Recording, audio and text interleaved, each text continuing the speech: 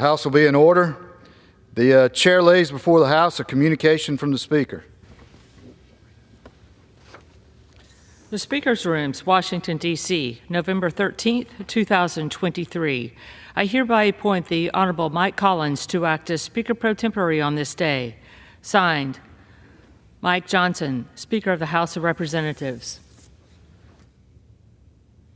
Pursuant to the order of the House of January 9, 2023, the Chair will now recognize members from lists submitted by the majority and minority leaders for morning hour debate. The Chair will alternate recognition between the parties with time equally allocated between the parties, and each member other than the majority and minority leaders and the minority whip limited to 5 minutes. But in no event shall debate continue beyond 1:50 p.m. The Chair now recognizes the gentleman from Pennsylvania, Mr. Joyce, for 5 minutes.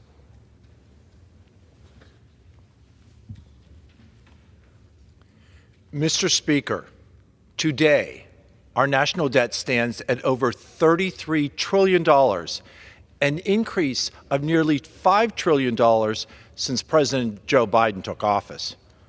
By borrowing money from China to subsidize Green New Deal initiatives like windmills, solar panels, electric vehicles, President Biden has failed to rein in spending and sent our national debt soaring to unprecedented levels.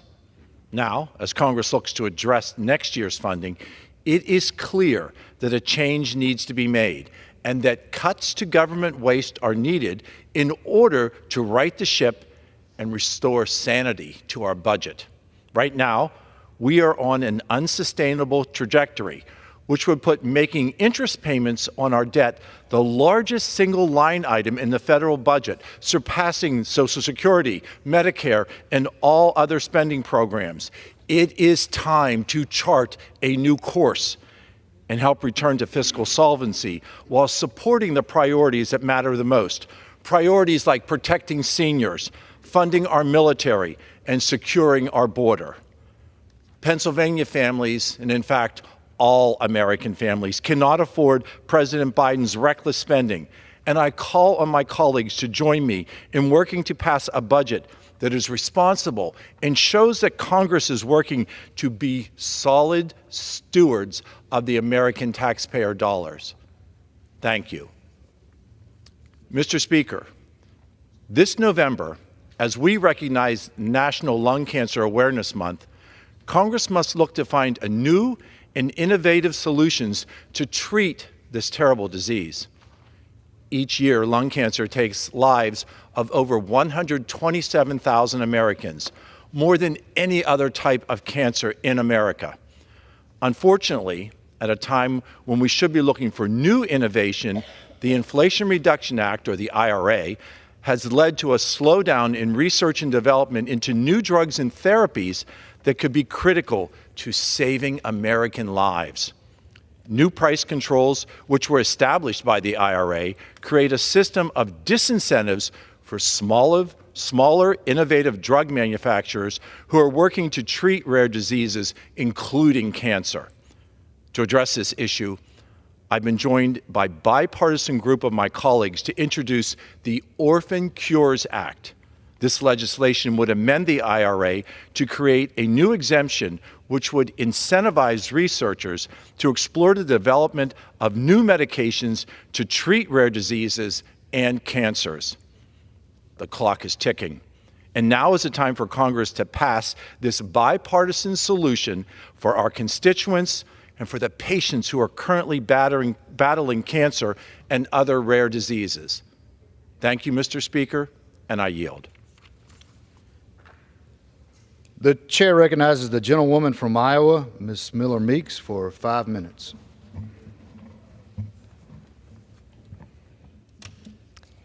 Thank you, Mr. Speaker. Last week, the City of Davenport gathered to celebrate the completion of Phase 2 for the Veterans Memorial Park located at 315 South Marquette Street. The new features include developments of the river outlook, the addition of an amphitheater, and a large mural created by Davenport West art teacher Dave Schaefer. The new mural installation took over the span of 2 years to create. Our veterans and their families have given so much for our great nation, and we must honor our commitment to those who have served and remember their sacrifices. As a veteran, I want to thank our community volunteers that came together and dedicated time to create this project that will impact future generations and in time for Veterans Day.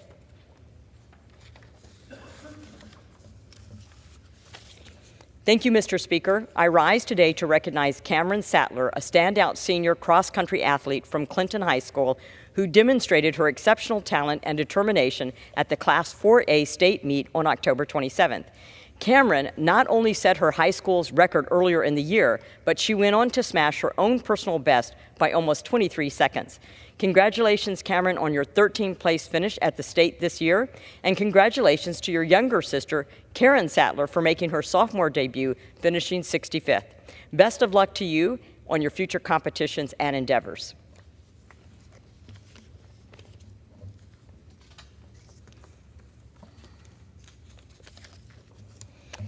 Thank you, Mr. Speaker. I rise today to recognize America Recycles Day. This year, America Recycles Day will be celebrated on Wednesday, November 15th. Recycling in rural America is no small feat. In many cases, recycling in rural communities can require driving long distances to reach facilities that can process recycled materials.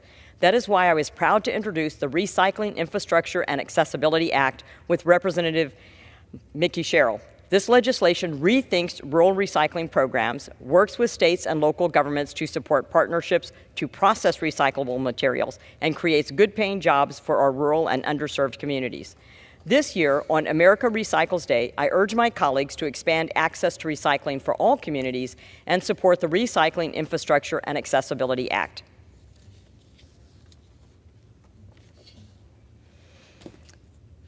Thank you, Mr. Speaker. In 2021, the University of Iowa Athletics Department announced that it would become the first NCAA Division I Power 5 conference institution to offer women's wrestling as an intercollegiate program. This year, on November 4th, the women's wrestling team officially kicked off their inaugural season. The Hawkeyes dominated East Stroudsburg, winning 43-1. On Sunday, November 5th, the Hawkeyes competed in the Princeton Open, bringing home 6 gold medals. And over the weekend, a crowd of 8,207 people showed up for the Hawkeye Women's Carver Hawkeye Arena debut for the Trailblazer Duels. The Iowa women's wrestling team is off to a wonderful start. The team is led by head coach Clarissa Chun, a 2-time Olympian who took 5th at the 2008 Beijing Games before earning a bronze medal at the 2012 London Games.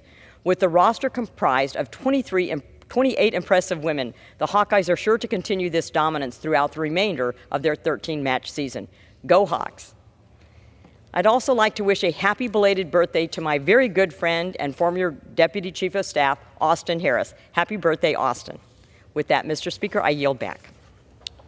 The chair recognizes the gentlewoman from Georgia, Ms. Green, for 5 minutes. Thank you, Mr. Speaker. Last Congress, and again on May 17, 2023, I introduced articles of impeachment against Secretary Alejandro Mayorkas.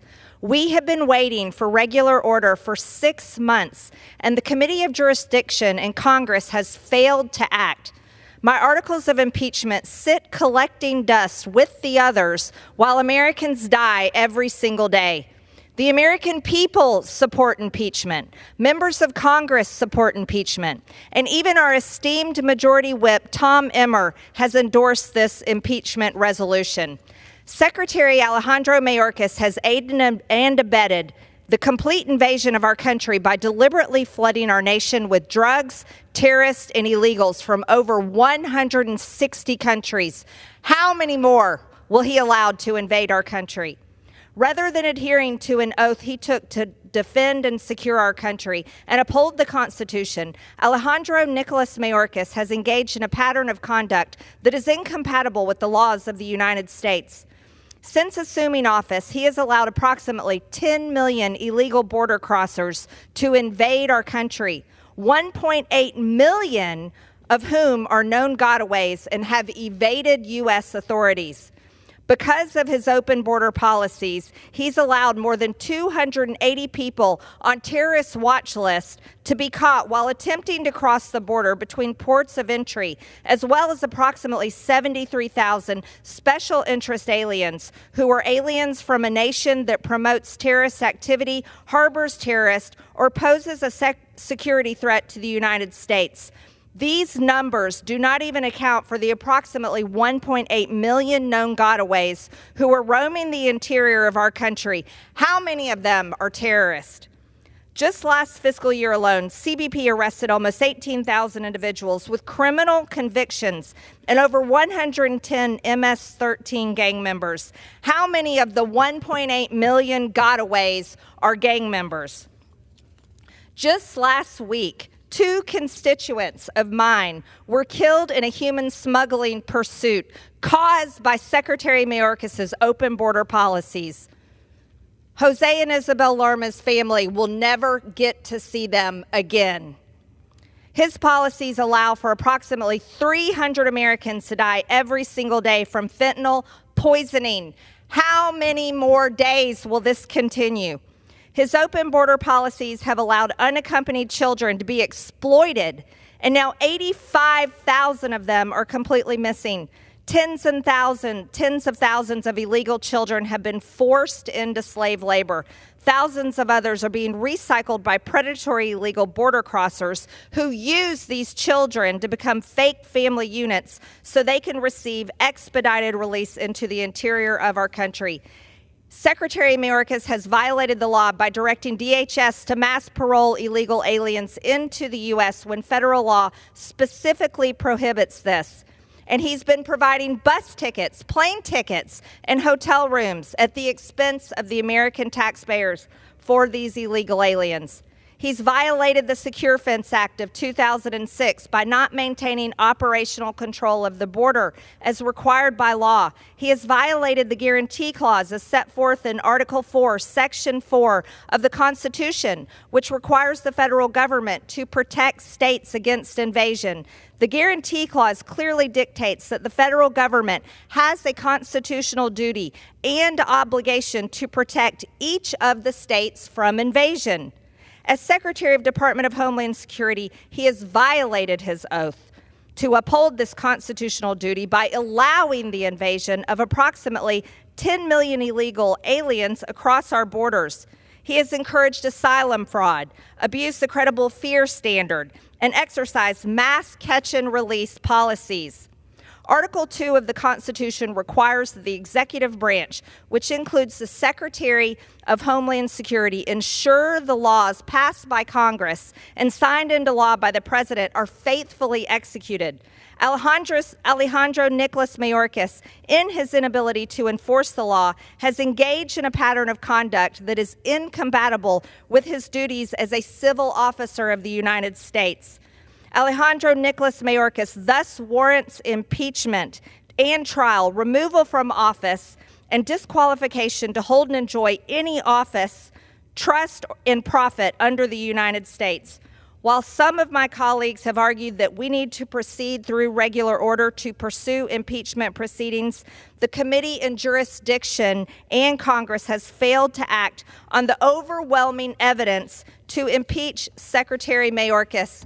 I urge my colleagues to support my legislation to impeach Secretary Alejandro Mayorkas. The American people are ready. Thank you, Mr. Speaker, and I yield back. Gentleman's time has expired. The chair recognizes the gentleman from Arkansas, Mr. Womack, for 5 minutes.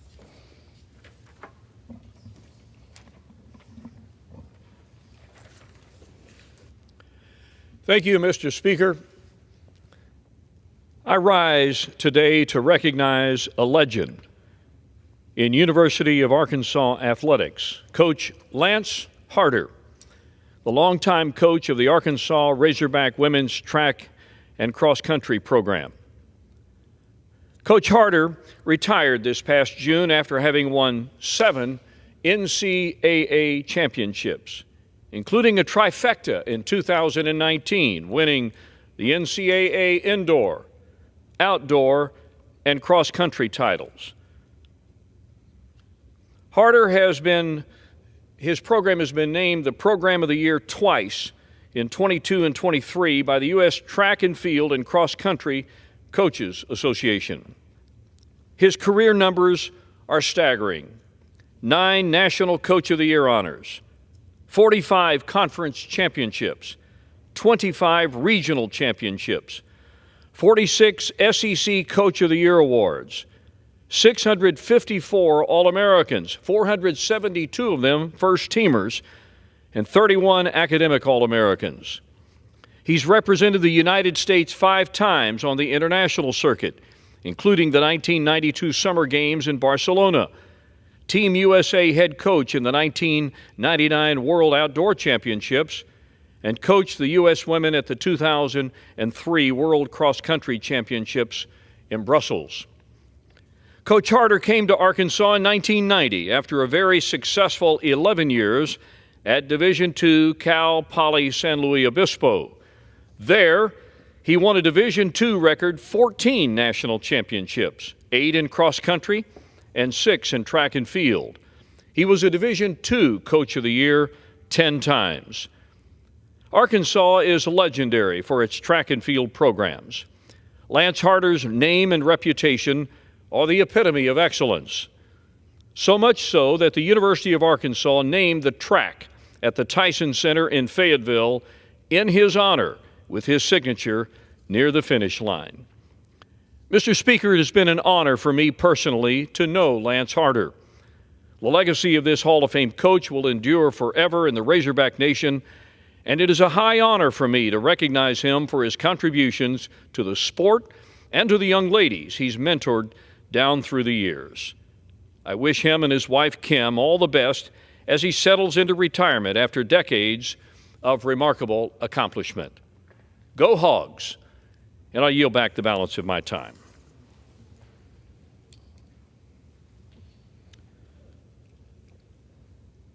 The chair recognizes the gentleman from Guam, Mr. Moylan, for 5 minutes. Thank you, Mr. Speaker. I rise today to congratulate Taniguchi Roof Makio Architects, also known as TRMA, on their 50th anniversary of designing and building creativity in the island of Guam. Established by Kinya Taniguchi in 1973, TRMA has celebrated history of designing, planning, constructing, and managing hundreds of projects in Guam, the CNMI, and throughout Micronesia. Through training, investment, and education, TRMA strives to always utilize the latest technology, planning and design code, and materials to bring to Guam to the cutting edge of architectural innovation. Today, TRMA has designed and managed a wide array of projects in the private and public sectors throughout the region. For the past 50 years, TRMA has never ceased to be a reliable and stable firm that is able to meet the needs of Guam.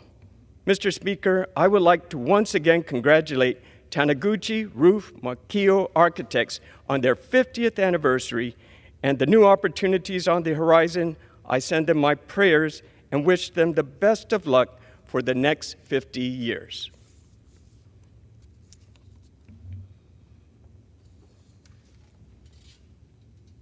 Mr. Speaker, I rise today to congratulate Take Care Insurance on their 50th anniversary of providing the people of Guam and the Marianas with quality health insurance. When Take Care Insurance was first established, it was the largest in the Mariana Islands and introduced the region's first group practice, prepayment, and medical program as a staff model health maintenance organization. Since then, Take Care has been a pillar in Guam's insurance and healthcare community and has built a reputation of providing quality insurance to our island. Today, Take Care covers more than 30,000 people in Guam, the CNMI, American Samoa, and Palau. They provide the people of Guam access to the largest health insurance network in Micronesia and only continues to grow. Mr. Speaker, I would like to once again congratulate Take Care Insurance on their 50th anniversary And with new opportunities on the horizon, I send them my prayers and wish them the best of luck for the next 50 years. Thank you, Mr. Speaker. I yield back. Chair recognizes the gentleman from Nebraska, Mr. Smith, for 5 minutes. Thank you, Mr. Speaker. I rise today to honor a great Nebraskan and patriot, John Gene Slattery, affectionately known as the boy who sold his shirt because of his extraordinary efforts as a young boy to raise funds for North Platte, Nebraska's World War II canteen. Gene recently passed away at the age of 90. The North Platte Canteen was one of the largest volunteer efforts during the war, providing millions of American soldiers who passed through North Platte by rail with meals, baked goods, and other items. Gene was the last surviving major figure of the beloved canteen, but his work and legacy, and the work and legacy of the entire canteen, won't ever be forgotten. Upon learning of the canteen as a 9-year-old, Gene began donating for auction anything he could find: toys, scrap metal, even the shirt off his back. By the end of the war, Gene had raised more than $2,000 for the canteen. His contributions and fundraising gained national recognition and were noticed by President Franklin Roosevelt, who sent Gene a letter and a $5 donation. Gene and the North Platte Canteen volunteers represent the very best of Nebraska and America. The canteen volunteers and the great lengths to which they went to support our troops will always live on in our hearts. Thank you, Mr. Speaker. I yield back. Pursuant to Clause 12A of Rule 1, the Chair declares the House in recess until 2 p.m. today.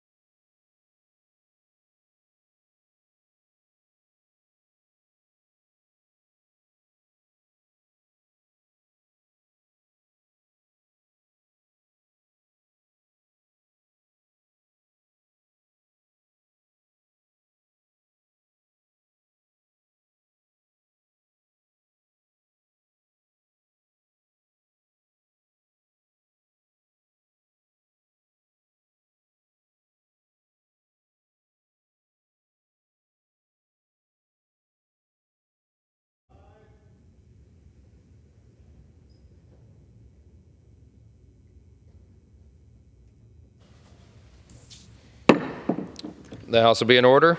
The prayer will be offered by Chaplain Kibben. Would you pray with me? Holy God, may we seek you this day, that you would allow yourself to be found. May we call upon you, that you would hear our prayers. All you ask of us is that we forsake our wicked ways, behavior that tears down, wounds, and causes pain intended to demean and dehumanize another. You require that we forsake our unrighteous thoughts, thinking that is not just contrary to your will, but brazenly opposed to your love for all creation. Let us each return to you, setting aside both our shame and our pride, that you would have compassion on us. Let us come back into right relationship with you, where we will receive the abundance of your pardon. It's clear that your thoughts are not our thoughts. Your ways are not our ways. For sure as the heavens are above this earth, so are your ways higher than our ways. Your thoughts exceed well beyond our own. With humility, then, we offer ourselves, our thoughts, our ways, and our very beings to your service this day. In the magnificence of your name, we dare to pray. Amen. Amen. The chair has examined the journal of the last day's proceedings and announces to the House the approval thereof. Pursuant to Clause 1 of Rule 1, the journal stands approved. The Pledge of Allegiance will be led by the gentleman from Texas, Mr. Self. Join me in pledge. I pledge allegiance to the flag of the United States of America and to the republic for which it stands, one nation, under God, indivisible, with liberty and justice for all. Thank you. The chair will entertain requests for 1-minute speeches on each side of the aisle.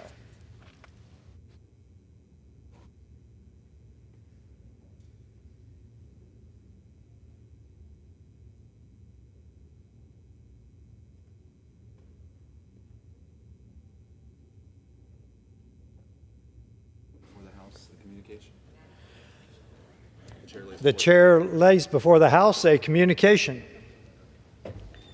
The Honorable the Speaker, House of Representatives, sir, pursuant to the permission granted in Clause 2H of Rule 2 of the Rules of the U.S. House of Representatives, the clerk received the following message from the Secretary of the Senate on November 9, 2023 at 2:05 p.m.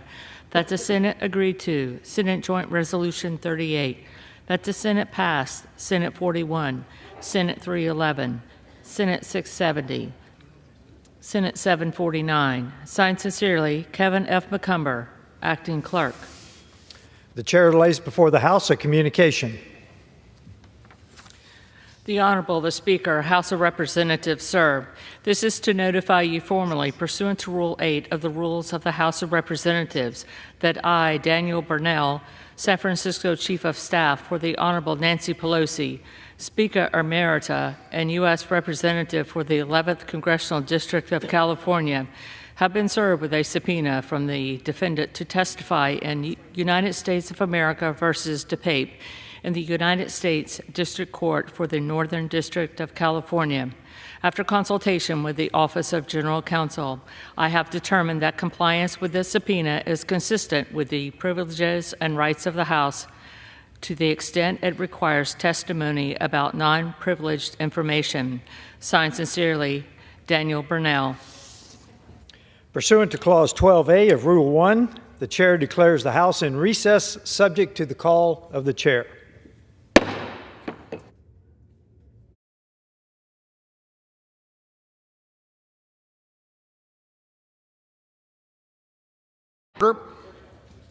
Pursuant to Clause 8 of Rule 20, the chair will postpone further proceedings today on motions to suspend the rules in which the yeas and nays are ordered.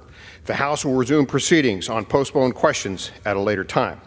For what purpose does the gentleman from California seek recognition? Mr. Speaker, I move to suspend the rules and pass the bill H.R. 1505, the No Stolen Trademark Honored in America Act of 2023, as amended. Clerk will report the title of the bill. Union Calendar Number 188, H.R. 1505, a bill to modify the prohibition on recognition by United States courts of certain rights relating to certain markets, trade names, or commercial names. Pursuant to the rule, the gentleman from California, Mr. Issa, the gentleman from New York, Mr. Nadler, will each control 20 minutes. The chair recognizes the gentleman from California. Mr. Speaker, I ask unanimous consent that all members may have 5 legislative days in which to revise and extend their remarks and to insert extraneous material on H.R. 1505. Without objection. Mr. Chairman, I recognize myself for such time as I may consume. Mr. Chairman, or Mr. Speaker, I'm sorry.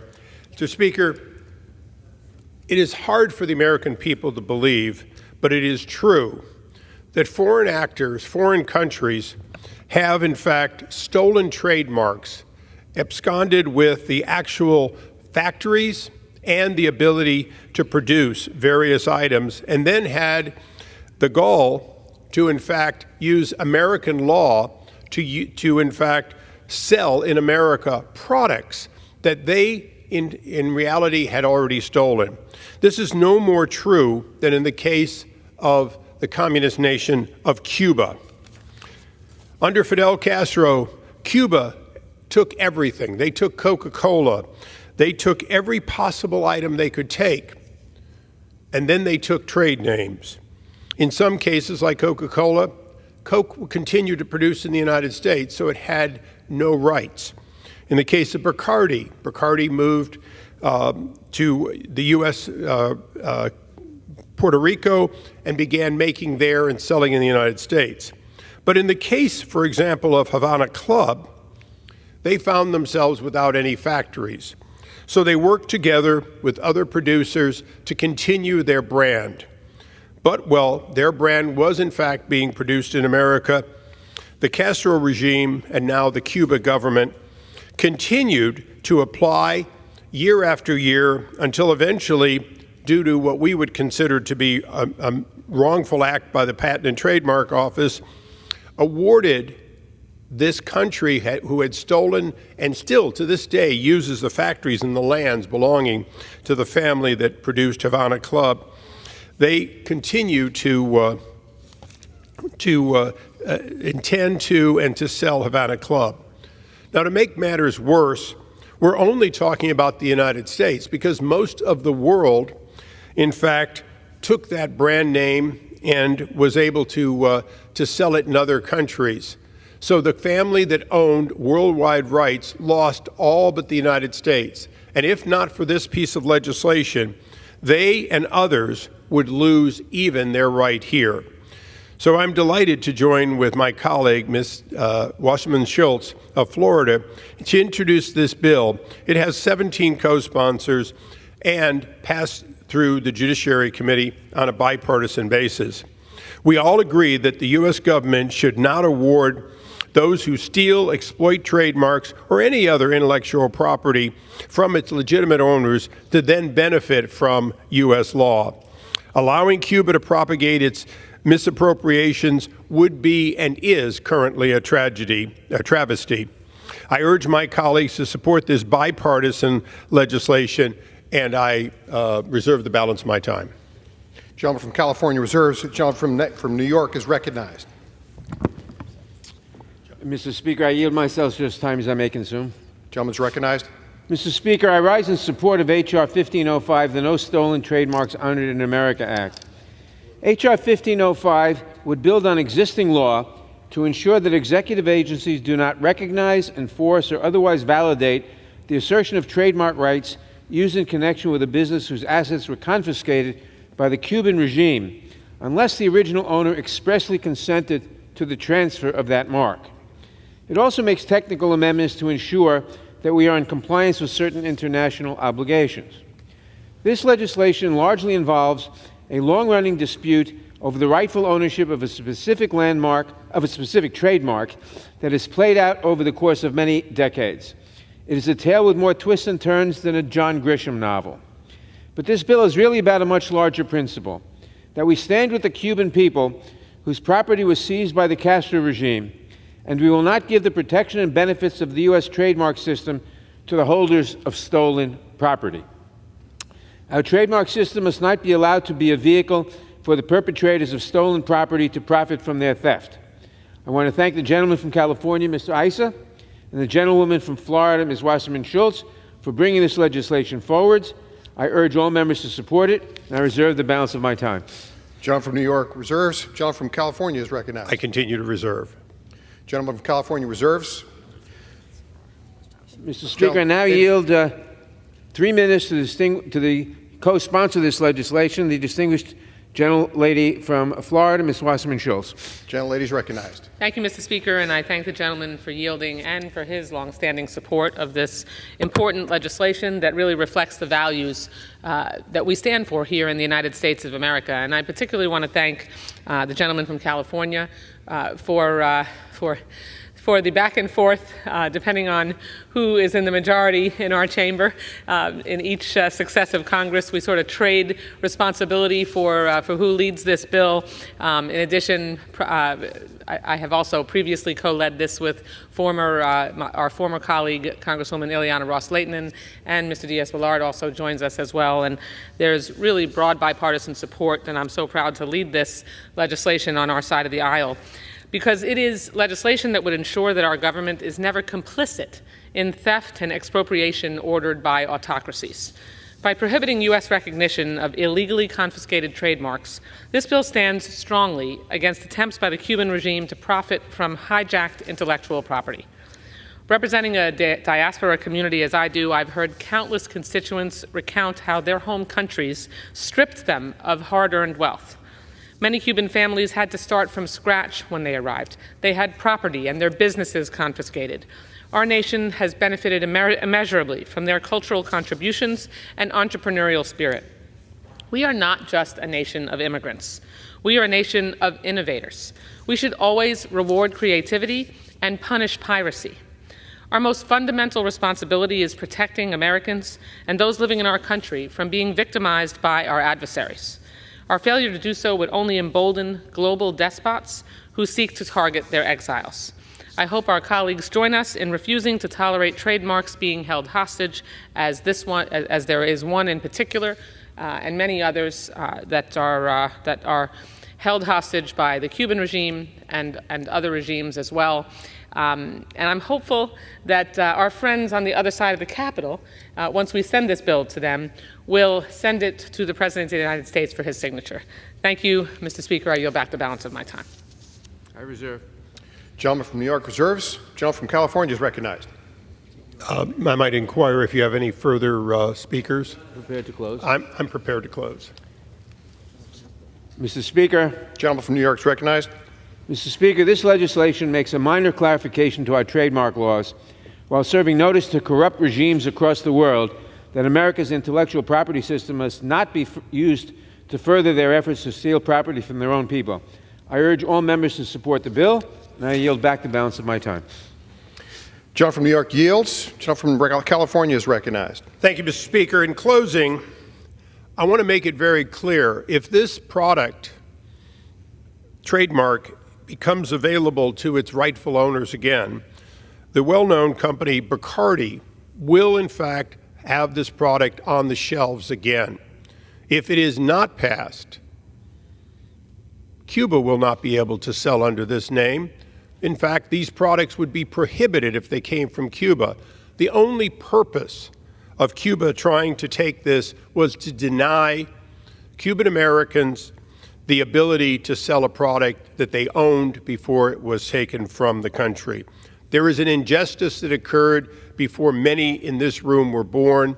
We can only cure that injustice now by, in fact, passing this legislation. I join with the gentlelady from Florida in urging all to vote for it as they have in this body, and then we'll work on the people across the dome.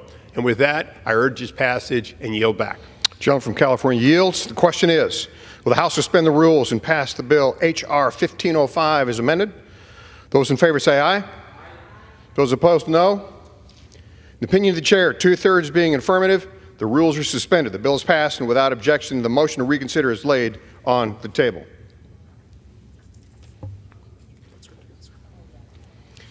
For what purpose does the gentleman from California seek recognition? Mr. Speaker, I move to suspend the rules and pass the bill H.R. 1105, the Debbie Smith Act of 2023 as amended. Clerk, report the title of the bill. H.R. 1105, a bill to amend the DNA Analysis Backlog Elimination Act of 2000 to reauthorize the Debbie Smith DNA Backlog Grant Program and for other purposes. Pursuant to the rule, the gentleman from California, Mr. Issa, the gentleman from New York, Mr. Nadler, each will control 20 minutes. The chair recognizes the gentleman from California. Thank you, Mr. Speaker. I ask unanimous consent that all members have 5 legislative days in which to revise and extend their remarks and to insert extraneous materials on H.R. 1105. Without objection. Mr. Speaker, I'd like to yield to the gentlelady from Missouri 5 minutes. Gentlelady from Missouri is recognized. I want to thank first the Chairman Issa, for yielding. And I'd also like to thank Chairman of the full Committee on Judiciary, Jim Jordan, for his leadership and collaboration with my office in ushering this bill through the Judiciary Committee under thorough, regular order. Mr. Speaker, I rise today in strong support of my bipartisan and bicameral bill, H.R. 1105, the Debbie Smith Act of 2023. No woman should ever have to experience the trauma and the pain of a rape or sexual assault. Yet tragically, these crimes are far too common, and approximately 1 in 4 women will experience this horrific crime. There must be accountability, Mr. Speaker. That means identifying, apprehending, and prosecuting the attackers to the fullest extent of the law. One of the most important methods of investigating these crimes is through DNA analysis. However, in 2019, the Government Accountability Office found that backlogged DNA analysis requests at state and local crime labs increased by 85% over the last decade. And the most recent data estimates that 200,000 sexual assault kits across the country remain untested. This is absolutely unacceptable, Mr. Speaker. My bill, H.R. 1105, addresses this issue directly. H.R. 1105 is a straight reauthorization of the Debbie Smith DNA Backlog Elimination Program through fiscal year 2029. This vital program provides support for law enforcement in all 50 states to help police improve their procedures for collecting DNA evidence from rape kits and crime scenes, support the proper and timely analysis of this evidence with the specific priority placed on rape and sexual assault kits, and audit untested DNA evidence from sexual assault cases, and it enhances the capacity of state and local prosecutors to bring these cases to court. This program has been incredibly effective since it was first established, Mr. Speaker. Funding from this program has directly resulted in nearly 1.8 million DNA cases analyzed and processed, including over 600,000 crime scenes and rape kits. Because of these efforts, the Debbie Smith DNA Backlog Elimination Program accounts for over half of all the matches or hits in the federal criminal DNA database. That is quite literally helping survivors reach the justice, the accountability, and the closure that they need. Mr. Speaker, we must not let this program lapse at the end of this fiscal year. I was proud to lead the previous iteration of this bill in 2019 with my dear friend, Representative Carolyn Maloney. And I am beyond thankful to the 85 bipartisan members of Congress who have signed on in support of this legislation. I'd also like to thank the Majority Leader, Steve Scalise, and his team. Ben, you know who you are, for bringing this bill to the floor. Subcommittee Chairman Andy Biggs for his partnership in moving this bill through the proper legislative process, as well as Senators Cornyn, Klobuchar, Graham, and the late Senator Dianne Feinstein for their leadership in the Senate. Through our bicameral work, this bill has only gotten stronger. We have added an important provision to ensure that a portion of the funds from this program specifically are set aside for the auditing of untested rape kits.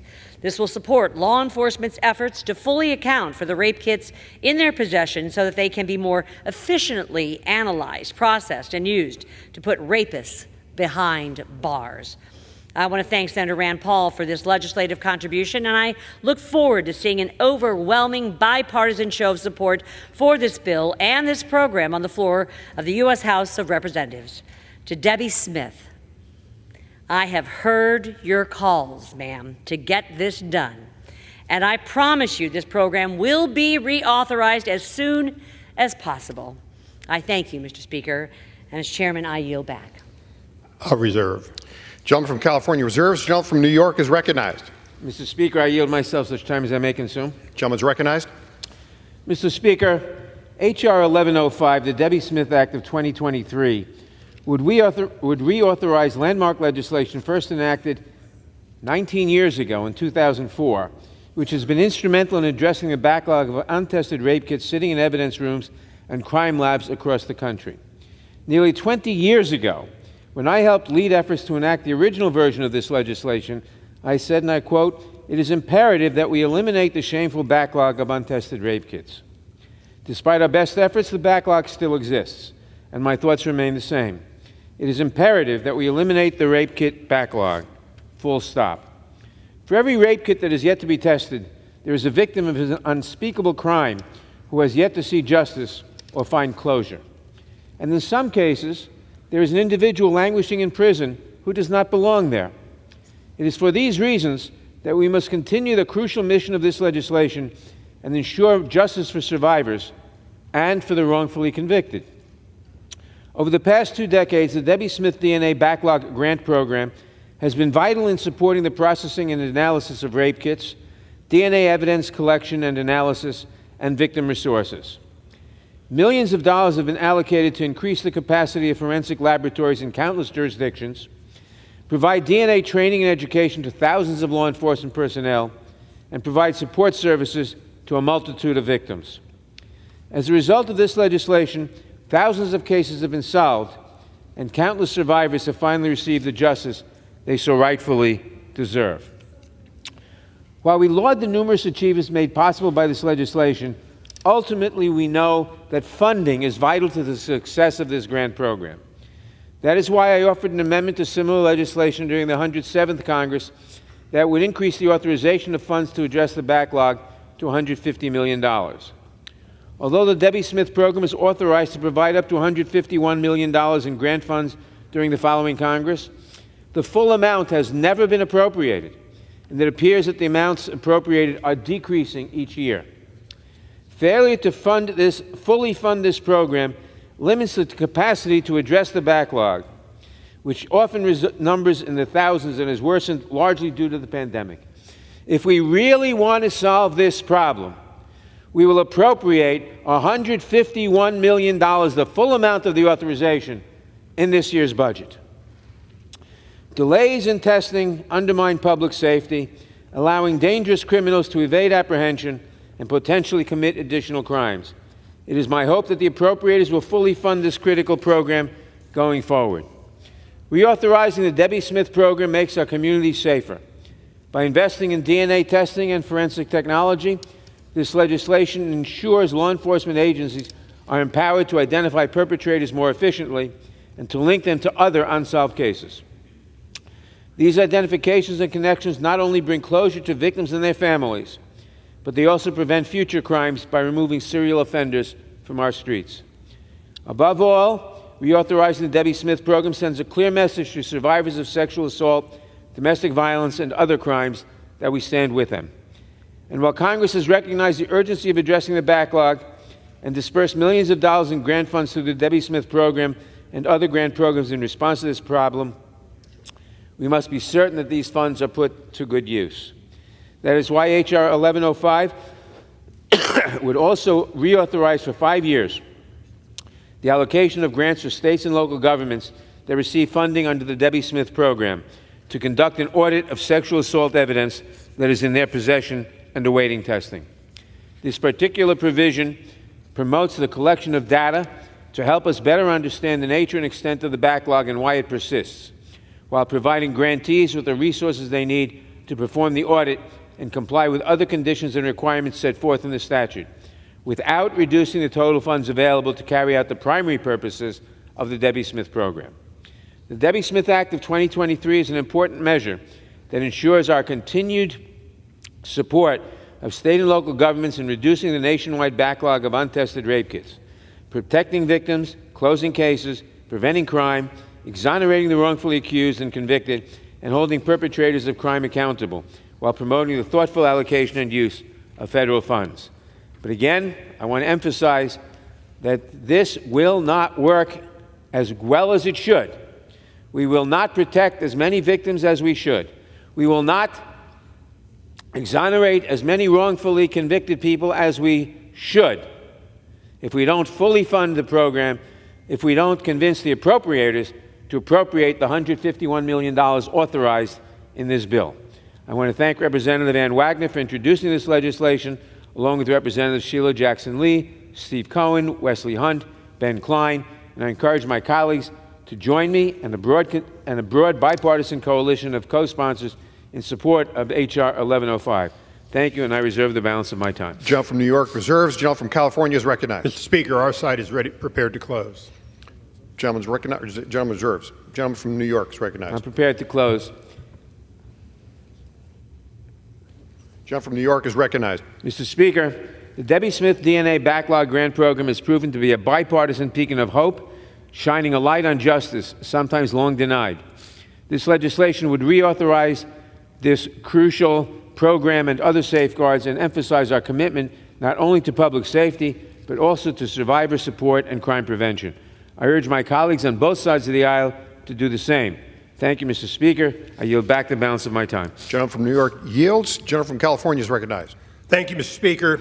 Mr. Speaker, much has been said, but I'm going to close with just two important items.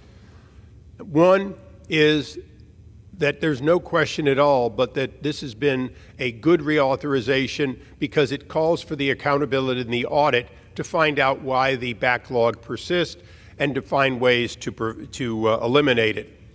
But second, its original purpose. Its original purpose, more than anything else, is very simple. There's a rapist out there. There are hundreds of rapists out there, and they will continue to perpetrate their crimes until they're caught. This DNA evidence, in fact, takes rapists off the street that otherwise will be committing these crimes, violating other persons until they are stopped. For that reason, we must reauthorize and appropriate for this legislation. It is critical that we take these evil people off the street, and this is the way to do it. And with that, I urge support and yield back. Gentleman from California yields. The question is, will the House suspend the rules and pass the bill H.R. 1105 as amended? All those in favor say aye. Aye. All those opposed, no. The opinion of the chair, two-thirds being in the affirmative, the rules are... Mr. Speaker? For what purpose does the gentlewoman from Missouri seek recognition? I call for the yeas and nays. Yeas and nays are requested. All those in favor of taking this vote by the yeas and nays will rise and remain standing until counted. Sufficient number having risen, the yeas and nays are ordered. Pursuant to Clause 8 of Rule 20, further proceedings on this question will be postponed.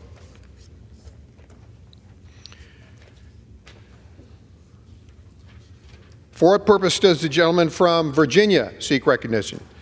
Mr. Speaker, I move to suspend the rules and pass the bill H.R. 3496 to make technical amendments to update statutory references to certain provisions which were formerly classified to Chapters 14 and 19 of Title 25 of the United States Code and to correct related technical errors. The clerk will report the title of the bill. House Calendar Number 43, H.R. 3496, a bill to make technical amendments to update statutory references to certain provisions which were previously classified to Chapters 14 and 19 of Title 25 United States Code and to correct related technical errors. Pursuant to the rule, the gentleman from Virginia, Mr. Klein, the gentleman from New York, Mr. Nadler, each will control 20 minutes. The chair recognizes the gentleman from Virginia. Thank you, Mr. Speaker. I ask unanimous consent that all members may have 5 legislative days in which to revise and extend their remarks and to insert extraneous material on H.R. 3496. Without objection. I yield myself such time as I may consume. Gentleman's recognized. Thank you, Mr. Speaker. As was stated, this bill makes technical corrections to provisions of the Code that contain statutory references to Title 25 of the United States Code. Title 25 is where laws relating to Native Americans are classified. This bill was submitted to the Judiciary Committee by the Office of Law Revision Counsel, and I urge all members to support the bill. I reserve the balance of my time. Gentleman from Virginia reserves. Gentleman from New York is recognized. Thank you, Mr. Speaker.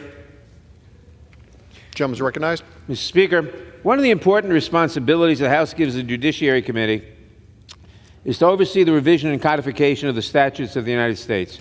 Keeping track of the new laws Congress passes every session is a formidable challenge, but it is an essential part of maintaining the rule of law in our country, and it is a role we take seriously on the Judiciary Committee. I thank the chairman of the committee for bringing legislation to the floor today on a bipartisan basis to further this important duty. The body of federal law is so large and complex at this point that it will be almost completely unmanageable without the United States Code. Currently consisting of 54 titles, the Code compiles the general and permanent laws of the United States into coherent subject areas. This makes our federal laws accessible both to the government officials who work to fairly administer them and to the private citizens who seek the benefits or relief the laws provide them. The painstaking and vital work of maintaining and updating the Code falls to the expert lawyers working under the supervision of the House in the Office of Law Revision Counsel. We owe a great deal to these attorneys who ably carry out their statutory mandate to develop and keep current an official and positive codification of the laws of the United States while maintaining strict impartiality as to legislative policy. H.R. 3496 is the first of 4 editorial reclassification bills that we are taking up today that make conforming changes to statutes that have been impacted by the Office of Law Revision Counsel's reorganization efforts while making no change to the meaning or effect of any existing laws. This legislation will help ensure that the Code is an authoritative, accurate, and accessible source of federal law, and I urge all members to support it. I reserve the balance of my time. Gentleman from New York reserves. Gentleman from Virginia is recognized. I yield 3 minutes to the gentlelady from Wyoming, Ms. Hageman. Gentlelady from Wyoming is recognized. Thank you, Mr. Speaker. H.R. 3496 makes technical amendments to update statutory references to certain provisions in Title 25 U.S. Code and corrects related technical errors. According to the Office of the Law Revision Counsel, or OLRC for short, the purpose of editorial reclassification is, quote, to reorganize areas of law that have outgrown their original boundaries or to eliminate organizational units that are no longer efficient, end quote. Without altering any statutory language, OLRC relates and rearranges provisions to make the organization of titles more logical and accessible. As a result, statutory references in other titles of the Code must also be updated. In September of 2016, the OLRC moved provisions from Chapter 14 in Title 25 into 4 new chapters toward the end of Title 25. The reorganization was necessary because more than 900 sections had accumulated in this chapter over years of legislating. Another small number of provisions within Chapter 14 were transferred to other locations within the Code. And the text and some provisions in Chapter 14 and 19 were omitted in order to bring the coverage of the Code into line with current classification practices with respect to general and permanent laws. This is a routine exercise as these bills were prepared by OLRC pursuant to its responsibility under Section 285B of Title II USC, and under the Judiciary Committee's responsibility for laws pertaining to the codification and revisions of the U.S. Code. Again, no substantive statutory text was repealed or altered, and this bill merely improves the organizational structure of the material in the U.S. Code. In the 115th Congress, Representative Issa sponsored a bill, which the Judiciary Committee ordered reported, making the necessary changes to cross-references in other titles of the Code affected by this editorial reclassification. The committee similarly favorably reported this bill during the 117th Congress. H.R. 3496 is an updated version of this legislation, which the Judiciary Committee passed this Congress by voice. I urge all my colleagues to support this legislation, and with that I yield back. Gentlelady reserves. Gentleman from Virginia is recognized. I'd like to let the gentleman from New York know that we have no other speakers. I'm prepared to close, and with that I reserve. I'm prepared to close. Mr. Speaker, I support this legislation, and I yield back the balance of my time. Gentleman from New York yields. Gentleman from Virginia is recognized. I urge my colleagues to support this important bill, and I yield back the balance of my time. Gentleman from Virginia yields. The question is, will the House suspend the rules and pass the bill? H.R. 3496. Those in favor say aye. Those opposed, no. In the opinion of the chair, 2/3 being an affirmative, the rules are suspended. The bill is passed without objection. The motion to reconsider is laid on the table. For what purpose does the gentleman from Virginia seek recognition? Mr. Speaker, I move to suspend the rules and pass the bill H.R. 3506 to make technical amendments to update statutory references to certain provisions classified at Title VII, Title 20, and Title 43 of the United States Code and to correct related technical errors. Clerk will report the title of the bill. House Calendar Number 42, H.R. 3506, a bill to make technical amendments to update statutory references to certain provisions classified to Title VII, Title 20, and Title 43 United States Code and to correct related technical errors. Pursuant to the rule, the gentleman from Virginia, Mr. Klein, the gentleman from New York, Mr. Nadler, will each control 20 minutes. The chair recognizes the gentleman from Virginia. Mr. Speaker, I ask unanimous consent that all members may have 5 legislative days in which to revise and extend their remarks and to insert extraneous material on H.R. 3506. Without objection. Yield myself such time as I may consume. Gentleman's recognized. Thank you, Mr. Speaker. H.R. 3506 makes technical corrections to statutory references to Title VII, Title 20, and Title 43 of the United States Code. These titles are where laws relating to agriculture, education, and public lands are classified. The bill was submitted to the Judiciary Committee by the Office of Law Revision Counsel. And with that, I would reserve. Gentleman from Virginia reserves. Gentleman from New York is recognized. Mr. Speaker, like the previous bill, H.R. 3506 makes a number of technical amendments to various provisions of the U.S. Code, but makes no substantive changes. I support the bill, and I reserve the balance of my time. Gentleman from New York reserves. Gentleman from Virginia is recognized. Thank you. I would yield 3 minutes to the gentleman from California, Mr. Kiley. Gentleman from California is recognized. Thank you, Mr. Speaker. H.R. 3506 makes technical amendments to update statutory references to provisions in Title VII, Title 20, and Title 43 of the United States Code. In the process of updating statutory references, there were some related technical errors found, so the bill also makes amendments to correct those errors. These changes come at the request of the Office of Law Revision Counsel, which is a nonpartisan office in the House of Representatives that prepares and publishes the U.S. Code and performs the very important role of keeping the code up to date. Thank you, and I yield back. Gentleman yields. Gentleman from Virginia.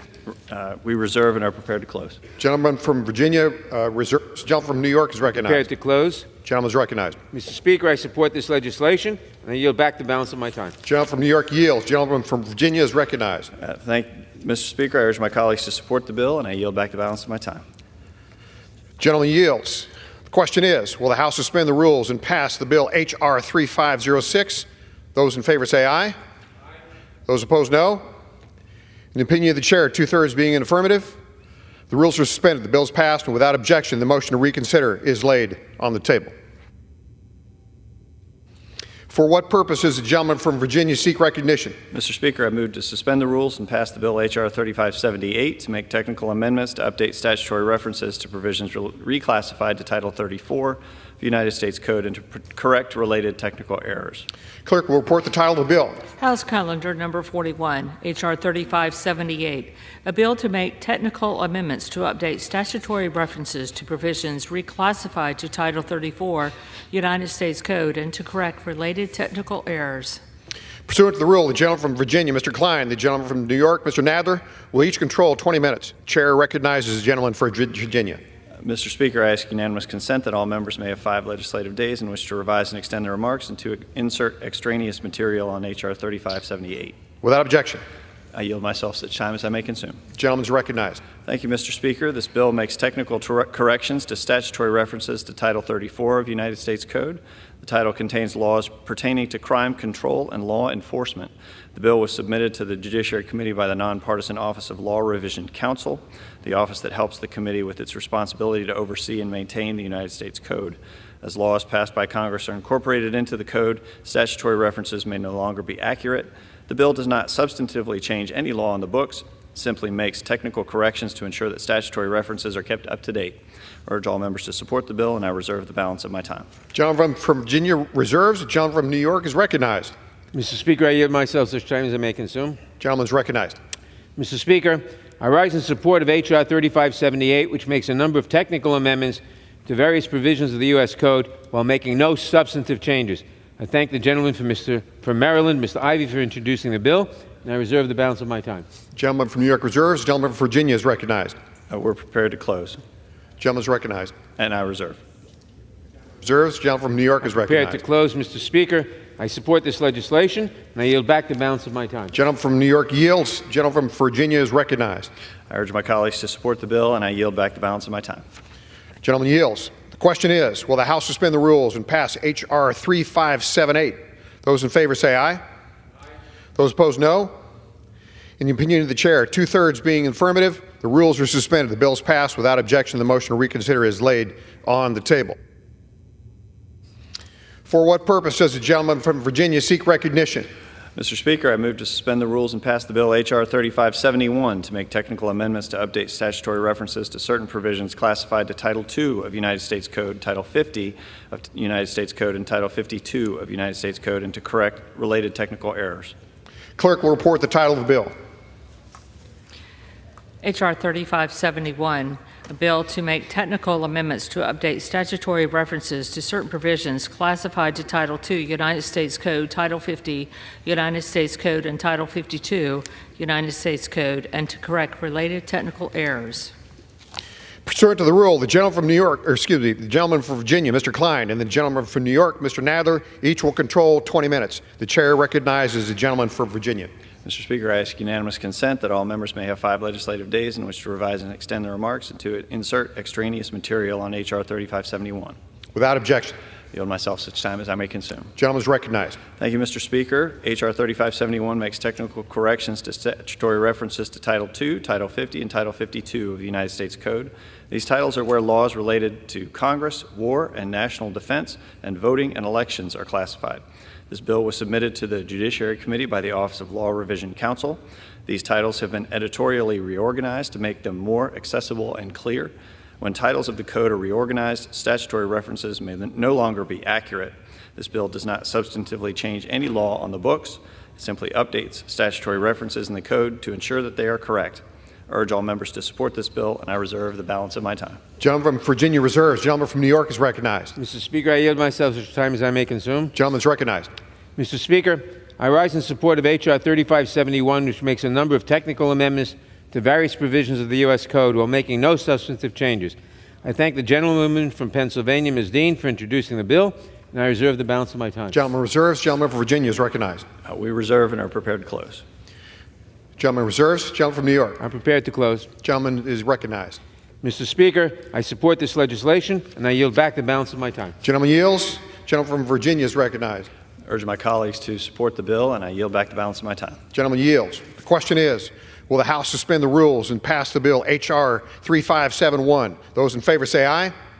Those opposed, no. In the opinion of the chair, 2/3 being in the affirmative, the rules are suspended. The bill is passed, and without objection, the motion to reconsider is laid on the table. For what purpose does the gentleman from Virginia seek recognition? Mr. Speaker, I move to suspend the rules and pass the bill H.R. 786 to amend Title 28 of the United States Code to provide for an additional place for holding court for the Pecos Division of the Western District of Texas and for other purposes. The clerk will report the title of the bill. Union Calendar Number 219, H.R. 786, a bill to amend Title 28 United States Code to provide an additional place for holding court for the Pecos Division of the Western District of Texas and for other purposes. Pursuant to the rule, the gentleman from Virginia, Mr. Klein, the gentleman from New York, Mr. Nadler, each will control 20 minutes. The chair recognizes the gentleman from Virginia. Mr. Speaker, I ask unanimous consent that all members may have 5 legislative days in which to revise and extend their remarks and to insert extraneous material on H.R. 786. Without objection. I yield myself such time as I may consume. Gentleman is recognized. Thank you, Mr. Speaker. Our courts and judicial system are the envy of the world. Americans rely on the federal courts every day to protect their rights and obtain relief when those rights are violated. They also are the means by which we adjudicate claims that someone has violated our criminal laws. That is why improving and ensuring accessibility to the courts for our citizens is so important. This important bill adds just 4 words to the United States Code to save thousands of Americans in Texas and Washington lengthy and burdensome trips just to reach the nearest federal courthouse. This bill authorizes the federal courts in the Western District of Texas and the Western District of Washington to hold court in Alpine, Texas and Mount Vernon, Washington, respectively. Both locations already have existing facilities necessary to hold court, so the cost of this bill is minimal. By authorizing these courts to utilize these locations, Congress will reduce administrative burdens on the court system and logistical burdens on those with business before these courts. For example, the Judicial Conference of the United States has noted that Americans in the Western District of Texas must drive as far as 100 miles to reach the courthouse in Pecos, Texas. The Judicial Conference has identified similar hardships for Americans in the Western District of Washington. That's why I support this common sense bipartisan bill and urge my colleagues on both sides of the aisle to do the same. And with that, I reserve the balance of my time. The gentleman from Virginia reserves. The gentleman from New York is recognized. Mr. Speaker, I yield myself such time as I may consume. The gentleman is recognized. Mr. Speaker, I rise in support of H.R. 786. This legislation would amend Title 28 of the U.S. Code to provide an additional place for holding court in the Western District of Texas and in the Western District of Washington. These additional courthouses are needed to better serve the 12.2 million people who call these two districts home. Because both are comprised of wide areas of land, the Western District of Washington takes up half of Washington state, and the Western District of Texas covers the western 68 counties of the state. Citizens of these two districts often need to travel for hours to access the courthouse doors. On paper, our basic rights do not change depending on where we live. Yet in practice, that is exactly what is happening. It makes no sense that just because someone lives in a more rural, broader district, they should incur dramatically increased travel time and administrative costs to seek justice. Adding courthouses is a small step in the right direction toward making the courthouse doors accessible to all Americans, no matter where they live. The Judicial Conference has recommended the addition of these two courthouses, a recommendation that grew even more urgent after the Western District of Washington's Bellingham facility had part of its roof collapse. This country cannot have a flourishing justice system when its buildings are falling apart, its staff are underpaid, and there is a perpetual shortage of judges to fairly administer the laws. This bill will not fix all of these problems, but it will take a small step to help millions of Americans gain equal access to justice, and I think it is a step worth taking. I thank Representatives Tony Gonzalez, Rick Larson, and Suzanne DelBene in the House, and Senators Cornyn, Murray, Cruz, and Cantwell in the Senate for working on a bipartisan basis to introduce this legislation to improve the lives of the residents of Texas and Washington. I urge my colleagues to support this bill, and I reserve the balance of my time. Gentleman from New York reserves. Gentleman from Virginia is recognized. We reserve and are prepared to close. Gentleman reserves. Gentleman from New York. I'm prepared to close. Gentleman is recognized. Mr. Speaker, this legislation makes a modest but important change to help improve access to justice for millions of Americans. I thank the sponsors, and I yield back the balance of my time. Gentleman from New York yields. Gentleman from Virginia is recognized. I urge my colleagues to support the bill, and I yield back the balance of my time. Gentleman from Virginia yields. The question is, will the House suspend the rules and pass the bill, H.R. 786? Those in favor say aye. Those opposed, no. In the opinion of the chair, two-thirds being in the affirmative, the rules are suspended. The bill is passed, and without objection, the motion to reconsider is laid on the table.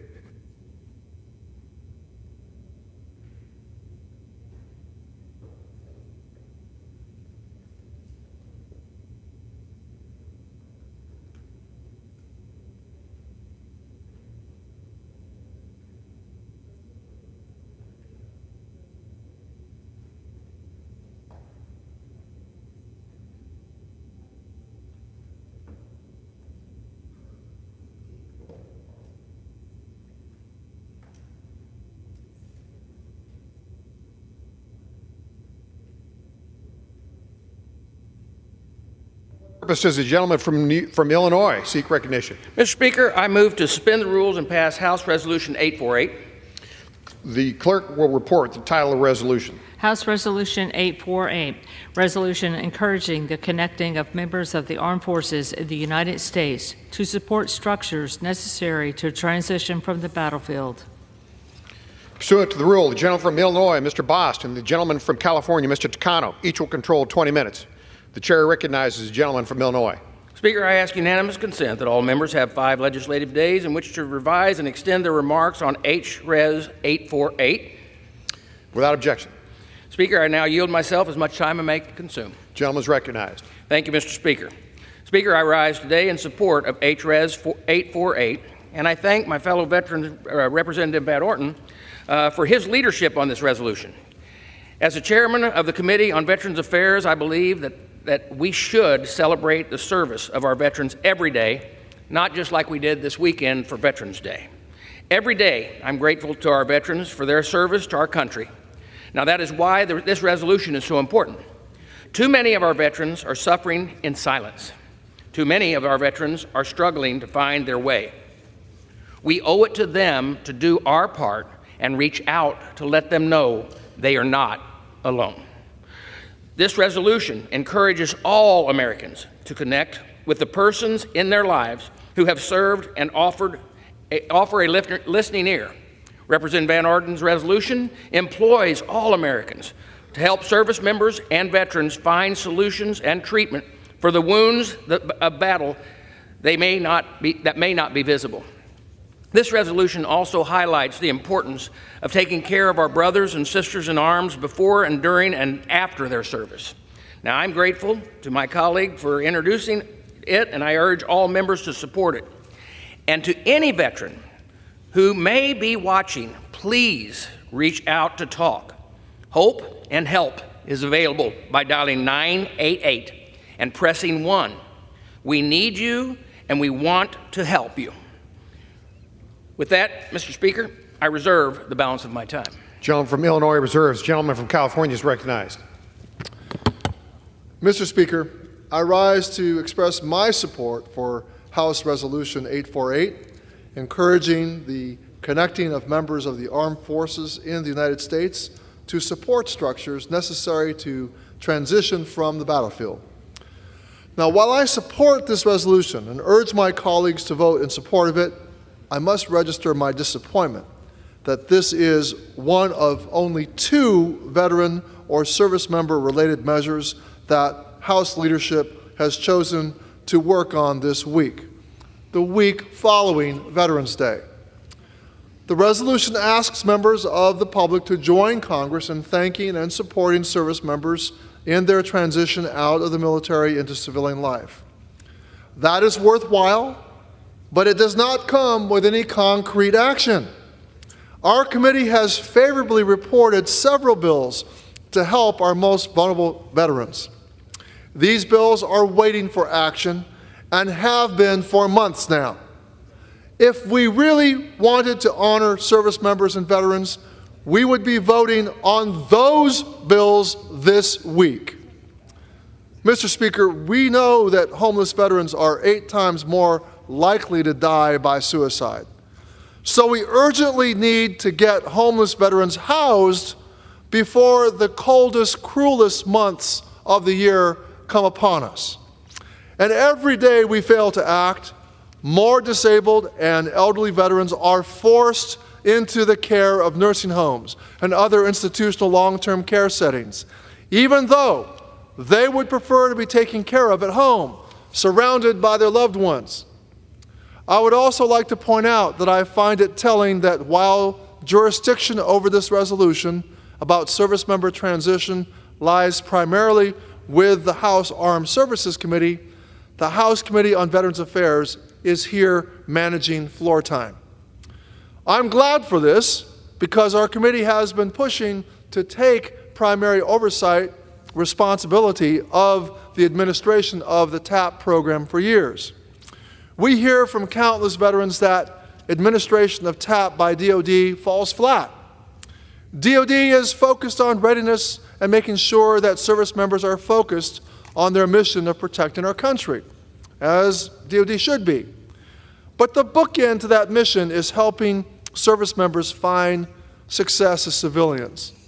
And because DoD is not focused on that transition, too many service members separate from the military without a full picture of the earned benefits available to them as veterans, and it leaves them more vulnerable at an already stressful time.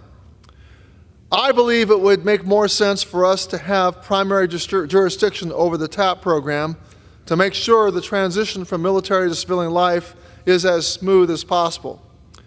We work with VA on health care and benefits delivery every single day. And we are better positioned than the Armed Services Committee to ensure veterans understand what life will look like out of the military. So I'm glad to see House leadership acknowledge our leadership role in the transition of service members. And I will continue to advocate that TAP be included as primarily within the Veterans Affairs Committee's jurisdiction in the future. And I thank Representative Van Orden for introducing this resolution, and I hope we can work together on continued improvements to the TAP program. I urge this House to bring up additional veterans bills. We should not only thank veterans and service members for their service, we should be backing up those thank yous with action. And as we face yet the threat of another shutdown, I hope this Congress can stop operating from the brink and begin to do the work demanded of us. It is what we owe to veterans, and we should not abide by reneging on our promises. I support House Resolution 848, But let's act on more than the words of a resolution. Thank you, Mr. Speaker, and I reserve the balance of my time. Gentleman from California reserves. Gentleman from Illinois is recognized. Thank you, Mr. Speaker. You know, while I understand the concerns of the minority, I would like to remind the minority that both sides of the aisle on this committee are committed to this legislation. The HOME Act and reducing the veterans' homelessness is priority for us, and now that the House is back in business, I hope to see it on the floor very soon. But, Mr. Speaker, if 208 Democrats had put their country first and not voted for the chaos of the 3 weeks of being without a speaker, then maybe they have a complaint. But now, because of that chaos, maybe we would have already had these things picked up. But you know, I disagreed, so I look forward to working with both leadership and minority to pass out of the House with bipartisan support. But, Mr. Speaker, I would also like to respectfully remind the ranking member that Speaker McCarthy's proposal to increase the grant per diem rate during COVID pandemic would have helped address this problem. However, Democrats, who were in the majority at the time, made us reduce the rate and put veterans homeless providers in the situation we are in today with GPD. Rates are not in line with the rising inflation. We have been very successful in making smart investments in the VA program in recent years to reduce the veterans' homelessness. I agree that the minority, that now is not in the time to take our foot off the gas. I'll agree with them on that. Important legislation, such as Representative Chavez DeRemer's bill, are one of the best ways to build our success and get veterans housed, which is why we're not going to stop improving these programs now. And Mr. Speaker, at this time, I would really like to get back to the bill that we have in front of us, the resolution that we have in front of us. And with that, I would like to yield 5 minutes to the gentleman from Wisconsin, the sponsor of this resolution, Mr. Van Orten. Thank you, Mr. Chairman. Gentleman from Wisconsin is recognized. Thank you, Mr. Chairman. Mr. Speaker, I rise today in support of my resolution, House Resolution 848, urging all Americans, especially those who have worn a uniform, to reach out and connect with a fellow warrior. In my 26 years of service, 22 of which I spent as a Navy SEAL, I forged unbreakable bonds that only those who have served can truly understand. These bonds are not predicated on politics. They're solely based on service over self. I don't ever recall asking a fellow service member what party they were affiliated with, only if they could perform the duties that were expected of them by their fellow Americans. During my service, I bore witness to the greatest virtues that can be attributed to the human condition. And I've also found the profound sense of sorrow when we lose one of our own. Among those that we lost is my friend and former teammate, Navy SEAL Ryan Larkin, who tragically took his life April 23, 2017. Ryan's story speaks to the silent battles faced by many service members and our veterans. But out of that darkness, that was Ryan's loss, the Warrior Call Resolution was born. And it was inspired by his father, Frank Larkin, a former Navy SEAL and the 40th Sergeant of Arms of the United States Senate. His sincere wish is that no parent, spouse, friend, or teammate should ever have to experience the loss of one due to suicide. And this resolution reflects the ongoing need to support those who grapple with the isolation and mental health challenges. Every year, our nation sets aside a day for the men and women who gave their lives for freedom. That's Memorial Day. For those that previously defended our freedom, that's Veterans Day. For those who are currently defending our freedom, that's Armed Forces Day. Well, this resolution serves a different purpose. It pays tribute to those who we have lost by trying to prevent those who have come through the crucible of service from taking their own lives. Every day, over 20 veterans commit suicide. We lost more veterans to suicide in the last 10 years than we have the cumulative total of all combat losses during the Vietnam War. So we are doing something wrong, and it's time for a change. Preventing veteran suicide is my #1 legislative priority as the chairman of the Economic Opportunity Subcommittee on the Veterans Affairs Committee, being led by Chairman Boss. And I'm thankful to my fellow members from both sides of the aisle and Ranking Member Levin for showing such commitment to this noble cause. We know that one of the first outward signs of suicidal ideation is self-isolation, and that's why it's so critical that our veterans are involved in veteran service organizations and the VA itself. But not all Americans have access to VSOs or the VA, and this resolution empowers them to end the scourge that is veteran suicide by simply picking up the phone and checking in with a warrior they have in their life, either a brother, sister, friend, or neighbor, and have an honest conversation with them. Let them know that they're important and that you truly value their sacrifice. It puts meaning behind the oft-spoken phrase, "Thank you for your service." I acknowledge that there's a lot more work to be done with the VA, with their transition assistance program, and how medical and mental health services are provided. And we're working on those every day, and they just take time. But we can do this now. If we can put aside our differences and understand that by passing this resolution, we could save even a single veteran's life, then all of the time we spend here arguing with each other just might be worth it. I urge all members to support my resolution to recognize the selfless gifts these individuals have given us, and with that, I yield back. Gentleman yields. Gentleman from Illinois is recognized. Reserve. Gentleman reserves. Gentleman from California is recognized. Mr. Speaker, what I would like to do on the floor today is not more bickering and arguing. It's a plea. It's a plea to the Speaker and the leadership of this House. Bring the HOME Act to the floor. It's a Republican bill. It's a bipartisan bill. We can do more than this resolution, and all due credit to my colleague from Wisconsin for this resolution, but we can do more than words in a resolution. We can take action. We can help veterans who are going to be forced out of aging at home and into nursing homes. We can help those veterans stay in their homes with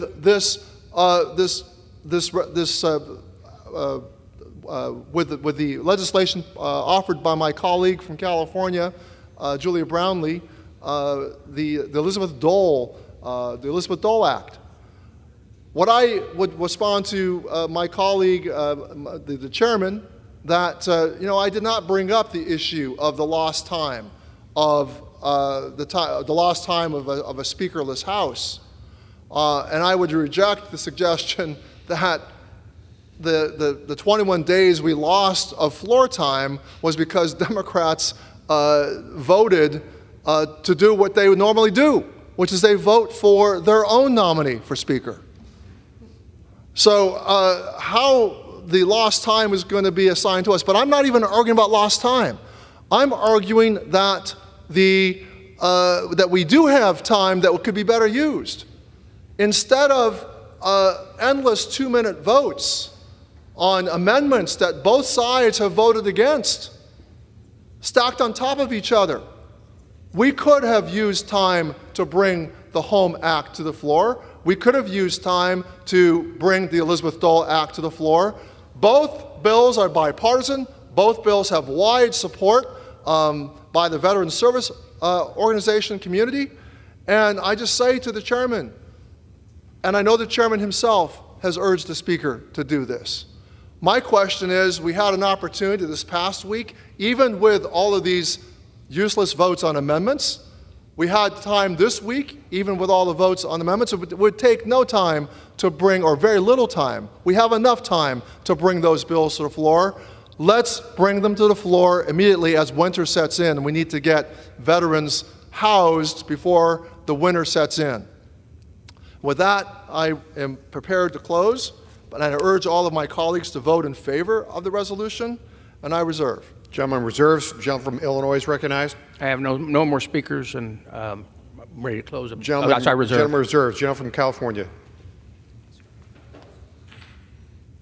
Well, thank you, Mr. Speaker, and I ask all my colleagues to join me in supporting the resolution, and I yield back the balance of my time. Gentleman from California yields. Gentleman from Illinois is recognized. Thank you, Mr. Speaker. The ranking member knows that H.R. 542, the Elizabeth Dole Home Care Act of 2023, has my full support, but in spite of the incredible efforts to get a realistic CBO score, the bill still comes with a cost.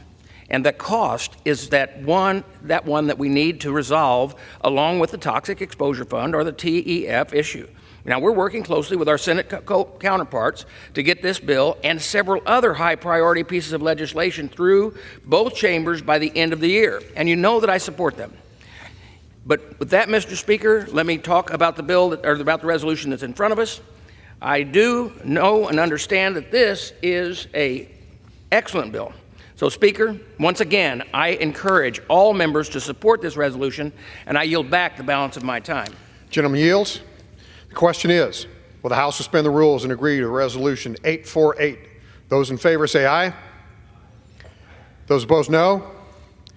In the opinion of the chair, 2/3 being the affirmative, the rules are suspended. The resolution is agreed to, and without objection, the motion to reconsider is laid on the table. For what purpose does the gentleman from Illinois seek recognition? He didn't tell you. Thank you, Mr. Speaker. I move to suspend the rules and pass H.R. 593. Without objection. Sorry. The clerk will report the bill. H.R. 593, a bill to rename the Department of Veterans Affairs community-based outpatient clinic in Hinesville, Georgia as the John Gibson, Dan James, William Sapp, and Frankie Smiley VA Clinic. Pursuant to the rule, the gentleman from Illinois, Mr. Bost, the gentleman from California, Mr. Takano, each will control 20 minutes. The chair recognizes the gentleman from Illinois. Speaker, I ask unanimous consent that all members have 5 legislative days in which to revise and extend their remarks on H.R. 593. Without objection. Mr. Speaker, I yield myself as much time as I may consume. The gentleman's recognized. Thank you. Mr. Speaker, I rise today in support of H.R. 593, a bill to rename the Department of Veterans Affairs outpatient clinic in Hinesville, Georgia, as the John Gibson, Dan James, William Sapp, Frankie Smiley VA Clinic. I want to take a moment to tell about each of these American stories of their service. John Gibson was born in Riceboro, Georgia, and later joined the Marine Corps, where he rose to the rank of private first class. He deployed to Vietnam in 1967, served 100 days in country, of which 65 were in combat. He was killed by a small arms fire on February 7, 1968, in Quang Nam, South Vietnam, during the Tet Offensive at just 21 years old. Dan Nickley James was also a native of Riceboro, Georgia, and deployed to Vietnam in 1968. He was an SP4 in the Army's 25th Infantry Division. While in Vietnam, out of a total of 100 days in theater, he also saw 65 days of combat. Dan James was killed in action by small arms fire on December 29, 1968, in Hao Nia, South Vietnam. He was recently married and was just 20 years old. Their fellow Georgian, William Edward Sapp, was born on March 12, 1943. He joined the Army's 4th Infantry Division during the war, reaching the rank of Specialist 4. While deployed in Vietnam, he served 114 days in combat, of a total of 175 days in theater. William Sapp was killed in action on June 7, 1968, in Con Thom, South Vietnam, at the age of 25. At last, but certainly not least, Frankie Lee Smiley was born in Miami, Florida. He joined the Marine Corps and rose to the rank of Lance Corporal in the 1st Marine Division. He was deployed to Vietnam in 1968. He served 205 days in theater with 133 days of combat. Lance Corporal Smiley was killed by small arms fire on August 24, 1968, in Quang Nam, South Vietnam, at the age of 24. He's buried in Cay Cemetery in Dorchester, Georgia. All of these men rose to the call of the nation and made the ultimate sacrifice. All of these men were 25 years old or less. To give your life for the country at the dawn of your life is an incredible sacrifice. and one we can't forget. By naming the clinic after these men, they will continue to be remembered and honored in the place they call home. And I want to thank Representative Buddy Carter for introducing this bill and his work in making this happen. I urge all my colleagues to support H.R. 593. And with that, Mr. Speaker, I reserve the balance of my time. Gentleman from Illinois reserves. Gentleman from California is recognized. Thank you, Mr. Speaker. I rise to express my support for H.R. 593, a bill to rename the outpatient clinic of the Department of Veterans Affairs in Hinesville, Georgia, as the John Gibson, Dan James, William Sapp, and Frankie Smiley VA Clinic. I thank Representative Carter for introducing it and the Georgia delegation for its support. These individuals, all hailing from Liberty County, Georgia, were killed in action during the Vietnam War. 4 young men who made the ultimate sacrifice for their country. Private First Class John Gibson, a Marine, was killed by small arms fire during the Tet Offensive on February 7th, 1968. He was 21 years old. Specialist Dan James served in the Army's 25th Infantry Division and was killed on December 29, 1968. He was 20 years old. Specialist William Sapp served in the Army's 4th Infantry Division. He was killed on June 7, 1968. He was 25 years old. Marine Lance Corporal Frankie Smiley served in the 1st Marine Division. He was killed on August 25, 1968. He was 24 years old. These are 4 names out of the 58,000 who died in the Vietnam War that we honor for their service and sacrifice. These 4 names will continue to be honored at the VA Clinic in Liberty County as it carries on its mission to serve veterans. The sacrifices of those who served in Vietnam and in other wars and conflicts is particularly salient as we just commemorated Veterans Day, and as we had the opportunity to reflect on the sacred obligation we owe to veterans. I support this legislation and urge my colleagues to do the same, and I reserve. Gentleman from California reserves. Gentleman from Illinois is recognized. Mr. Speaker, I now recognize, for as much time as he may consume, the gentleman that I consider a very close friend, the gentleman from Georgia, Representative Buddy Carter. Gentleman from Georgia is recognized.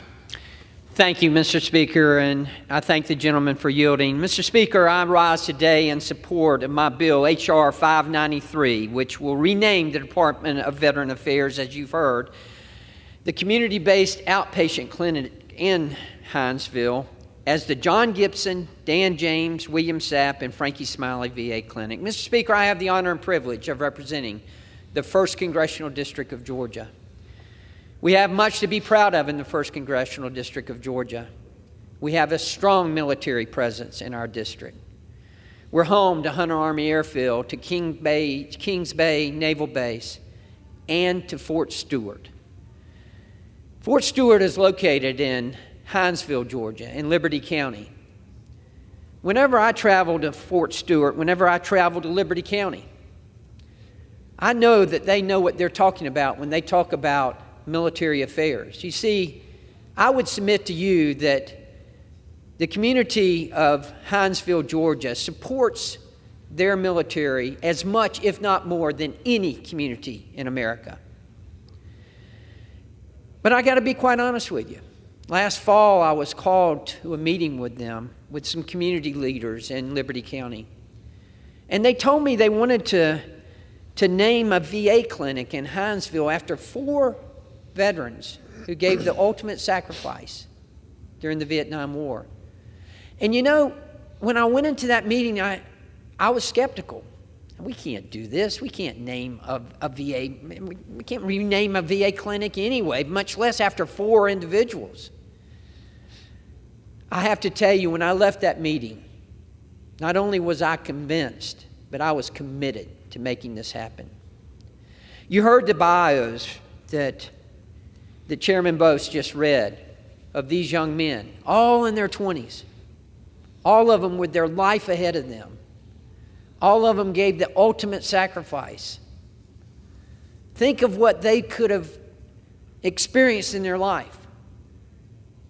Children, graduations, family memories.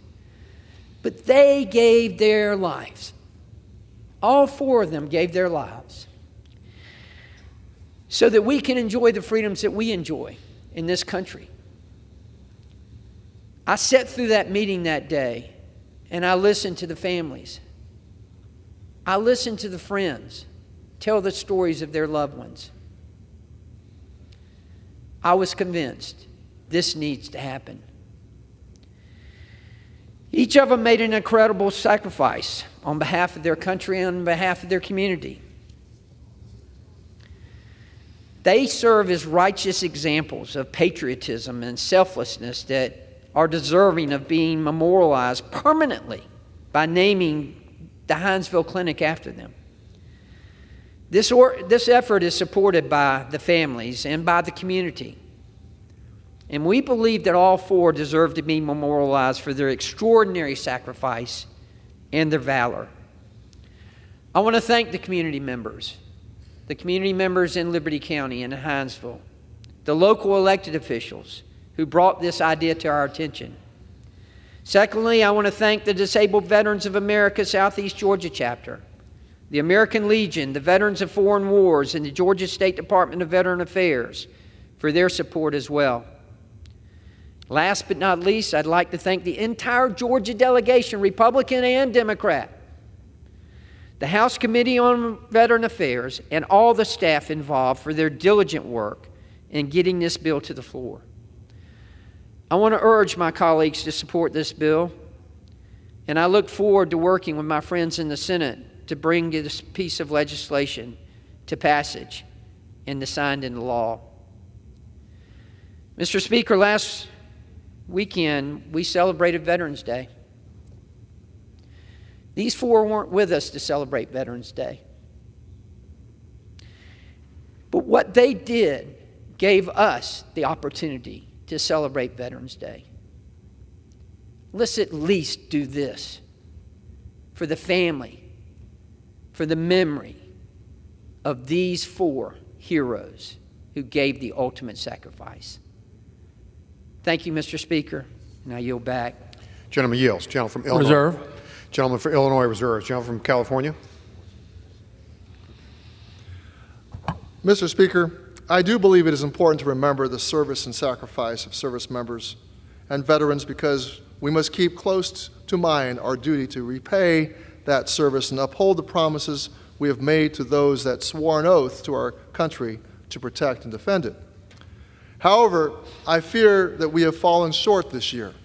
And while I do urge support for this naming bill, I am extremely disappointed that during National Veterans and Military Families Month and Warrior Care Month, and 2 days after Veterans Day, that this is the only veterans legislation the Republican majority has brought to the floor for us to consider.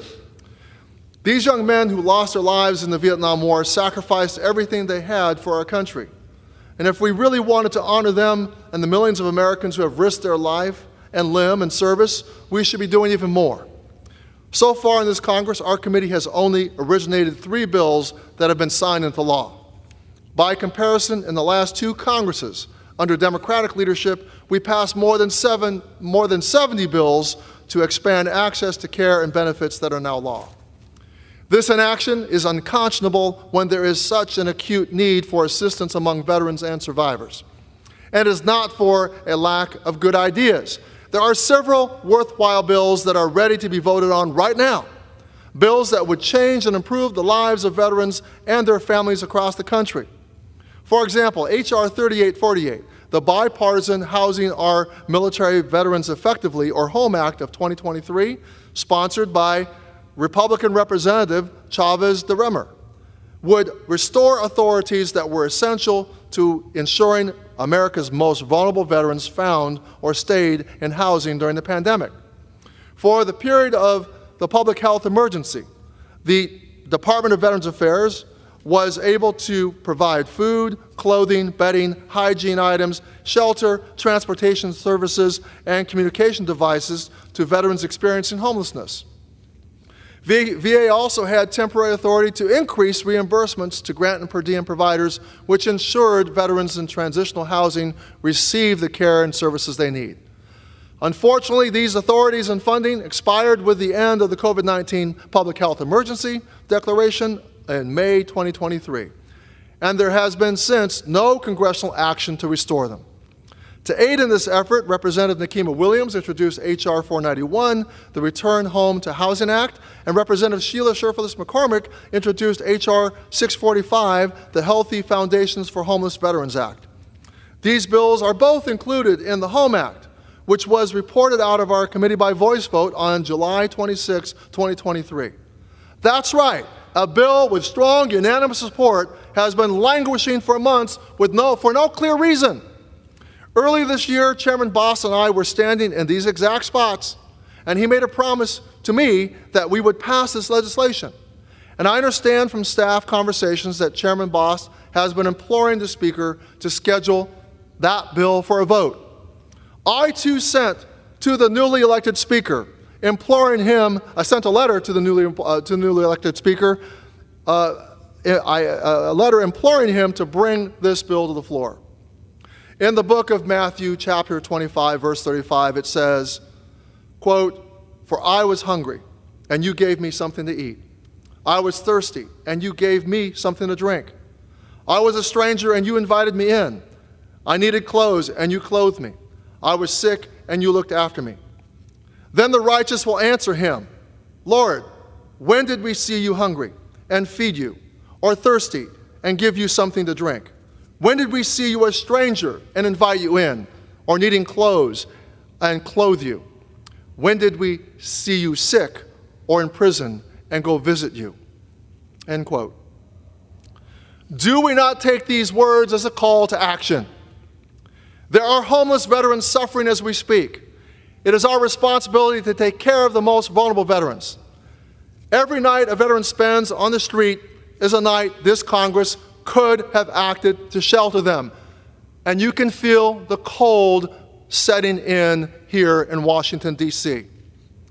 The HOME Act would fill the basic needs of veterans experiencing homelessness to help them get on a path to stable housing, whether it be emergency shelter to escape the cold, a warm meal or clothes to wear, and a ride to a job interview. This bill allows VA to help homeless veterans in the most fundamental ways. Veteran service organizations and advocates have called on Congress to pass legislation to continue the flexible funding and authorities for critical VA homelessness programs. These authorities resulted in a reduction in veteran homelessness by over 11% over the last 2 years. During the pandemic, this was an amazing feat during one of the most difficult times in our recent history.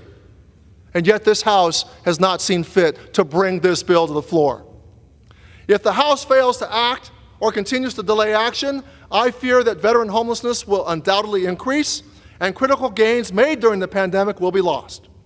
We're about to enter the winter months. Will this Congress allow veterans to remain on the streets or lacking access to basic necessities? The other bill I have urged the Speaker to bring to the floor is H.R. 542, the Elizabeth Dole Home Care Act. This bill, introduced by Representatives Brownley and Representative Berglund, was also reported out of committee with unanimous support in July. It would require VA to provide access to all home and community-based services such as home health aides, home-based primary care, and respite care to all veterans and caregivers who need them. Currently, elderly and disabled veterans only have access if their VA medical centers have chosen to offer these services. This legislation will enable veterans to remain at home, safely age in place, and avoid or delay admission to nursing homes and other costly institutional settings of care.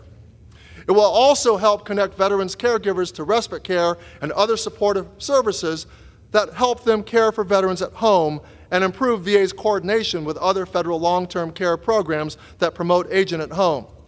And finally, the Elizabeth Dole Home Care Act will require VA to create a website where veterans and their families can more easily obtain information about VA's home and community-based services programs and assess whether any of these programs may be right for them. Now, nearly every veteran will at some point face the need for additional care at home, or if they can't get it, spend their last years in a nursing home setting. This legislation is an investment in care for millions of veterans and current service members who need this help now or in the future. We can afford to do this. We must do this. Senator Elizabeth Dole, alongside all other major veteran service organizations, has spoken to several committee members and the chairman about the urgency of passing this bill this year. The health and well-being of thousands of veterans depends on it. And I have heard that certain Republican members object to the Dole Act. And I would ask those members with concerns to speak to me or the bill's sponsors so that we can try to address those concerns. That would be the fair and honest thing to do, so that we can tell the advocates for this bill what the actual holdup is. The Elizabeth Dole Home Care Act has the support of every major veteran service organization, including Disabled American Veterans, Paralyzed Veterans of America, Veterans of Foreign Wars, the American Legion, Wounded Warrior Project, and the Military Officers Association of America. It is also supported by AARP, the National Association of Counties, the National PACE Association, and the Elizabeth Dole Foundation. Democrats on the committee remain ready to help pass both of these bills and many others that have passed out of the committee with broad bipartisan support. Weeks were spent waiting for the Republican conference to select a new speaker, and significant time has been wasted on partisan appropriations bills that have no chance of being signed by the president. We are here using precious floor time on poison pill amendments at worst, or symbolic gestures at best. But none of these things will actually help veterans get the care and benefits they deserve.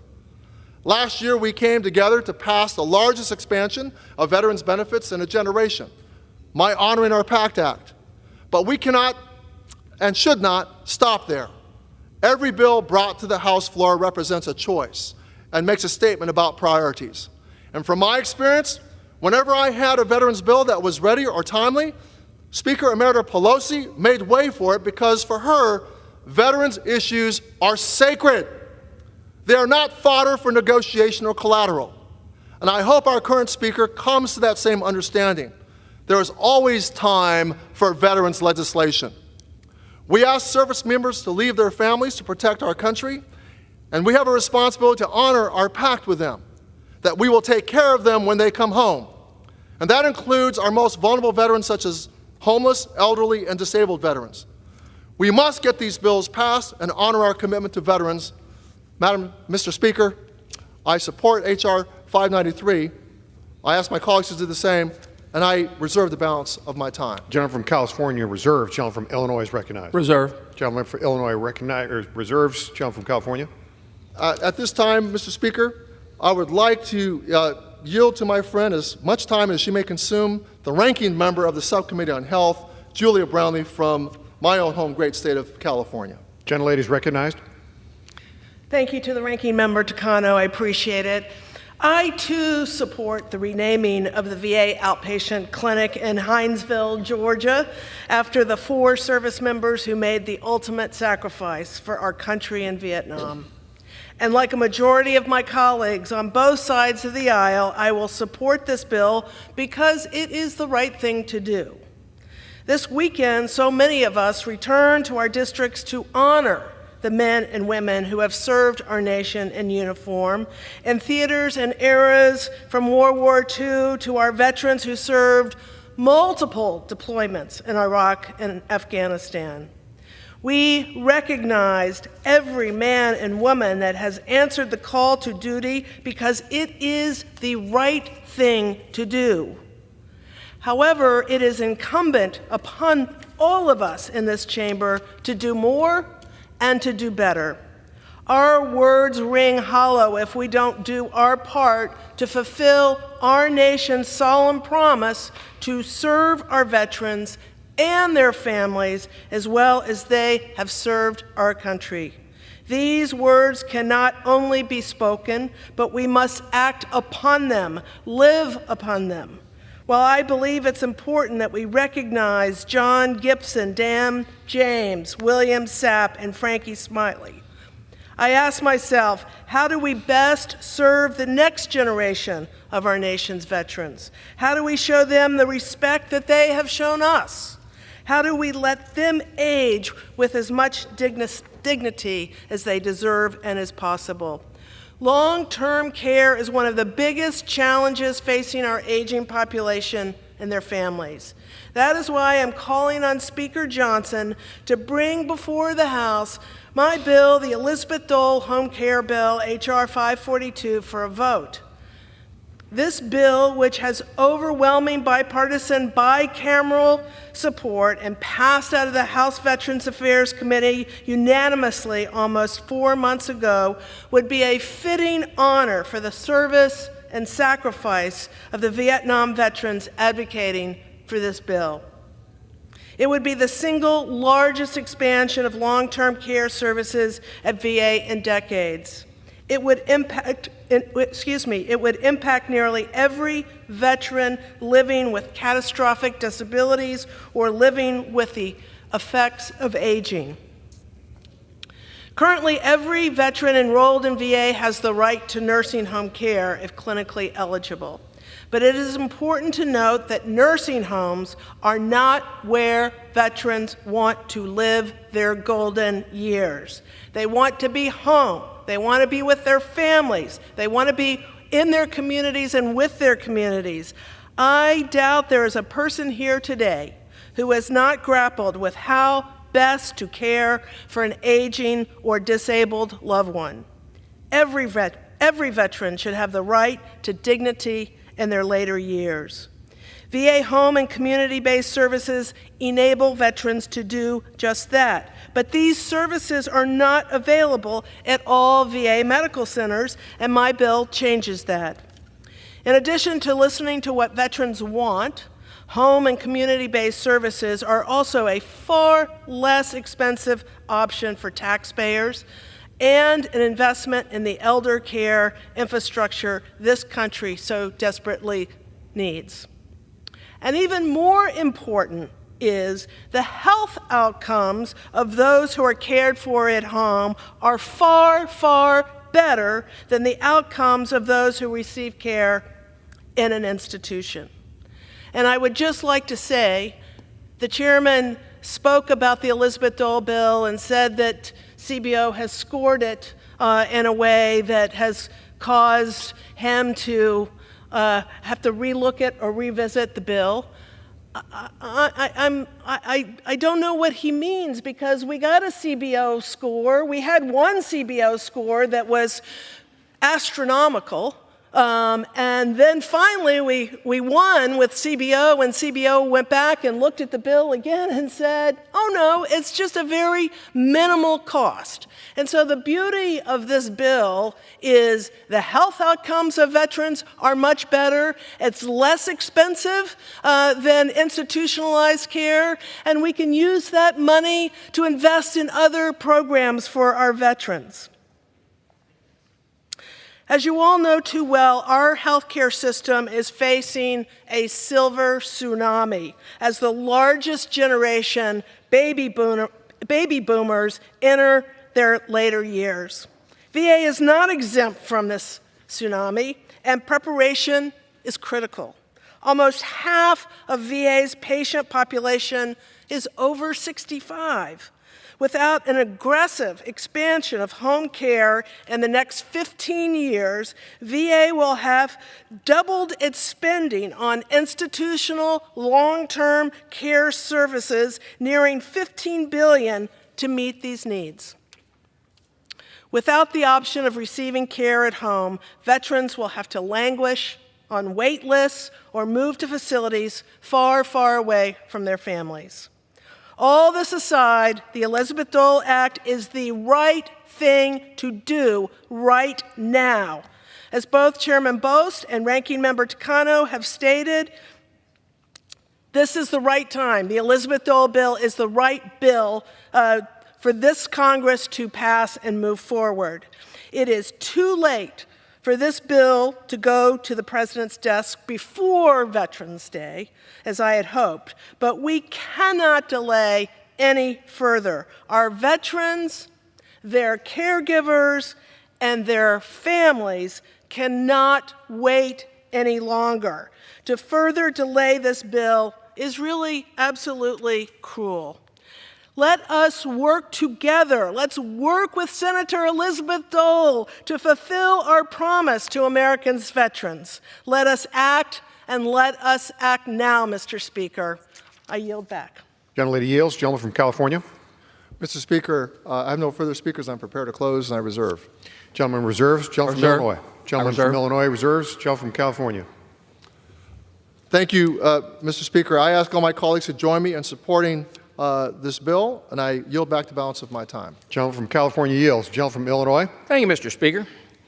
So let me say that as a chairman of the VA committee, along with working with the leadership several times during this time here since January, certain things have been said. One, that we were going to cut funding for veterans back whenever the caps were increased, and that proved out that we did not do that. I have told the ranking member, and I've told the Democrats that work with the committee, that these two bills are vitally important, but we must be wise, and we must move forward, and we must make sure they get across the threshold. Now, also know this, on the Elizabeth Dole, I want the bill. As my colleague from the other side of the aisle made a statement, she loved working with Elizabeth Dole. Well, I'm going to tell you, I've been working with Elizabeth Dole for about 30 years on most things that she brings up. Back when she was a senator, back when her husband was running for president. And so we're going to be working to try to figure out, though it was said from the other side of the aisle that the CBO score came back, but there's still a cost. And that cost has to be calculated. And I explained that when we passed the PACT Act, there was a problem. Not that we weren't going to provide exactly everything that the PACT Act said, but the TIF had some language problems that actually double counted some of the things that we're providing for our veterans already.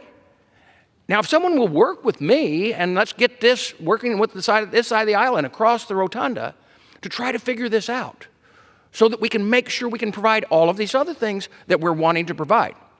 But as far as the fact of how fast we brought them forward, let me say this. Whether you want to admit it or not, when the other side of the aisle joined with 8 to remove the Speaker of this House, and then cause the chaos that incurred for 3 weeks. That's 3 weeks we've lost. And we can't get back. Now, we're going to work very hard to try to get it back, and we're going to try to pass everything that they've talked about. Now, the ranking member quoted some scripture, so let me quote some, and then I'm going to shift on to something else. Proverbs 29:11 said, "A fool gives full vent to his feelings, but a wise man holds them back." So at this time, I'm going to hold those feelings back about the things that were said. And let me say that what we're really talking about here is a naming of a CBOC for 4 amazing people who gave a sacrifice. And for those of us with more gray hair that have seen at the nightly news when we sat around the dinner tables back in the time when these valiant soldiers, Marines, fell. Remembering what it was like to see Walter Cronkite come on and give a list of where the battles had been and give a list of how many people were dead, how many were wounded, where the next battle was looking like it was going to come up.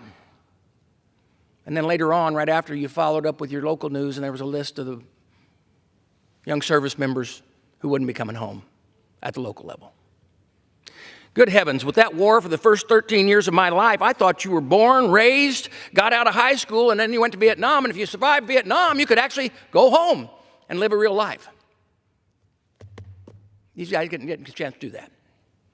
Now, Mr. Carter has worked very hard on making sure that we're going to name this in tribute to them, as we should. I will still continue to have the other debates and the other discussions.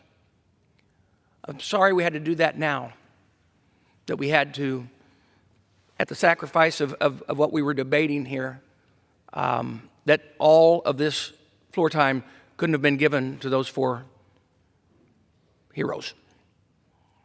So with that, Mr. Speaker, I encourage all of my colleagues to support the gentleman's resolution and this bill, and I yield back the balance of my time. Gentleman yields. The question is, will the House suspend the rules and pass the bill H.R. 593? Those in favor say aye. Aye. Those opposed, no. In the opinion of the chair, 2/3 being in the affirmative, this is the gentleman from Illinois rise. We requested the yeas and nays. Yeas and nays are requested. All those in favor of taking this vote by the yeas and nays will rise, remain standing until counted. Sufficient number having risen, the yeas and nays are ordered. Pursuant to Clause 8 of Rule 20, further proceedings on this question will be postponed.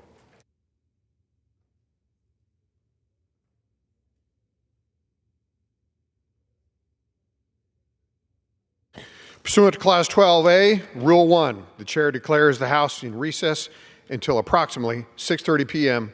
today.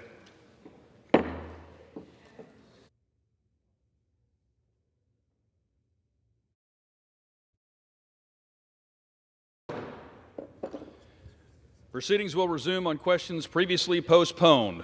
Votes will be taken in the following order. Motions to suspend the rules and pass H.R. 1105 and H.R. 593. The first electronic vote will be conducted as a 15-minute vote. Pursuant to Clause 9 of Rule 20, remaining electronic votes will be conducted as 5-minute votes. Pursuant to Clause 8 of Rule 20, the unfinished business is the vote on the motion of the gentleman from California, Mr. Issa, to suspend the rules and pass H.R. 1105, on which the yeas and nays are ordered. The clerk will report the title. H.R. 1105, a bill to amend the DNA Analysis Backlog Elimination Act of 2000 to reauthorize the Debbie Smith DNA Backlog Grant Program and for other purposes. The question is, will the House suspend the rules and pass the bill as amended? Members will record their votes by electronic device. This is a 15-minute vote.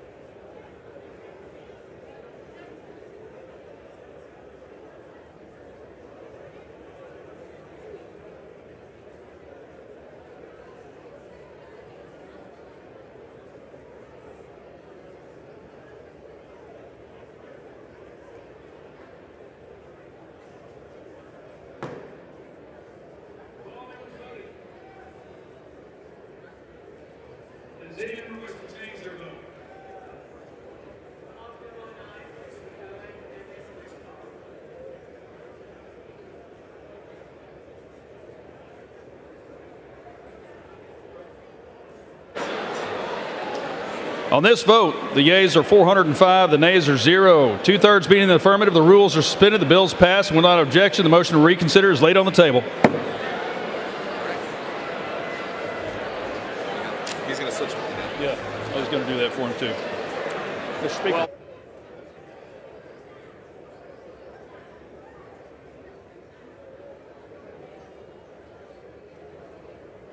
Same thing that's up there already.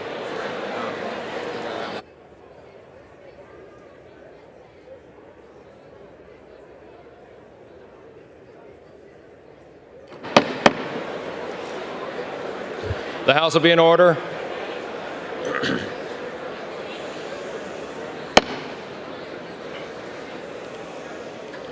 The House will be in order.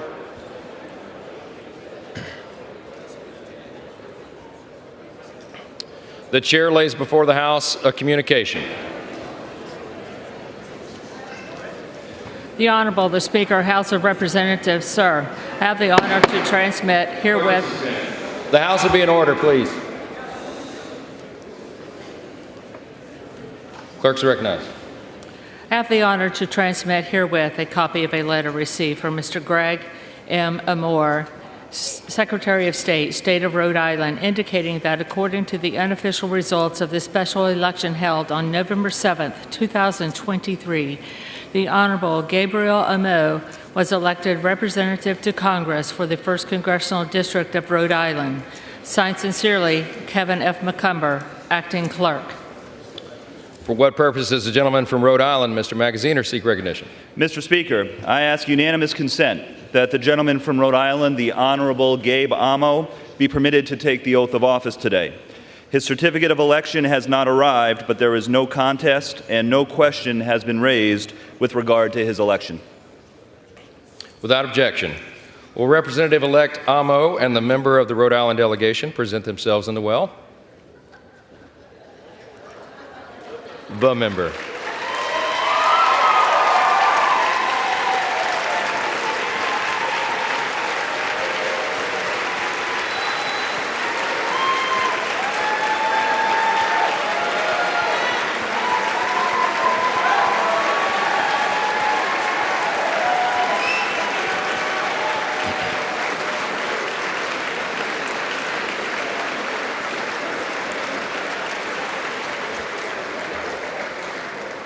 All members will rise, and the representative-elect will please raise his right hand.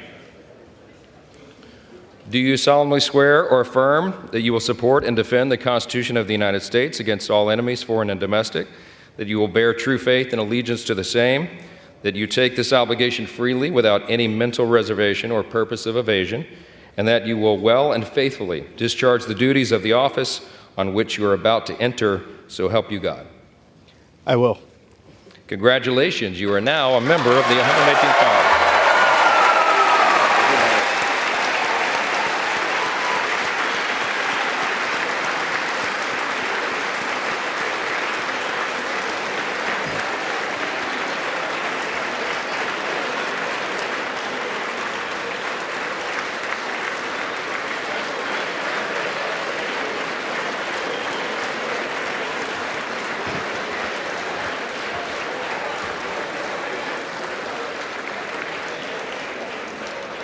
Without objection, the gentleman from Rhode Island, Mr. Magaziner, is recognized for 1 minute. Mr. Speaker, the people of Rhode Island's 1st Congressional District have elected a representative with the character, the credentials, and the commitment to be an effective member of this body from day one. As one of the original 13 states, Rhode Island has been electing representatives to the House since 1790. And in those 233 years, Rhode Island has never sent an African American or any person of color to Congress until today.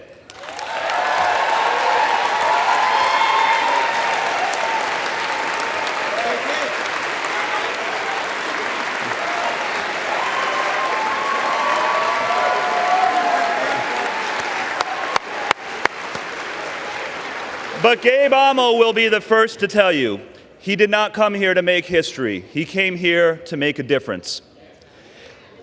make a difference for working people like his parents who immigrated to the United States from Ghana and Liberia. Gabe's mother, Weedy, is a nurse. His father, Gabriel, runs the family liquor store. They came to America because they believe in the promise of this country. They settled in Pawtucket, Rhode Island, a diverse blue-collar community of brick mills and triple-decker houses where people value a hard day's work. This is where Gabe Amo comes from, and he has chosen to devote his career to public service, working in the Rhode Island State House for then-Governor Gina Raimondo, and in the White House for President Obama and President Biden. And by the way, shout out to the staffers who do not get enough credit in this town. Can we have a round of applause for them, please?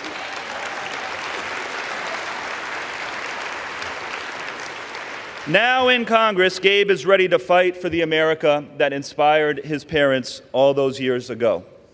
An America where workers can get fair pay and benefits and the right to join a union like his mother did. An America where immigrants, like Gabe's parents, are welcomed to this country with kindness and not with cruelty.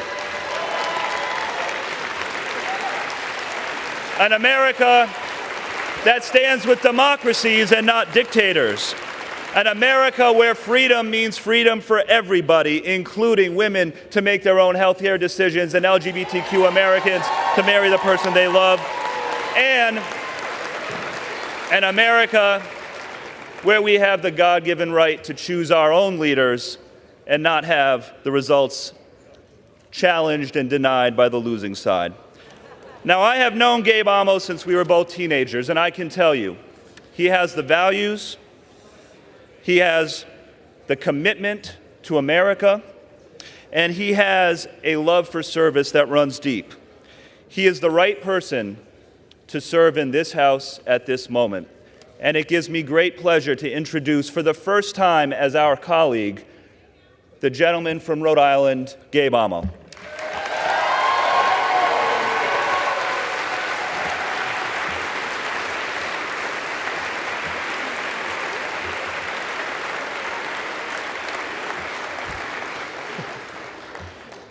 Thank you, Mr. Speaker.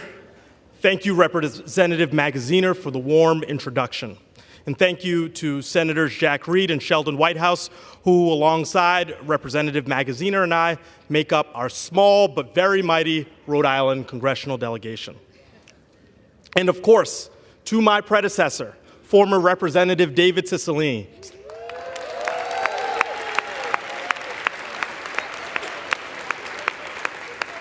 I'm grateful for your service to Rhode Island.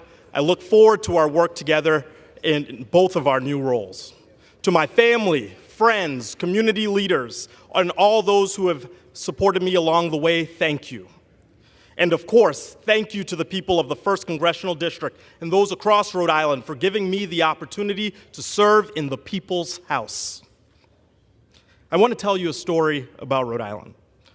Reverend Marlon Van Horn was elected to the Rhode Island General Assembly in 1885, making him the first black person to serve in the state legislature.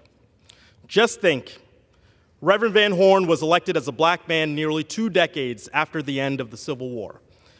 In an 1887 sermon, the Reverend said, "I believe the day is coming, is not far off, when in the Commonwealth of Rhode Island, the stomping ground of soul, liberty will become the home of the free and the land of the truly brave, the home of the free where fair play in all walks of life will be accorded." Those words are at top of mind for me today. Reverend Van Horn's dream and the dreams of those who have called Rhode Island home across generations allow me to stand before you today. And while we have not arrived at our final destination in this project of our democracy, I am optimistic. As a Rhode Islander, it's easy for me. After all, our state motto is hope. It is hope that led my parents to come from West Africa, my dad from Ghana, my mom from Liberia, to pursue opportunity in the greatest country in the world.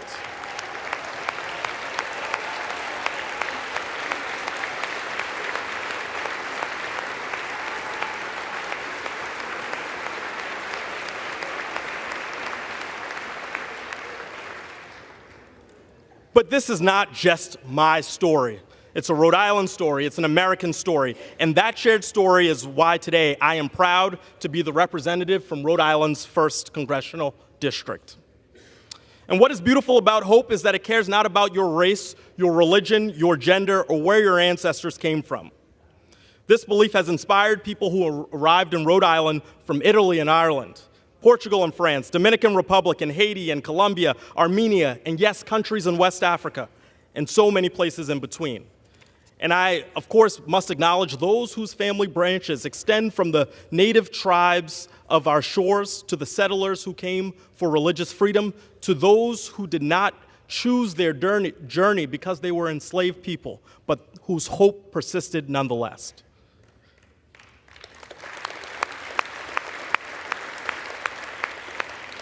Together, and why I'm here, is that we ensure our great hope for the future is met with profound action.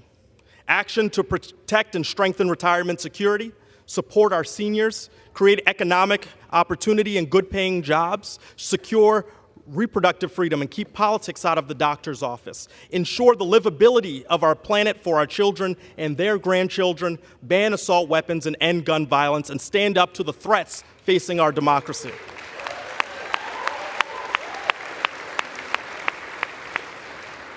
So this hallowed space, this House floor, is where we have always had to work vigorously towards the promise of our nation's highest ideals and aspirations. And I cannot wait to work on behalf of the people of the 1st Congressional District. Everyone from Woonsocket to Newport, East Providence to Cumberland, Providence to Bristol, and of course, the great city of Pawtucket. So Rhode Island, thank you for putting your trust in me to bring our values of hard work, grit, determination, resilience in the face of adversity, all the way from the Ocean State to the halls of the United States Congress. I will work hard for those people in Rhode Island, those people across this country every single day. So thank you for this privilege, and Mr. Speaker, I yield back.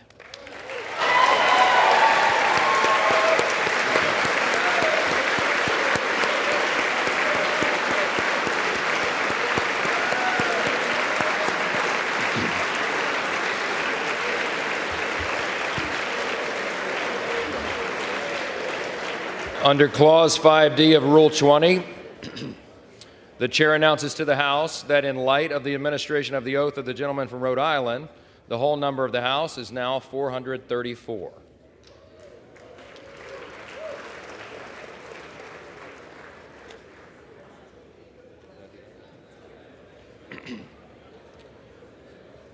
Pursuant to Clause 8 of Rule 20, the unfinished business is the vote on the motion of the gentleman from Illinois, Mr. Bost, to suspend the rules and pass H.R. 593, on which the yeas and nays are ordered. The clerk will report the title. H.R. 593, a bill to rename the Department of Veterans Affairs Community-Based Outpatient Clinic in Hinesville, Georgia, as the John Gibson, Dan James, William Sapp, and Frankie Smiley VA Clinic. The question is, will the House suspend the rules and pass the bill? Members will record their votes by electronic device. This is a 5-minute vote.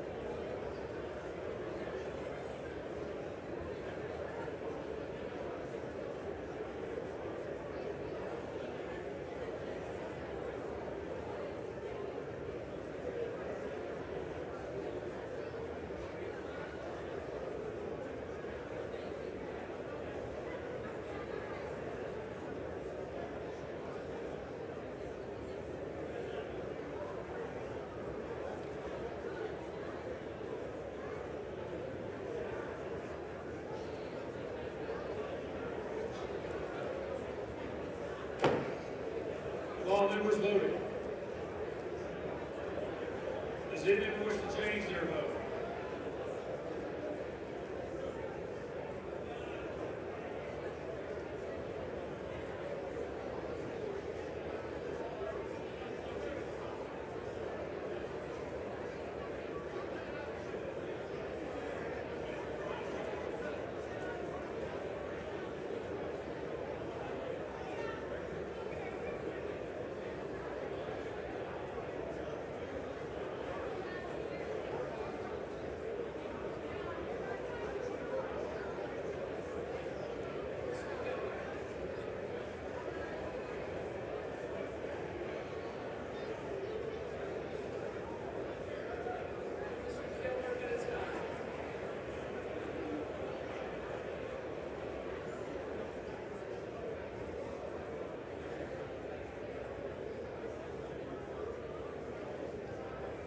On this vote, The yeas are 409. The nays are 0. 1 is recorded as present.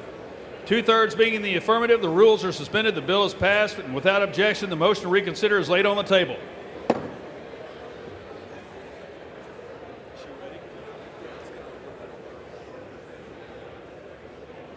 The House will be in order.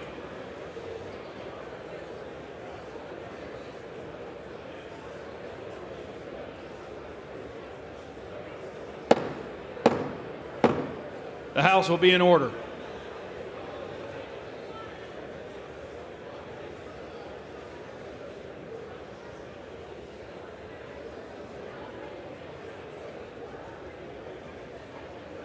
Members, please take your conversations outside.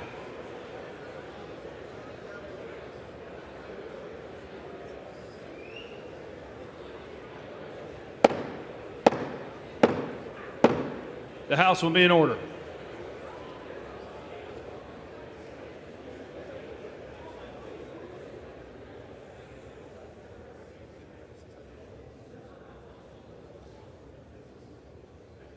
For what purpose does the gentlewoman from Georgia seek recognition? Mr. Speaker, I rise to a question of the privileges of the House and offer the resolution previously noticed. The clerk will report the resolution. Resolved that Alejandro Nicolas Mayorkas, Secretary of Homeland Security, is impeached for high crimes and misdemeanors, and that the following articles of impeachment be exhibited to the United States Senate. Articles of impeachment exhibited by the House of Representatives of the United States of America in the name of itself and of the people of the United States of America against Alejandro Nicolas Mayorkas, Secretary.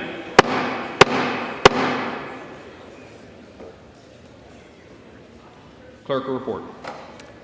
Against Alejandro Nicolas Mayorkas, Secretary of Homeland Security, and maintenance and support of its impeachment against him for high crimes and misdemeanors. Article 1.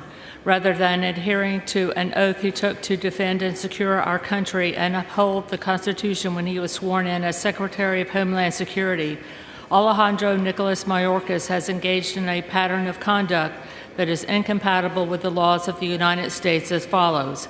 Article 2 of the Constitution requires that the executive branch, which today includes the Secretary of Homeland Security, ensure the laws passed by Congress and signed into law by the President are faithfully executed.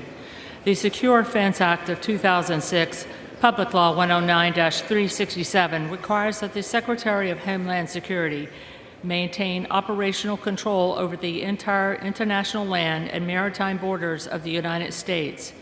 In his willful admittance of border crossers, terrorists, human traffickers, drugs, and other contraband, Alejandro Nicolas Mayorkas has failed to maintain operational control of the border, thereby violating the Secure Fence Act of 2006.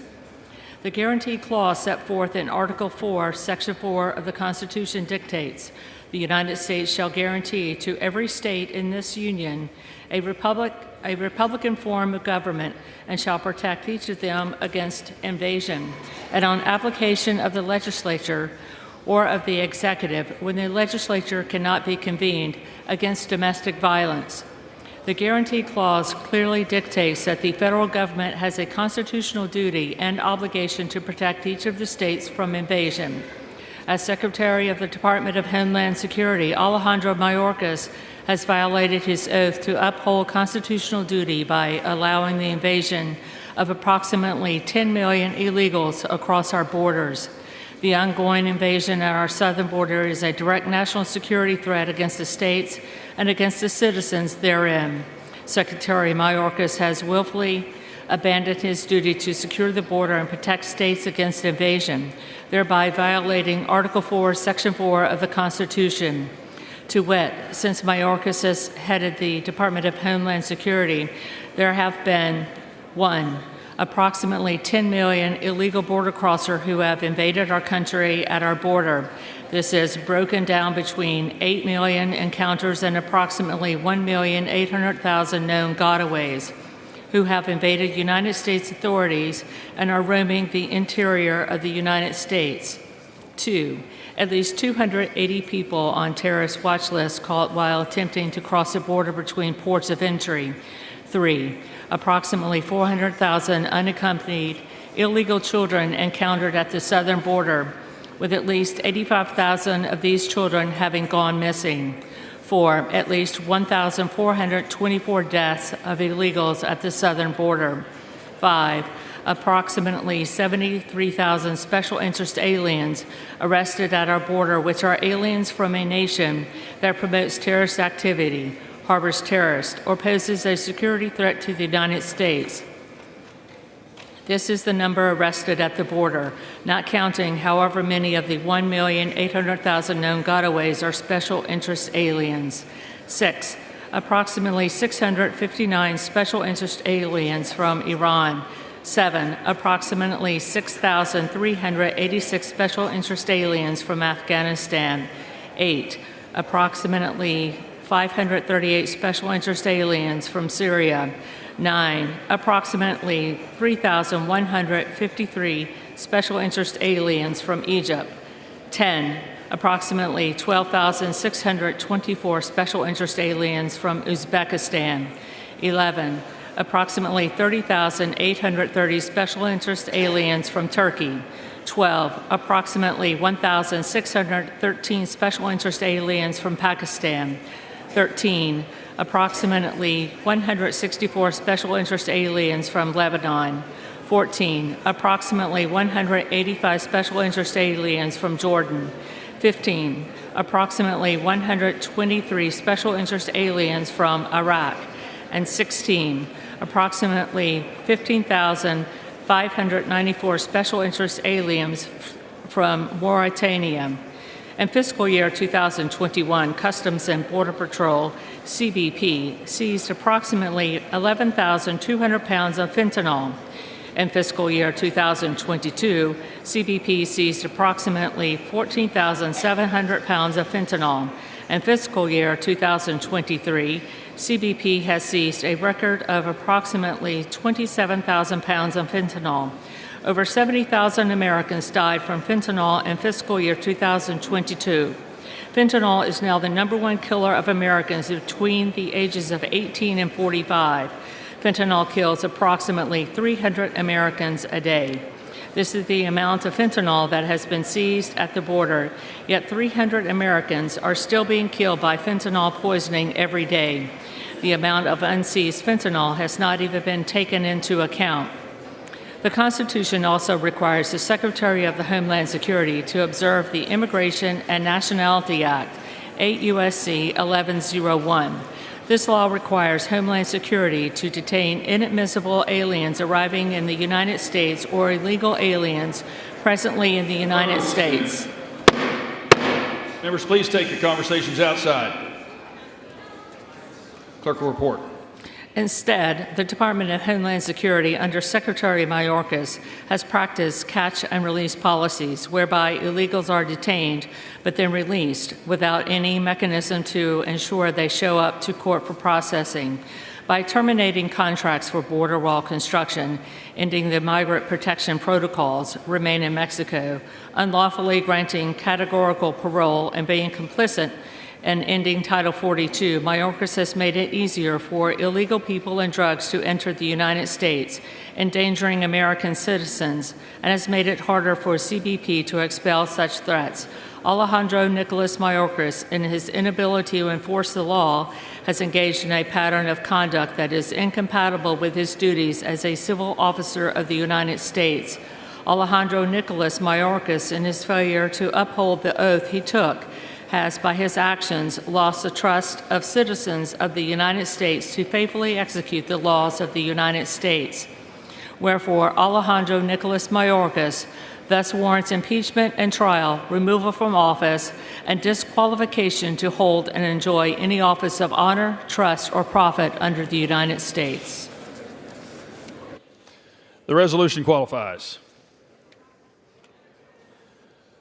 For what purpose does the gentlewoman from Massachusetts seek recognition? Mr. Speaker, I have a motion at the desk. The clerk will report the motion. Ms. Clark of Massachusetts moves to refer the resolution to the Committee on Homeland Security. The gentlewoman from Massachusetts is recognized for 1 hour. I yield back the balance of my time and move the previous question on the motion. Without objection, the previous question is ordered. The question is on the motion. Those in favor say aye. Those opposed say no. In the opinion of the chair, the noes have it. The motion is not. Mr. Speaker, I request the yeas and nays. The yeas and nays are requested. Those favoring a vote by the yeas and nays will rise. A sufficient number having risen, the yeas and nays are ordered. Members will record their votes by electronic device. Hello.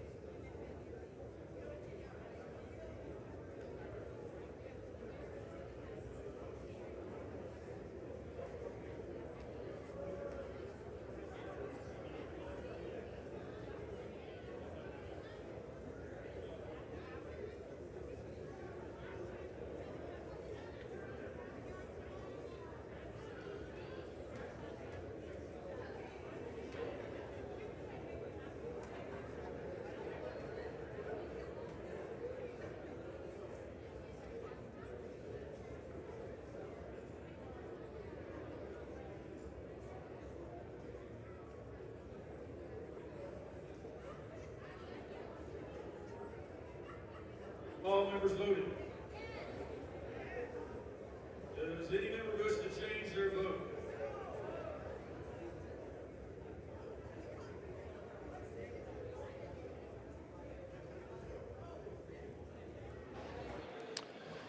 On this vote, the yeas are 209 and the nays are 201. The motion is adopted. Without objection, a motion to reconsider is laid on the table.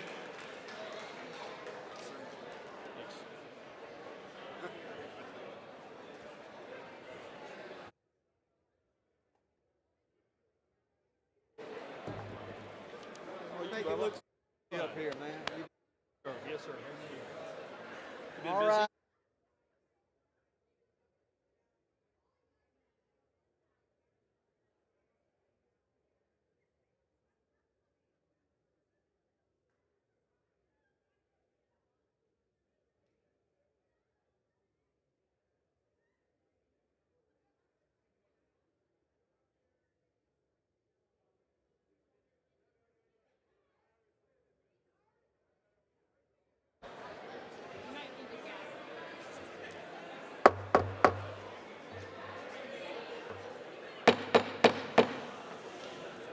For what purpose does the gentleman from Florida seek recognition? Mr. Speaker, I ask unanimous consent that when the House adjourns today, it adjourn to meet at 9 a.m. tomorrow. Without objection.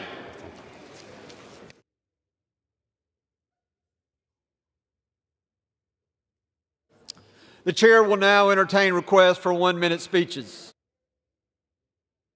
For what purpose does the gentleman from New York seek recognition? Mr. Speaker, I ask unanimous consent to address the House for 1 minute and to revise and extend my remarks. Without objection, the gentleman is recognized for 1 minute. Thank you, Mr. Speaker. As a point of personal privilege, I'd like to recognize my grandparents, John and Eileen Lawler, who are here with us tonight.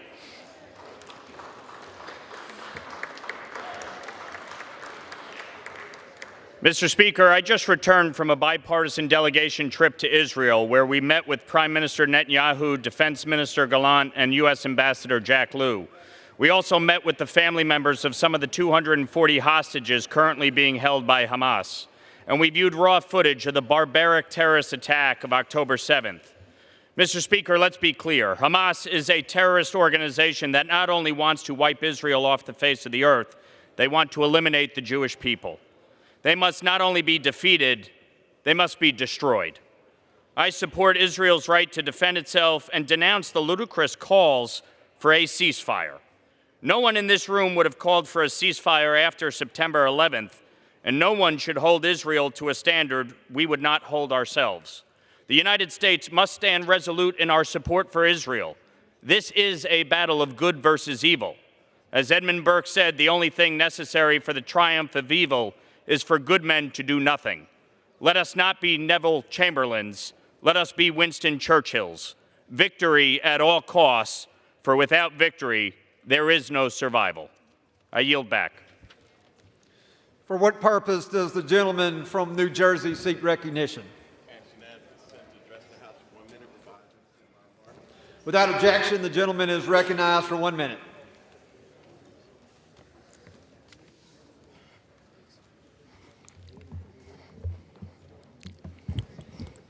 Mr. Speaker, I rise today to discuss the dangers of diabetes for Black Americans.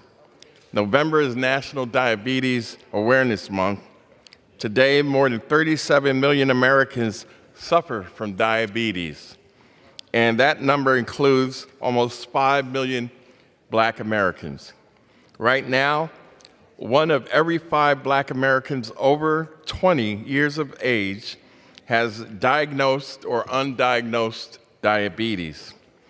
And Black Americans are far more likely to develop diabetes than white Americans. Diabetes is the most expensive chronic health condition in our country. The $35 cap on insulin for Medicare beneficiaries in the Inflation Reduction Act helps our seniors afford this life-saving medication. But we need to pass the bill to make the $35 cap on insulin available to all Americans. If we can cap insulin payments, we can help millions of Black Americans afford this critical medication. No diabetic in this country should have to choose between food or insulin every month. And with that, I yield back. For what purpose does the gentleman from South Carolina seek recognition? Without objection, the gentleman is recognized for 1 minute. Thank you, Mr. Speaker. Last night on Sunday Night in America with Trey Gowdy on Fox News, Senator Tim Scott suspended his Republican presidential campaign. In his decision, the senator said, quote, "I love America more today than I did on May 22nd. I'm suspending my campaign. I think the voters, who are the most remarkable people on the planet, have made it really clear, and they're telling me, not now, Tim," end of quote. He has served since 2011 as a congressman and then followed as senator since 2013. Growing up in North Charleston with his inspiring mother, Frances, Senator Scott has two brothers, Ben, an Army Command Sergeant Major, and Earl, an Air Force Colonel. On Friday, to celebrate Happy Diwali, I met with the Consul General Ramesh Babu of India, where I recognized the three countries most attacked by terrorists are India, America, and Israel, with Israel tomorrow being appreciated with AIPAC a part of the rally fighting dictators, as Ukraine is fighting war criminal Putin. In conclusion, God bless our troops who successfully protected America for 20 years as the global war on terrorism continues moving from Afghanistan's safe haven to America with Biden open borders. For what purpose does the gentleman from Michigan seek recognition? Mr. Speaker, I ask unanimous consent to address the House for 1 minute and revise and extend my remarks. Without objection, the gentleman is recognized for 1 minute. Thank you, Mr. Speaker. In Congress, our mission is clear: to serve the people. However, a pattern has emerged that's troubling. We are seeing an endless cycle of censure resolutions and impeachment measures from some factions within the Republican Party. This isn't just about disagreement, it's about distraction. These actions are eating up valuable time and resources that should be spent on solving real issues facing our constituents. I call on my colleagues across the aisle, let's rethink this path. Our duty to govern, to really serve our people, must come before personal promotion or political posturing. We are here to work for the well-being of our nation and its citizens. I urge my friends on the other side to put an end to this relentless brinkmanship. It's not about backing down, it's about stepping up to our two responsibilities. Mr. Speaker, I yield back. For what purpose does the gentleman from Pennsylvania seek recognition? Mr. Speaker, request unanimous consent to address the House for 1 minute and revise and extend my remarks. Without objection, the gentleman is recognized for 1 minute. Thank you, Mr. Speaker. Mr. Speaker, I rise today to recognize members of the McKean County 4-H Club who participated and excelled at the Pennsylvania 4-H State Horse Show in Harrisburg from October 26th to the 29th. Congratulations to Reese Kenny for winning Grand Champion in pole bending ponies and also finishing in third place in cutback ponies in the 14 to 18-year-old age group. Congratulations to Adriana Kessler and Jesse Gold, who collected reserve champion trophies. Congratulations to Charlie Aeo, who finished 10th in Western horsemanship, and Claire Storer, who finished 9th in Western grooming and showmanship, and 8th in beginner Western pleasure for the 12 to 14-year-old age group. Congratulations to Georgia Barth, who finished 6th in low equitation over fences, and Madeline McKean, who finished 7th in cutback horses and 9th in barrel horses for the 8 to 13-year-old age group. Congratulations to Melissa Burton, who finished 8th in hunt seat equitation for the 15 to 18-year-old age group and 8th in the breed type hunter under saddle for the 14 to 18-year-old age group. And congratulations to Addison Storts, who finished 3rd in the EWT Independent WT Sportsmanship, 4th in EWD Minimum Assistance Equation, and 7th in EWD Minimum Assistance Obstacle Trail. Also representing McKean County at the event were Mason Reed, Sarah Long, and Braylene Taylor. I'm so proud of all their work. Thank you, Mr. Speaker, and I yield back the balance of my time. For what purpose does the gentleman from North Carolina seek recognition? Thanks, Mr. Speaker. I ask for unanimous consent to address the House for 1 minute to revise and extend. Without objection, the gentleman is recognized for 1 minute. Mr. Speaker, I rise to address a significant issue that would affect the hardworking families and farmers of North Carolina. The FDA's proposed rule to ban menthol cigarettes and flavored cigars. Having grown up cropping tobacco to help my family make ends meet, I know firsthand how this industry impacts eastern North Carolina, rural America, and beyond. Mr. Speaker, we must be mindful that this well-intended ban could have an unintended consequence. It might increase the availability of illegal tobacco products and, more concerning, jeopardize the livelihoods of families and farmers by eliminating at least 6,000 menthol cigarette industry jobs in North Carolina. We must always protect our communities and their well-being. To be clear, we need jobs. That's why I sent a bipartisan letter to the President with my North Carolina colleague, Representative David Rouser, and I asked the administration to thoroughly consider the economic implications of this proposed ban before taking decisive action. Thank you, and I yield back. For what purpose does the gentleman from Georgia seek recognition? Ask unanimous consent to address the House for 1 minute to revise and extend my remarks. Without objection, the gentleman is recognized for 1 minute. Mr. Speaker, I rise today to celebrate the beloved city of Savannah, which has been recognized as one of the best places to retire in the United States by HGTV. Since I've been a resident of Georgia's 1st District my whole life, I know that it is the best place to live and retire, but it's nice to see Savannah receiving the national recognition it deserves. Affordability plays a pivotal role in the city earning this distinction, with the cost of living notably below the national average, as well as the absence of estate taxes. Other key factors that contributed to the city's rankings include its delightful weather, tax-friendly area, and convenient and accessible transportation. Our historic city squares, riverfront dining, musical and artistic amenities, and the southern charm make it the perfect place to live and retire. And I have done that all my life and intend to retire there as well. Thank you, Mr. Speaker, and I yield back. For what purpose does the gentlewoman from Ohio seek recognition? Unanimous consent to address the House for 1 minute to revise and extend my remarks. Without objection, the gentlewoman is recognized. Mr. Speaker, I rise today to encourage the big middle of this House to come together to support immediate passage of fiscal year 2024 funding for the U.S. government operations, including the interests of national security. Without fiscal year 2024 funding in place, which should have begun on October 1st of this year, our military faces uncertainty in its funding and resource allocation.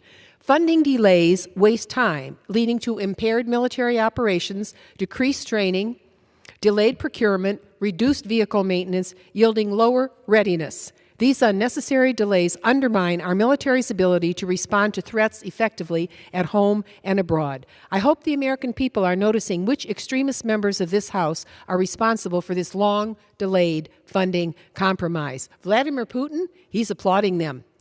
They and we take an oath to defend America against all enemies, foreign and domestic. Let's do it. I yield back. For what purpose does the gentleman from California seek recognition? Without objection, the gentleman is recognized for 1 minute. Thank you, Mr. Speaker. Well, I guess we need to remind the Biden administration that there is a gigantic problem in the Middle East, most of it caused by Iran, the major sponsor of terror in the world. In Yemen, threatening our Saudi friends, and of course, all around Israel. So what's the remedy? Oh, a few weeks ago it was to unfreeze $6 billion worth of Iranian assets in order to help them fund whatever activity, which is probably going to be terror. So what is the Biden administration considering now? Another $10 billion of unfreezing assets to allow them to continue this battle. You have to ask the question, whose side are they on? It makes absolutely no sense to give them more material, more assets, more ability for them to make war against our ally at a time when we're contemplating sending significant resources, as we should, to our ally in Israel. Yet we can't get out of our tracks around here enough to do so. Mr. Speaker, they need to think much harder about what they do with Iran and allowing them to be a sponsor of terror. I yield back. For what purpose does the gentleman from New York seek recognition? Mr. Speaker, I ask unanimous consent to address the House for 1 minute and to revise and extend my remarks. Without objection, the gentleman is recognized for 1 minute. Thank you, Mr. Speaker. I rise today to mark Transgender Awareness Week. This is an important time to celebrate, honor, and uplift trans people, the history, the stories, and their culture. It is also a time to stand up against ongoing hate and discrimination. Extremist politicians around our country and in this chamber continue to work to strip away the rights and the liberties of the trans community. In ongoing appropriations debates, House Republicans have brought forward unserious proposals with riders targeting and demonizing the trans and broader LGBTQ plus communities. So these riders include limiting access to essential and safe gender-affirming health care, bans on art forms including drag, and allowing broad licenses to discriminate. The trans community deserves so much better. They deserve the ability, like all of us, to live fully and authentically and without facing violence, discrimination, or harassment. I urge all of my colleagues to support the trans community and oppose these cruel and relentless attacks.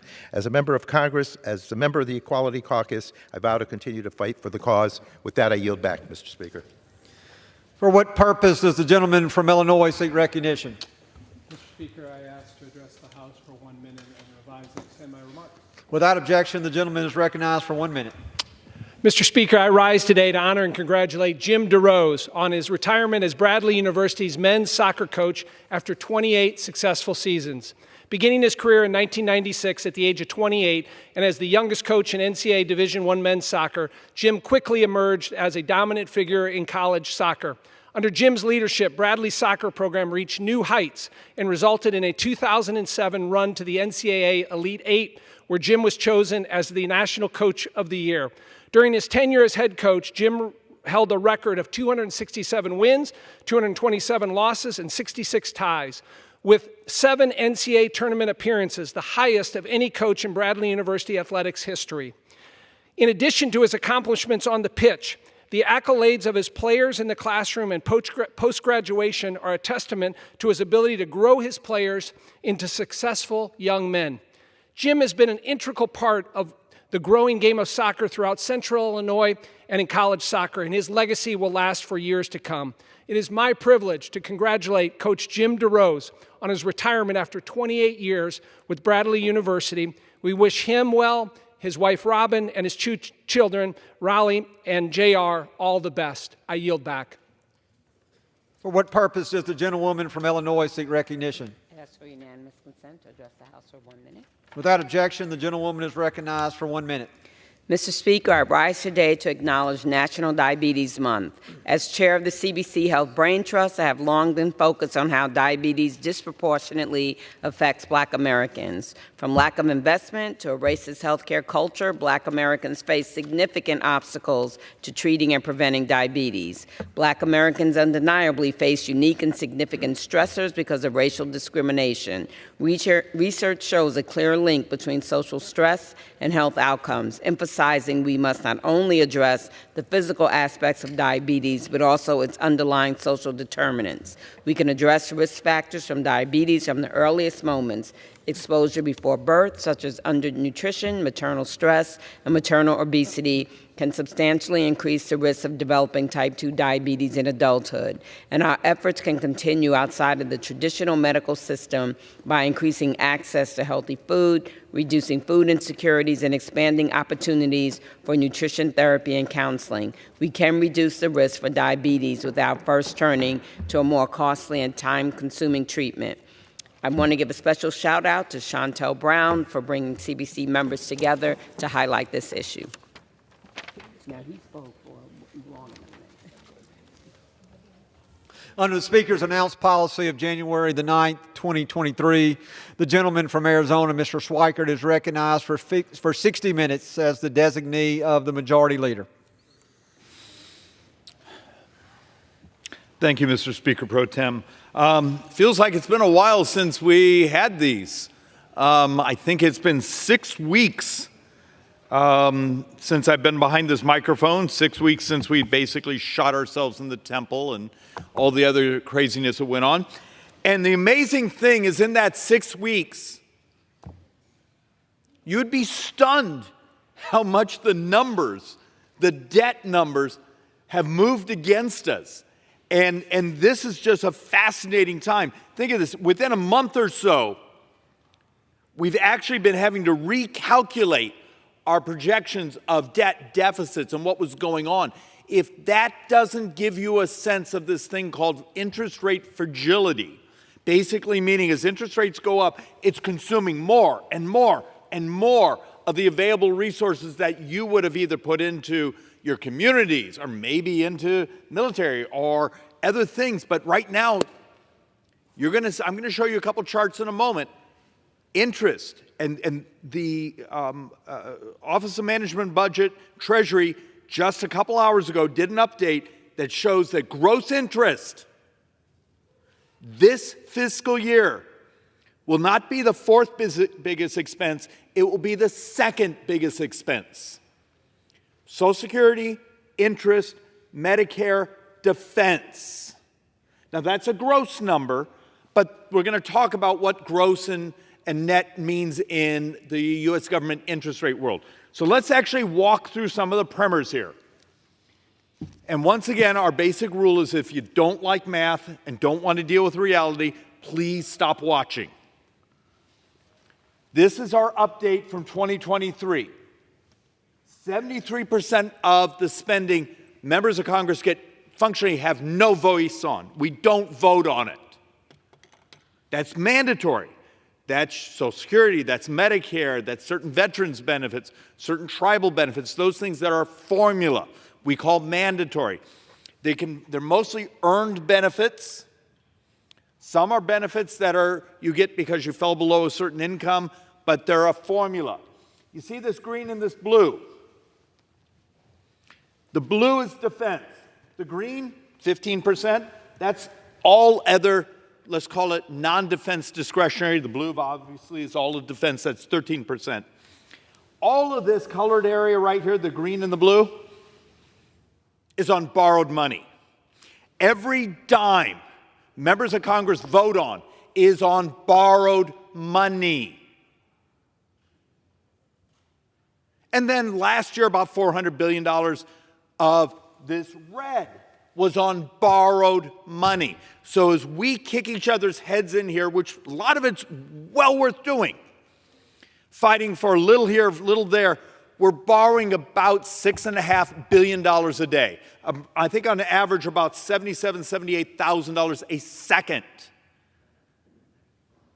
And one of the reasons I come back to this is being home this weekend, having some conversations with people. These are smart. I represent one of the best educated districts in America. And you have these conversations, David. David, if it just weren't for waste and fraud. David, if it weren't for foreign aid, or my friends on the left, and I'm going to show a bunch of slides here because I need to nail this down. If we just would tax rich people more, we'd be fine. None of that is true. You take the math and take every Democrat proposal, let's start with this one, and do tax maximization on those over $400,000. So on estate tax, income tax, capital gains tax, you do the tax maximization and then do the economic model, you get about 1.5% of GDP. Last year, we borrowed 8.4% of GDP. Turns out 1.5 is a hell of a lot less than 8.4. But this being a math-free zone, I thought we might do this several times to see if some of it sinks in. So once again, 73% of our spending is on autopilot. If we don't really move defense, all we're fighting over right now is within this green wedge, 15% of our spending. That's what's going on. So let's actually talk through what's happening around us. If I had come to this floor a year or two ago and said gross interest in the 2024 fiscal year was going to cross over $1 trillion, you would have laughed your hearts out. Guess what? OMB a couple hours ago confirmed gross interest is going to be over $1 trillion this year, making it the second biggest expense of this government. Does anyone understand? A couple years ago, it was 3 or 4 years ago, we were looking at numbers of $300, $400 billion. We've more than doubled it. Does anyone care? Is it just one of those, we can just continue to ignore it? A couple months ago, I came here and showed some charts that in this fiscal year, we're going to bring 9.6, that was our best model, 9.6 trillion to market. About $2 trillion we estimated to be virgin, new issuance. That's from the borrowing from this year. The rest is what we call refinancing. It's the short bonds, even some longer bonds, that many of these bonds were really low, just slightly above zero, and they're coming back for refinancing.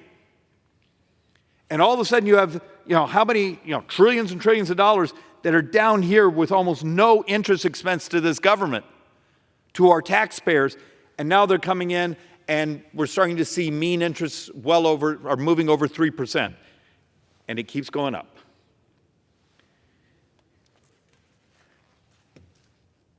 This should be what we talk about on the floor. If this continues, it consumes everything in its path. Is interest Republican or Democrat?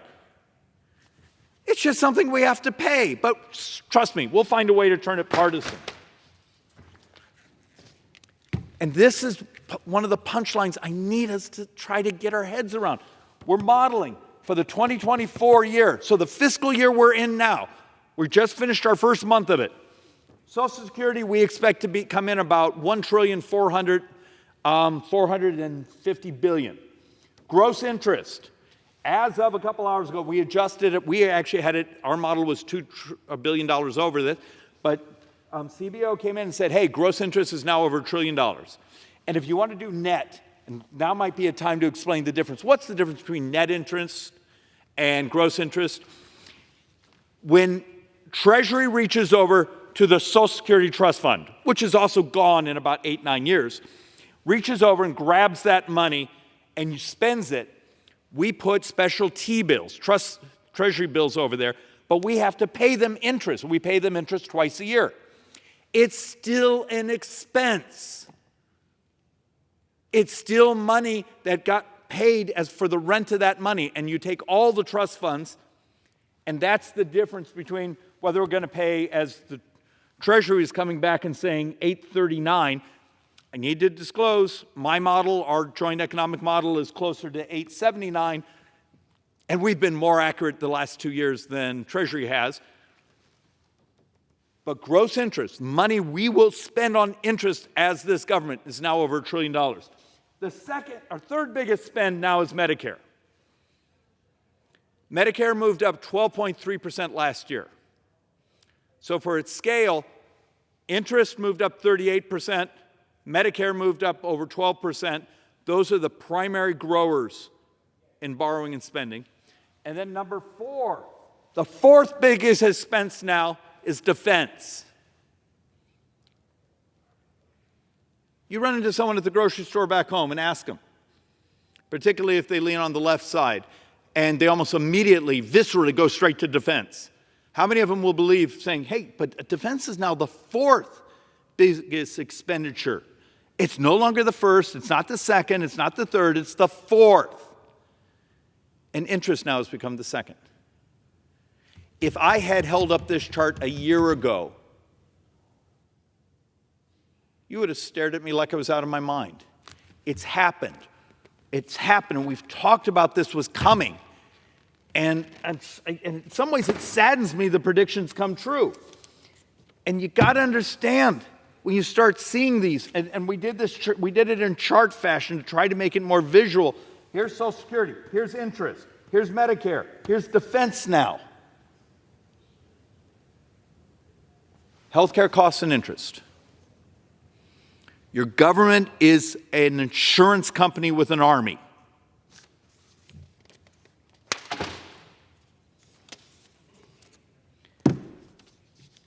And the interest payments just keep coming. We actually believe this number is wrong, but we think it's out of date. But the point of this chart is to show you the fast moving, what interest fragility is doing to us. 2022, we spent $475 billion in interest. 2023, we spent $659, and we thought that was outrageous. Our number is actually $880 for primary interest, not gross. But even if we use the most conservative number we've been given, and this number is already now a month or so out of date, you're looking at another 30% growth in just that spending line. And that's not counting for the interest we pay ourselves from the borrowing when we borrow out of the trust funds. And look, I know this didn't move the markets, and it won't move the markets until we start to have a really stressed bond auction. But you already know that two of the big credit rating agencies have done an actual downgrade. Moody's, last Friday, basically put us on downgrade watch. They still let us have our AAA, but they said, we believe the bias is now negative. You do realize there's 5, 6 countries now out there that have better credit ratings than the United States. Good jobs, guys. We should all be very, very proud of ourselves. And not that anyone here pays attention to the bond market. Why I keep coming back to the bond market is because we are incapable of doing our job here, telling the truth about the math. Remember, 100% of the borrowing from today through the next 30 years is demographics. Takes away some of the political fun out of it, doesn't it? When you can't sort of say, well, it's this or that. We got old. Take a look at the baseline data. It's healthcare costs, it's interest, it's Medicare, it's Social Security in functioning 9 years when that trust fund is gone. This is a chart of what happened, I think it was Thursday or Friday. We had a 30-year bond auction. Did anyone pay attention to the fact that it was substantially what they call undersubscribed? It wasn't a disaster, but it was definitely signs of stress. It shot up. That's what this line is here. They had to spike up the interest rates on those 30-year bonds to get the buyers, get them sold. And I believe, and I may have my number wrong, I believe the primary dealers, this is actually a special deal they have with Treasury, the primary dealers had to take down, had to buy almost a quarter of these bonds. Past years, it would only been around 12%. That is a big deal. The fact of the matter is when you had to turn the switch and the dealers had to take down the bonds because there weren't enough buyers. Does anyone in this body pay any attention to the fact that if we're borrowing $6.5 billion a day and then we're about to refinance several trillion dollars this year, how much of this we have to bring to market every couple of weeks? If this had gotten a little bit worse, this would have been the headlines over the weekend. And let's actually start to walk through, once again, our realities. Social Security. And the reason I'm walking through this chart is I'm going to spend some time on where the spending is. I'm going to spend some time on where the tax receipts are and who pays them. We're going to spend some time on some of the proposals out there to show how hollow they are.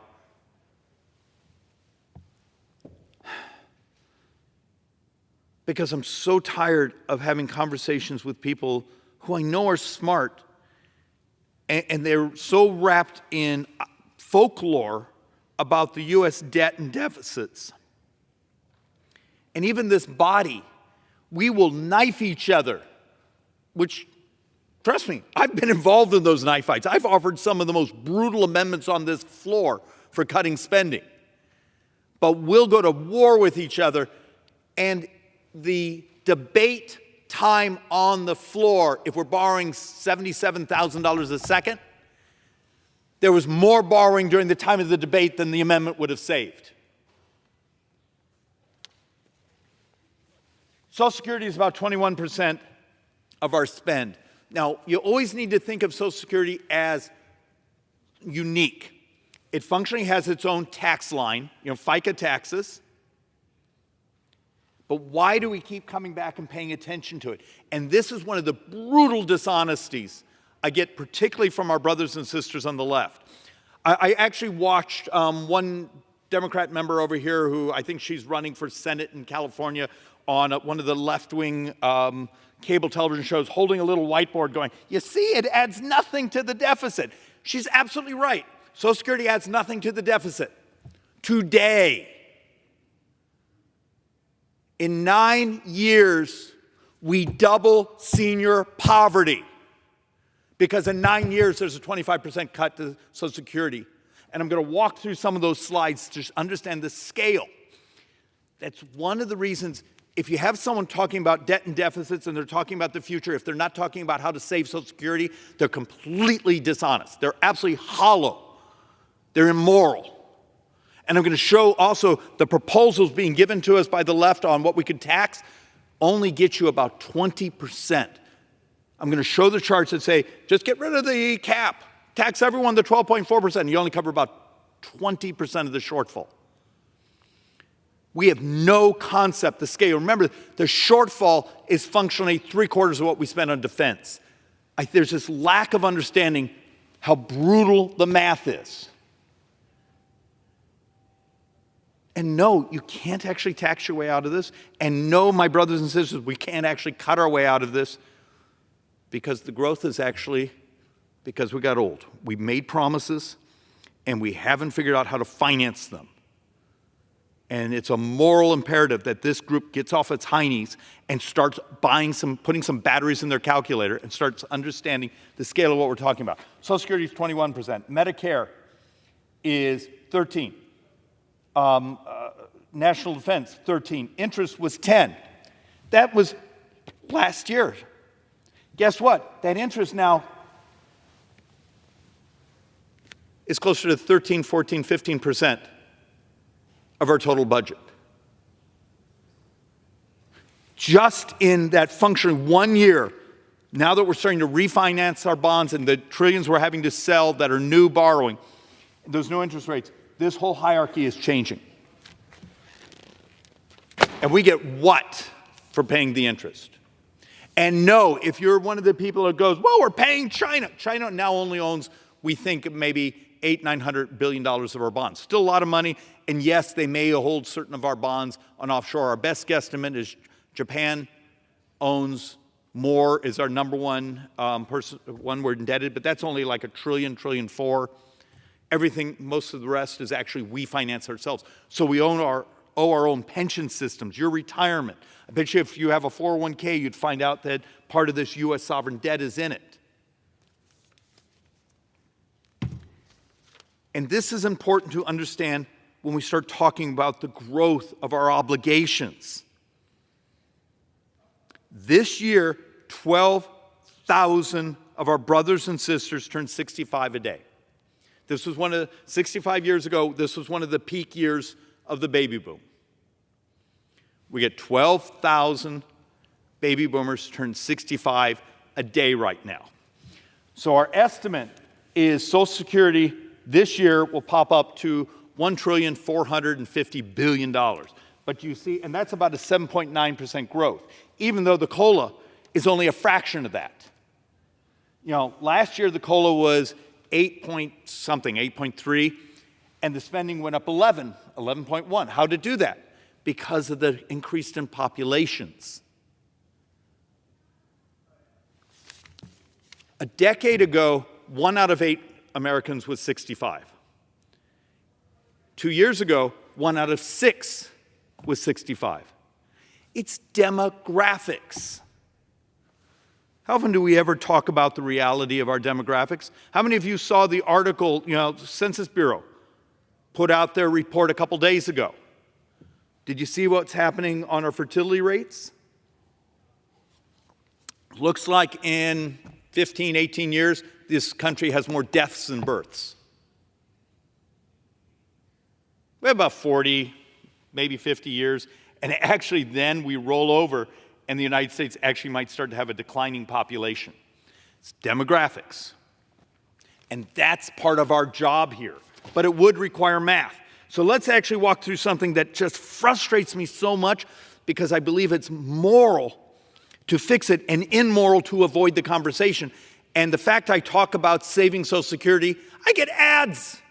I get attack ads at home because at first, he talked about it. Let's attack him. Our model, and it's not 2034, it's 2033. We have a mistake on our boards. I apologize for that. We estimate in functioning, this is 9 years, 9 budget years. The very first year the trust fund is gone, the shortfall is $616 billion. Okay, first year. Trust fund is gone. So let's go to the solutions we get from our left. Let's just tax everyone over $400,000. We're going to tax them the 12.4% tax. Okay? Unlimited income. And they get no benefit for it. All right. Except the problem is the best math says that gets you about $86 billion. Remember, 616 is the shortfall. And I did this on a single year to make it more understandable.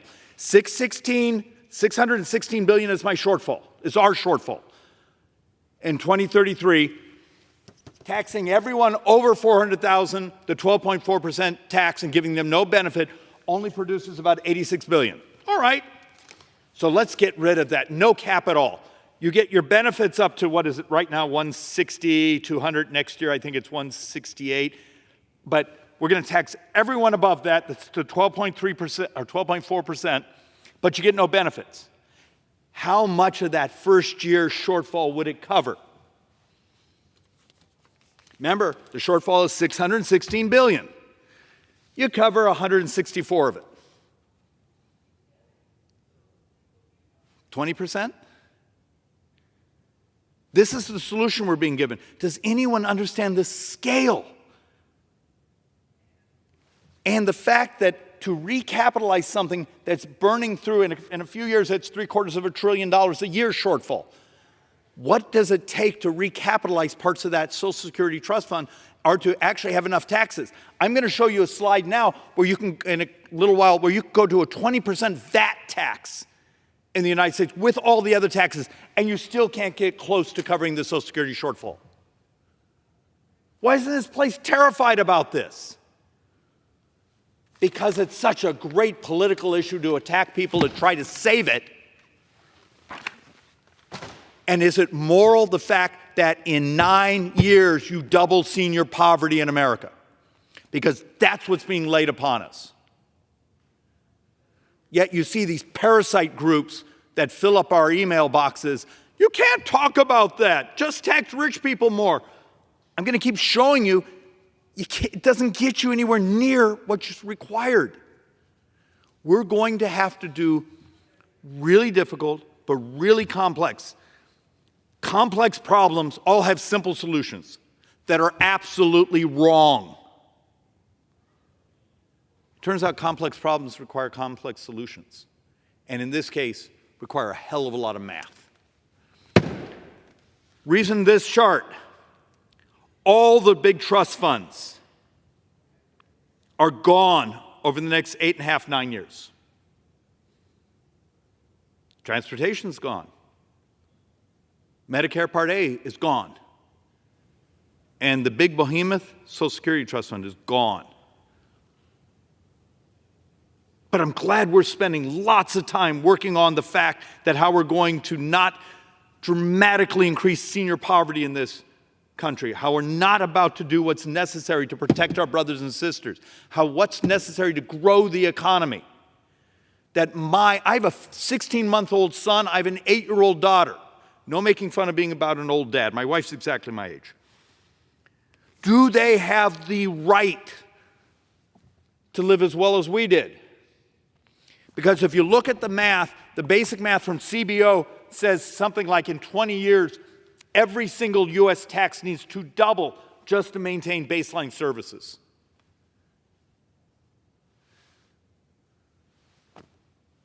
Does anyone here actually care? Is it too hard?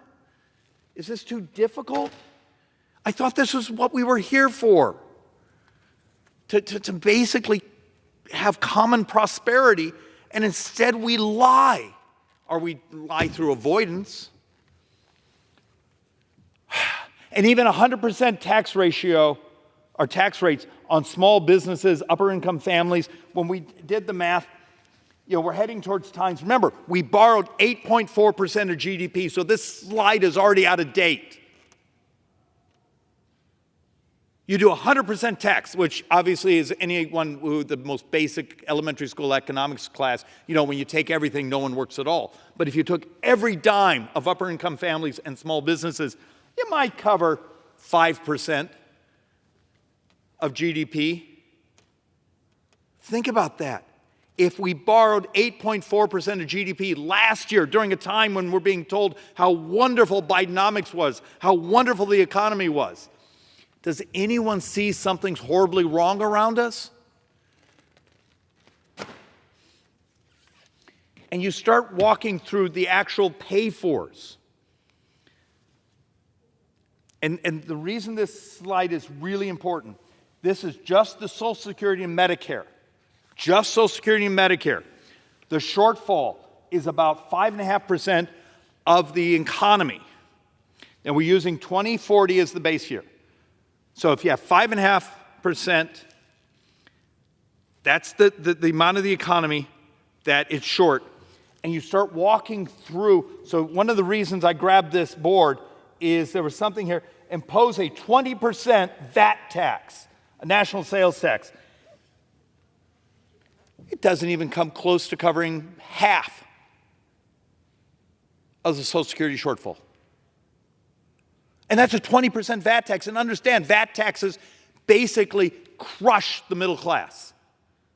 So we have this fight around here, the middle class, the porking poor.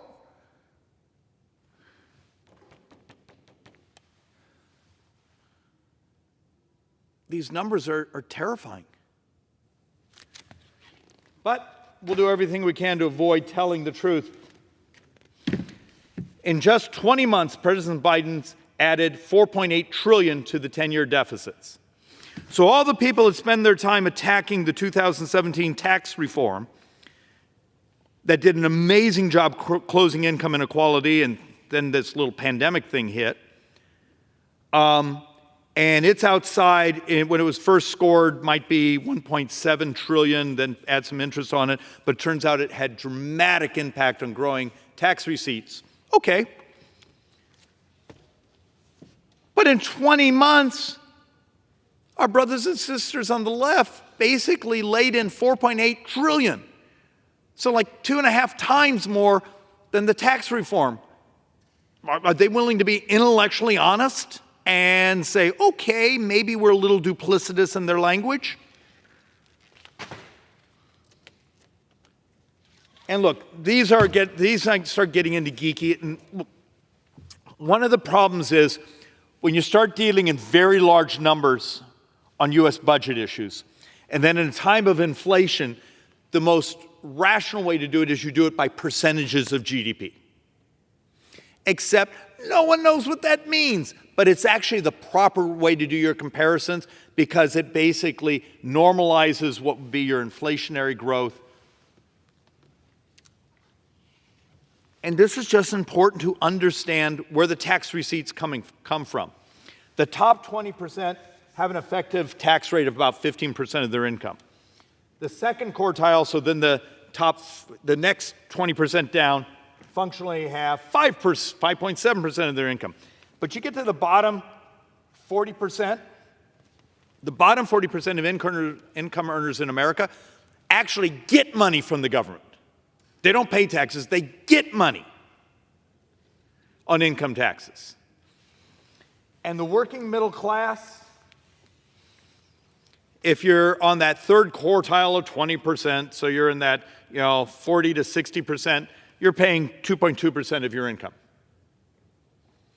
I don't think most of our friends around here, do you understand? After the December 2017 tax reform, the United States actually, our income tax actually got more progressive. More progressive, not less progressive.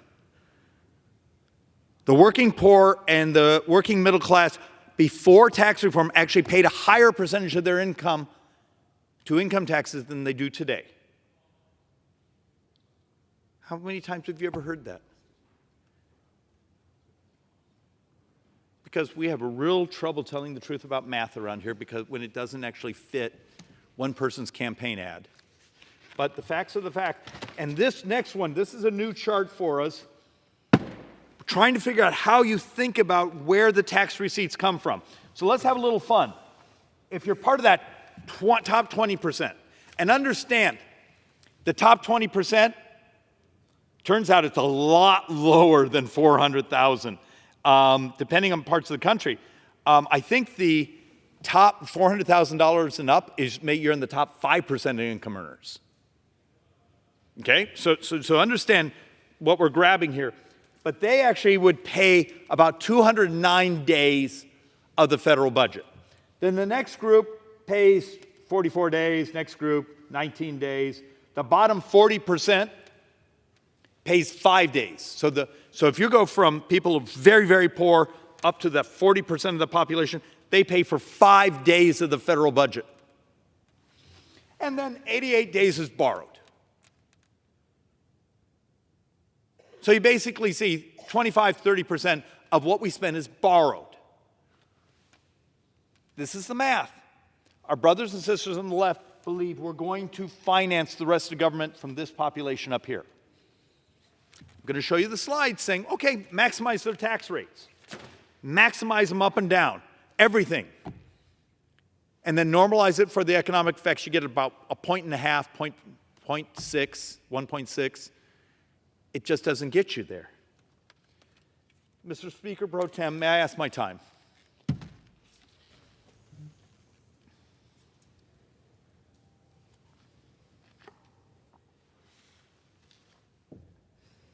The gentleman has approximately 28 minutes remaining. All right. I'll try to speak faster. All right. So now some of this, the reason, and I'm doing this again, is I've just grown just exhausted trying to work with some of my brothers and sisters on the Democrat side who I'll walk through the math and say, here's some ideas, here's some things we could do, and then, no, my people just want us to tax rich people more. Okay. Fine, maybe we should, okay, do it. Okay, and then the next day, can we go back to talk about the problem? Because you didn't fix anything. Taxing the rich could raise at most 1 to 2% of GDP by maxing out all the different tax rates and then adjusting for the economic losses. Okay, so let's say you get the full 2%. We borrowed 8.4% of GDP last year. I know I've come back and done this again, but is anyone paying attention? So let's walk through this just a little bit more detail. I'll do this quickly.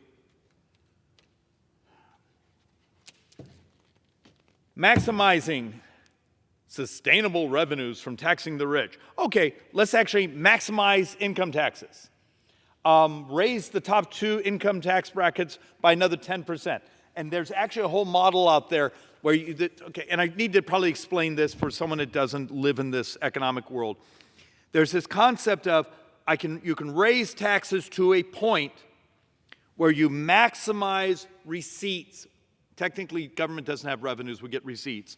Receipts but the next incremental tax hike rolls over and you start to get fewer receipts. We see this. Capital gains is actually in many ways the most sensitive to this, where there's sort of this maximizing rate, and we actually have very, very good models on this now.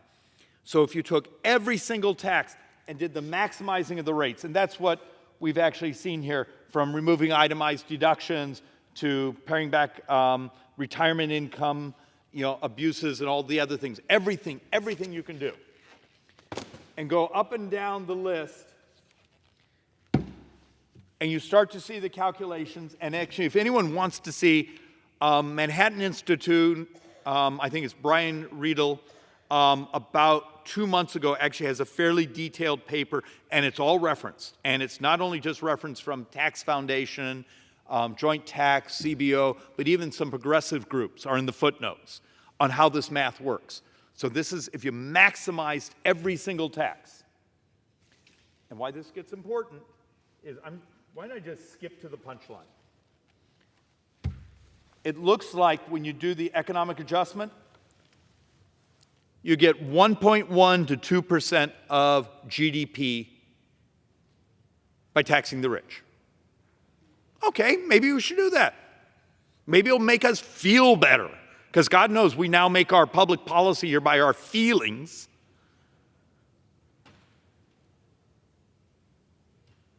But the point I keep coming back to is we borrowed 8.4% of GDP last year.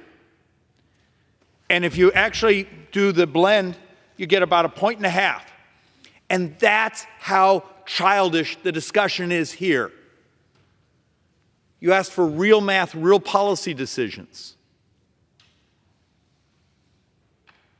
So we on the right, we're going to battle each other and try to cut parts of discretionary, non-defense discretionary. Okay. There's a bunch of that I'd love to get rid of. It's a really interesting ethical question.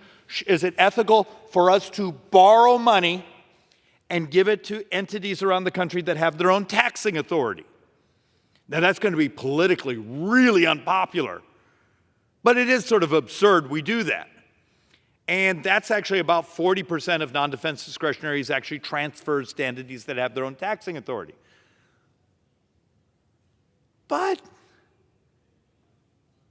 if you're functionally borrowing $80, $90 billion a month, you just covered, 3.25 months worth of borrowing by wiping out most of the discretionary budget, and then the next year it gets worse, the next year it gets worse, the next year it gets worse. Because remember, 100% of the future borrowing is driven by Medicare, and then in 9 years when the Social Security Trust Fund is gone, and I showed you the scale of that. Mr. Speaker, I've come behind this microphone for years now and walked actually through some really interesting things we can do. We saw during the 1 minute, some of our brothers and sisters here came up and talked about this being diabetes awareness. Diabetes is the single biggest cost of healthcare. It's actually the single biggest cost to this government. 33% of healthcare, 31% of Medicare. I've come up here repeatedly and talked about what we could do in the Farm Bill, the new blood glucose monitors, the discussion of some of the GLP-1s and the effect they're having on obesity and diabetes. There is a path, and it turns out the Joint Economic Committee about 4 months ago, the Republican side, Chapter 3, we went where we're not supposed to go, but it was real math. We talked about our brothers and sisters' longevity, the fact that the last 4 years, life expectancy in the United States has fallen. And if you actually look at the math, what's the number one reason? It wasn't drugs. Drugs was up there. It was obesity. Let's actually have an honest conversation, because it also turns out it's not only a moral battle to save our brothers and sisters from dying young, it also is the most powerful thing you can do to starting to stabilize U.S. debt, is helping Americans be healthier. Isn't that something neat? Is that Republican or Democrat? It's neither. It's just the right thing to do. And we were coming up with a few $1 trillion over 10 years by taking out obesity. Because of diabetes, heart disease, kidney failures, all these other things. I'm just trying to do two things here. Have an understanding how brutally ugly the actual debt and deficit math is, and that the solutions being provided to it are just fantasy land, ridiculous, childish, asinine. And then the second thing I'm trying to do when I come behind this mic, there are things we can do to have a revolution and stabilize this debt, and none of them are going to be easy. But in the complexity is the morality. We could work with people to be healthier. We could bring technology to make lives easier, to provide more access, particularly to health care, and you would disrupt the cost. The hardest part for us as electeds, you're going to have to deal with those armies of lobbyists marching up and down your hallways, and look them in the eye and say, in many ways, the morality, the cure, is in the disruption of doing the right and moral thing. I just don't know if this body has the intellectual prowess to actually deal with it. And with that, Mr. Speaker Pro Tem, I yield back.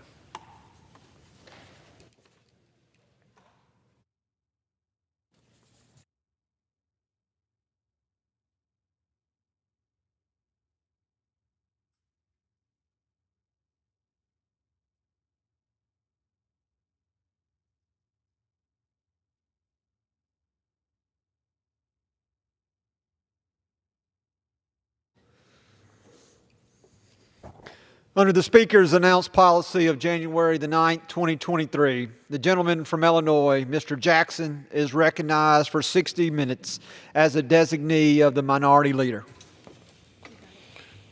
CBC Chair, Mr. Speaker, I ask unanimous consent that all members have 5 legislative days to revise and extend their remarks and include any extraneous materials on the subject of this special order. Without objection. It is with great honor that I rise today to co-anchor this special CBC Order Hour. I would like to thank my distinguished colleague, the Congresswoman Sheila Sherfless McCormick of Florida. For the next 60 minutes, we have a chance to speak directly to the American people on issues of great importance to the Congressional Black Caucus, Congress, the constituents we represent, and all Americans. Our special order hour today will focus on a very urgent and pressing issue for our community, and that is to recognize November as National Diabetes Month. I would like to yield to my colleague, the Honorable, who am I representing? I would like to acknowledge my colleague, Shontel Brown from the great state of Ohio, the city of Cleveland. Congresswoman Brown. Thank you, Congressman Jackson, and thank you, Congresswoman Sherfless McCormick. Thank you to our CBC colleagues for speaking tonight on this important topic and for the incredible work you do on so many issues impacting our communities. National Diabetes Month is a call to action. It is a call to action to invest in our people, invest in our neighborhoods, and invest in public health and medical research. It's a call to take the simple and direct actions that are often right in front of us. Just a few weeks ago, President Biden declared November to be National Diabetes Month. And while diabetes is truly a widespread problem, it is also a disease that shows some of the deeper sicknesses of America's history. Roughly 1 in 8 Black Americans has diabetes, and nearly 40% of the population that doesn't have diabetes is already pre-diabetic. And it is not just an older person's disease. In the last 2 decades, the prevalence of diabetes among people under 20 for Black and Hispanic Americans has increased by 95%. When you add it all up, Black Americans are 60% more likely than white Americans to have diabetes. In Cuyahoga County, which I represent, the Black diabetes rate is 25%. For whites, it's 7%.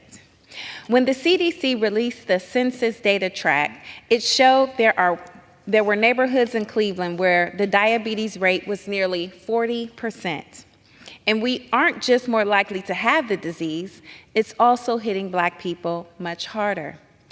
Nationwide, we are 2.5 times more likely to be hospitalized by diabetes than white Americans, and we are twice as likely to die from diabetes. There's a lot that's broken here, and it doesn't have to be this way. 3 years ago, as a member of the Cuyahoga County Council, I helped lead the effort to pass a resolution declaring racism as a public health crisis, and diabetes is one of the indicators we pointed to.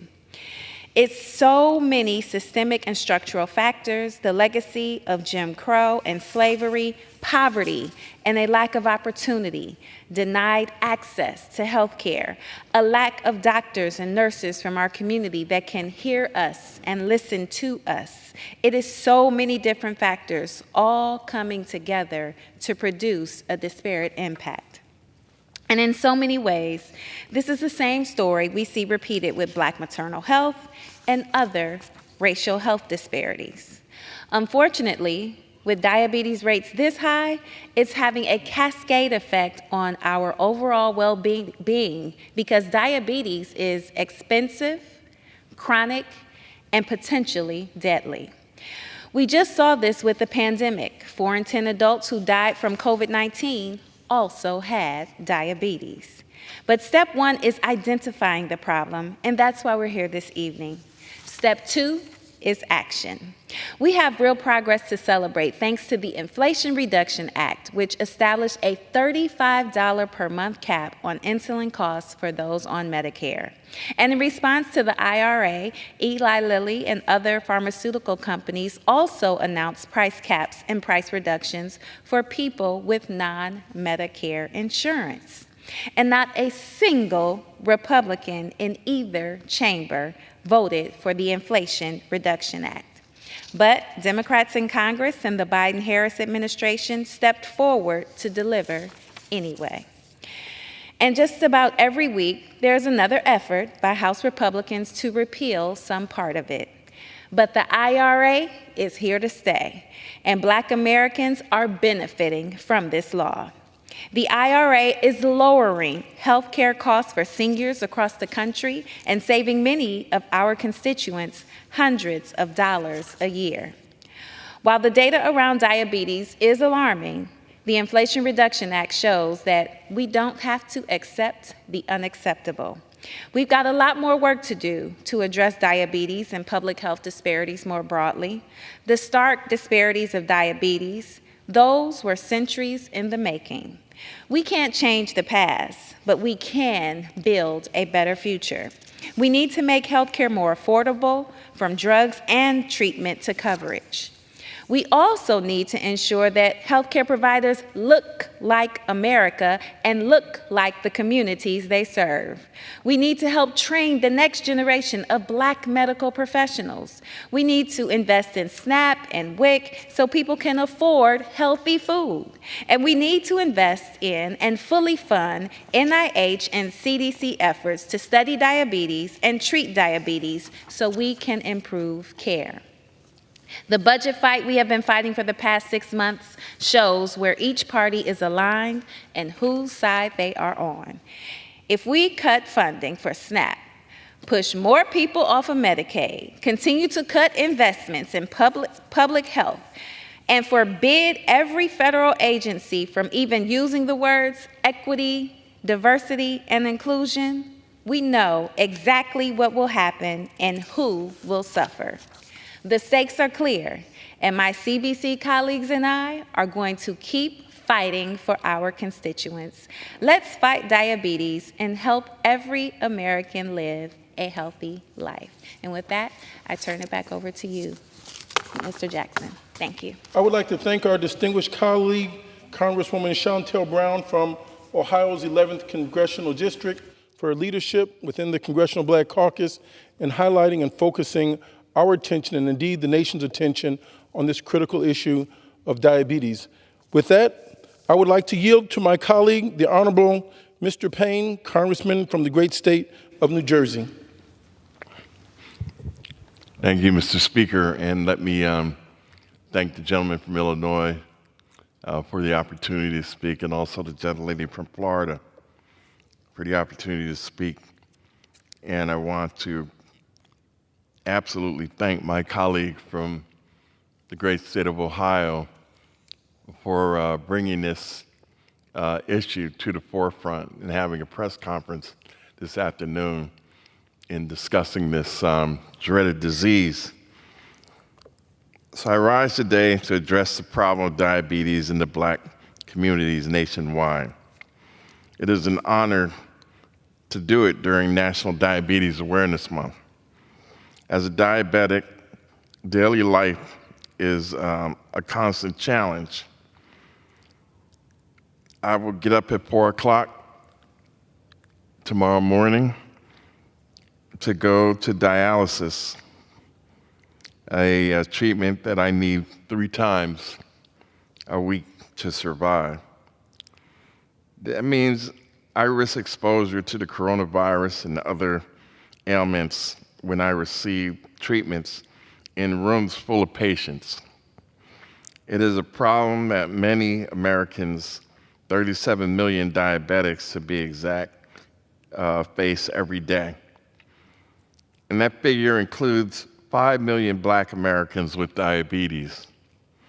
In addition, almost 80 million Americans could develop diabetes due to poor diet and health or family history of diabetes.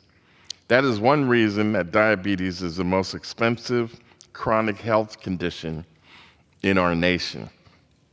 And these health issues are even worse for Black Americans. We are 60% more likely to develop diabetes than our white counterparts. And we are twice as likely to die from it than our white counterparts. Right now, 1 in every 5 Black Americans over the age of 20 has diagnosed or undiagnosed diabetes. And the prevalence of type 2 for Blacks and Hispanic youth has doubled since 2001.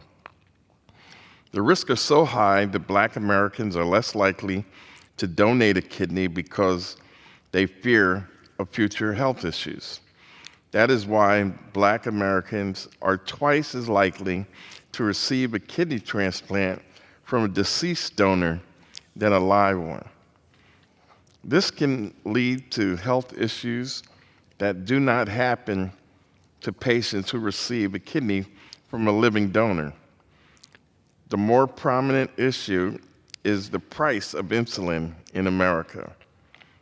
The monthly average cost of insulin is almost $650 per month. That is 10 times higher than the price in other countries. But there is hope.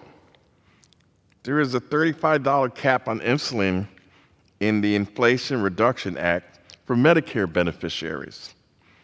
It helps our seniors save money on this life-saving medication, and they do not have to make the choice between food or insulin. But we need to do more. We need to pass bills like the one in the Affordable Insulin Act now,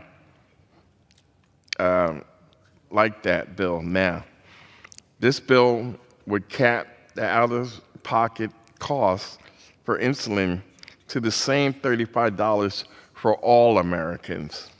President Biden is working to make the $35 insulin price cap permanent for all Americans in other legislation as well.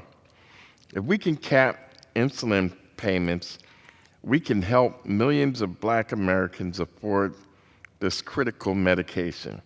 That is why this special order hour is so important. It brings awareness to the fact that minorities are more likely to face diabetes and other kidney-related issues. In addition, public talks like today's event remind people that diabetes is still a serious medical issue. When we increase awareness, we increase funding for new treatments and cures. Eventually, it will find the new treatments that will make it safer for diabetics.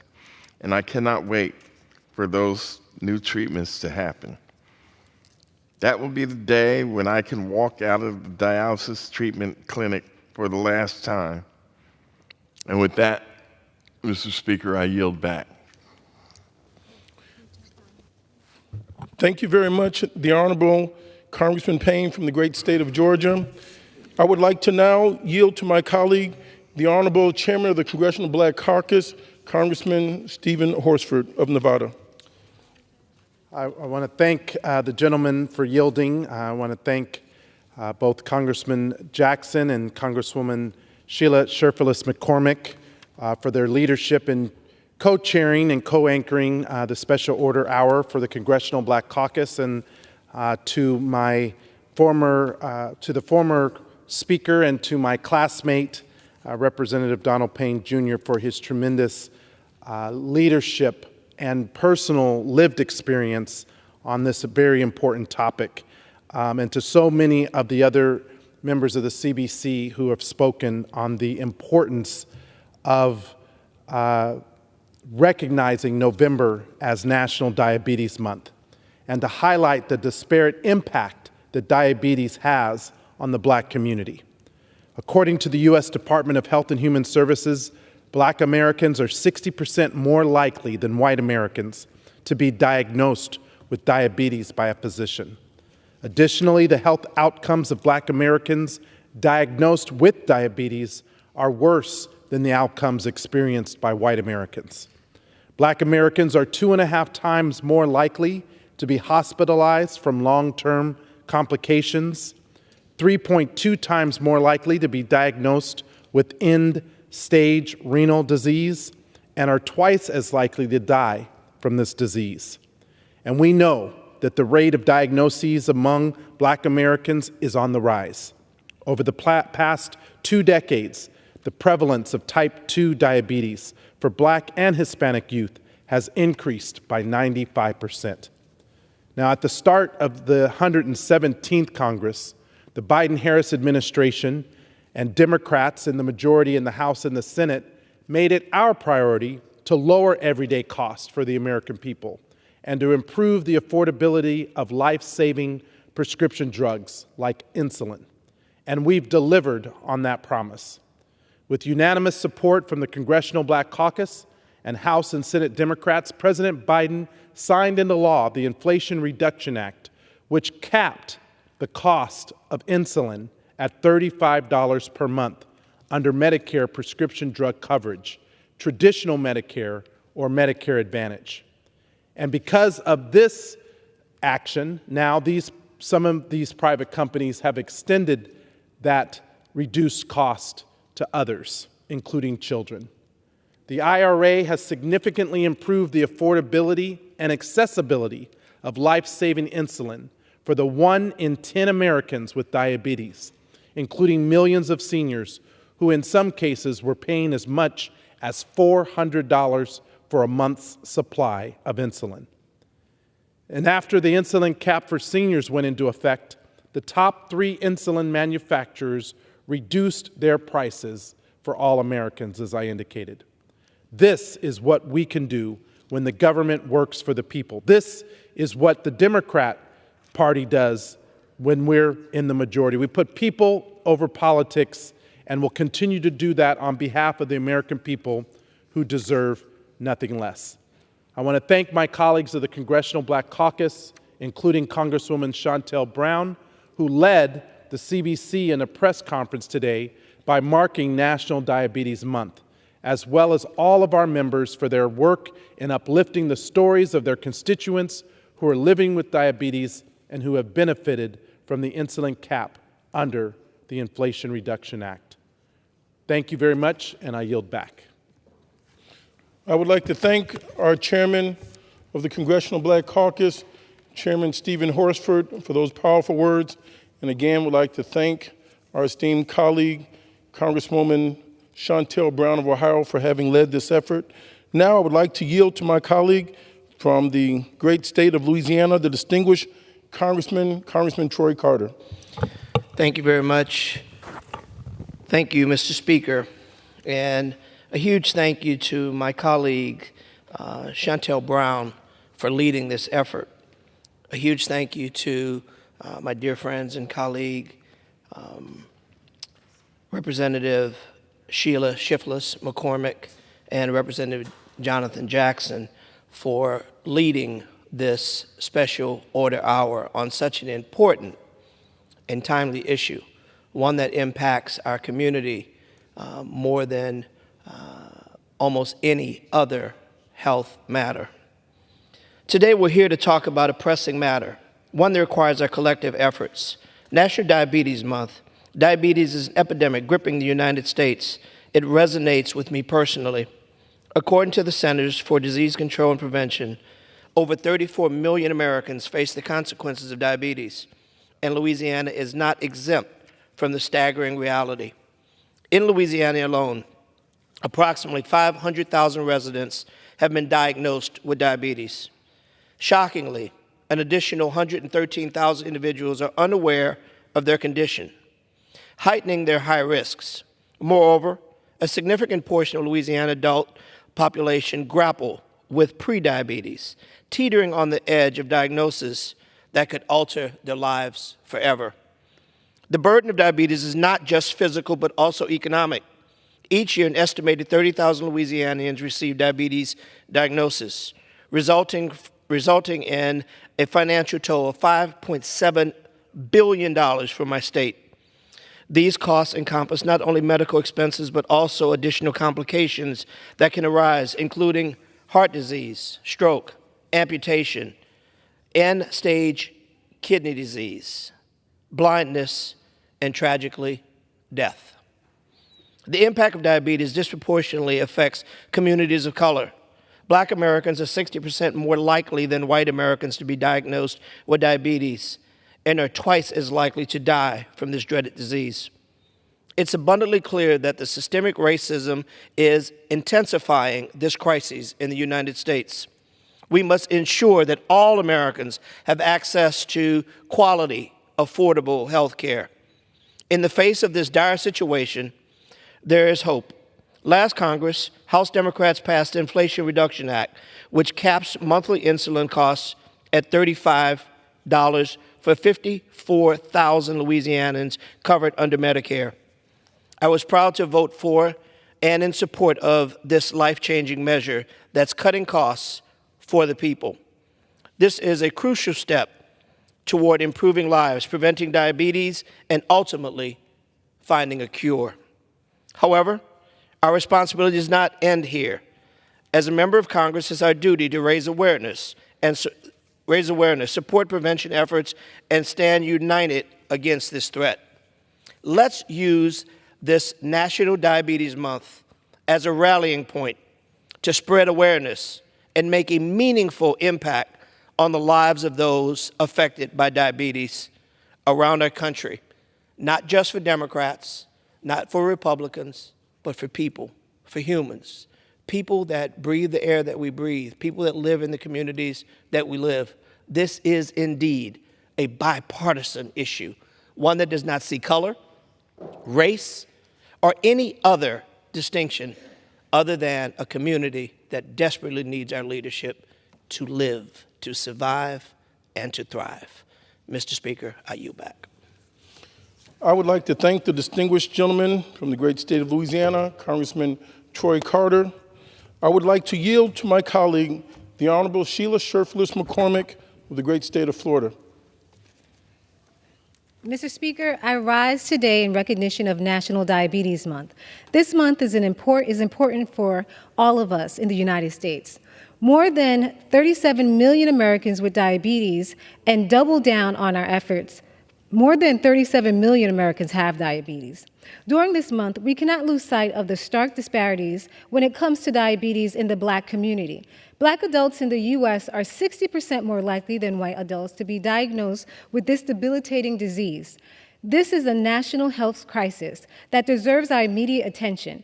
Black Americans with diabetes are 2.5 times more likely to be hospitalized and are twice as likely to die from this disease. As a healthcare executive, I saw this disparity firsthand and the impact they had on the communities I serve in Congress. A study conducted at Emory University confirmed what many of us has long known to be true. Structural racism and geographic inequalities are exacerbating diabetics' health disparities. Estimates indicate that rates of diabetes are 1.5 times higher among people of color, including Black Americans, American Indians, and Alaskan Natives, Hispanic, and Asians. Statistics emphasize just how serious this epidemic is in my home state. According to the Florida Diabetes Alliance, an estimated 579,000 Floridians have diabetes but don't know it, greatly increasing their health risk and dying. Yet despite inequalities, African Americans are 19% less likely to access neurodiabetes treatment. That means that they are 19% less likely to access medication that could mean a healthier and longer lasting life. Every American, no matter the color of their skin or their zip code, should be able to receive the best treatment options available with no questions asked. This month, let us recommit and address the social determinants of healthcare and recognize the impact they have in driving diabetes disparities. This encompasses everything from accessing green space and how long it takes to get to the grocery store. It comes down to whether patients live near a healthcare facility where they can speak to a provider and receive leading-edge diabetes cures. It is a matter of whether our kids are eating nutritious lunches in the cafeteria. If we want to get serious about tackling the disproportionalities and the rates of diabetes among Black Americans, this is where we need to start. By focusing on the social determinants of healthcare, we will lay the groundwork for a better and healthier future. It is now my privilege to yield back to Jonathan Jackson from the state of Illinois. Thank you, Honorable Sheila Shifless McCormick. Mr. Speaker, I rise today to bring vaunted and valuable attention to one of the greatest health challenges plaguing the American people, and to declare that this body needs to do more to alleviate the pain. The month of November has been designated to be National Diabetes Month. And the goal of this designation is to highlight the disproportionate impact diabetes continues to have on the communities I represent. Never before has one chronic disease so diabolically focused its fury on Black and brown people, which of course begs the question as to whether or not the proliferation of this silent killer is connected to the quality of food and economic choices of those very same communities. The physiology of Black and brown people are not in any way predisposed to be more vulnerable to this disease than any other group of people. And yet diabetes continues to destroy Black and brown lives at a rate that is more than disproportional, but diabolic as well. Since 2001, the proliferation of type 2 diabetes among Black and brown youth has increased at a rate of 95%. 95%, Mr. Speaker. According to the National Health Institute, young people between the ages of 10 and 19 years of age have seen instances of type 2 diabetes double amongst them. 2 out of every 100 Black youth now and indigenous youth suffer from this disease, and it is accelerating at an alarming pace. As I stand before you here, I shudder to think about the implications associated with the level of increase, what that will mean for the quality of life of families of young people currently sinking into this chronic abyss. Whether we're willing to acknowledge it or not, the way we currently treat, talk about, and address this disease will leave this country vulnerable to a medical tsunami, the likes of which no one on this planet has ever seen. We cannot be silent about this, because if we do nothing, African Americans are twice as likely as any other group to die from this disease.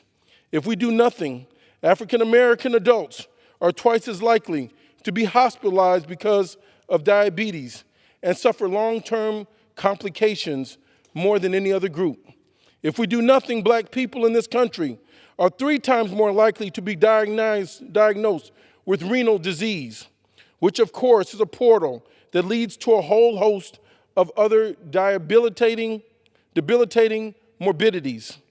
If we just sit around and dither, black people will be 60% more likely to be diagnosed with a disease that has the power to kill them. And let us not forget that African Americans currently make up 13% of the American population. And when 95% of the young people that make up 13% of your entire population are currently slipping down the slippery slope of diabetes, someone has to sound the alarm. This is why every American should be glad that President Biden has declared November to be National Diabetes Month. And all of us should be glad because this is a conversation we need to have. The time for us to act as if this is not a national emergency is over. Diabetes in the American population has crossed the Rubicon. We are well beyond the point of no return. And if we do not decide that the health and the health care of every American, particularly African Americans, is a priority equal to its importance to national security, then we will rue the day we buried our heads in the sand and preoccupied ourselves with the seasonal foolishness of partisan politics. This is not a red state or blue state issue. The American people are dying. The American people are suffering. The American people are looking to the government they elected to do something in its power to help them fight and ward off the devastating effects of this debilitating disease. Last year, millions of Americans reported hoarding insulin because of shortages, and the overwhelming need is manifesting itself nationwide. Who would have thought that people who live in the world's greatest country, in the history of the world, would have to hoard medication? Could any of us have ever imagined that the need for insulin would be so expansive that hoarding the medication would be a necessity or even an option? But this is where we find ourselves. This is the reality of millions of Americans have to live with every day. This is the minute-to-minute struggle for countless American families trying not to lose hope amid a sea of chronic and cataclysmic medical consequences. To those of you, I say, hold on and don't give up. If we are determined to do something about it, here in this Congress, we can say that elections have consequences, because indeed they do. And one of the positive outcomes of the last presidential election is the fact that President Joseph R. Biden is the duly elected president of the United States, and he helped pass the Inflation Reduction Act to help us deal with the cost of this runaway insulin. Now, insulin is $35 a month. That is very much a welcome relief in my neighborhood. So as an American, not only as a Democrat, I am glad that we have someone in the Oval Office who cares about what this disease is doing to our country. It says a lot about the character and integrity of the president that he would go out of his way to address this issue when so many other problems are vying for his attention over the last 3 years. But I also say to you, we can do more. We simply cannot avoid the connection between the systemic inequities of America and the incredible racial disparities by which diabetes continues to proliferate in the black community. In fact, in a recent study conducted at Emory University, it was suggested, if not directly implied, that structural racism is accelerating the diabetes crisis in the United States of America. And so potentially, what we have here is not just a medical crisis. What we have happening in America is also a social and a cultural crisis. Because when it comes to diabetes in the black community, it would appear that our current crisis is a result of a strange confluence of issues. nutritional opportunities, access to fruit and vegetables, and the inability to afford healthy nutritional options have all come together to make an already terrible situation worse. More and more researchers are discovering that the race, geography, and economy of a community can be an overwhelming determining factor for understanding the impact of the debilitating and chronic disease. This is why I've been a major proponent of the Gus Schumacher Nutrition Incentive Program, the GUSNIP. I'm a major supporter of this program because it allows the Secretary of Agriculture to provide funding opportunities to conduct and evaluate projects providing incentives to increase the purchase of fruits and vegetables for low-income consumers.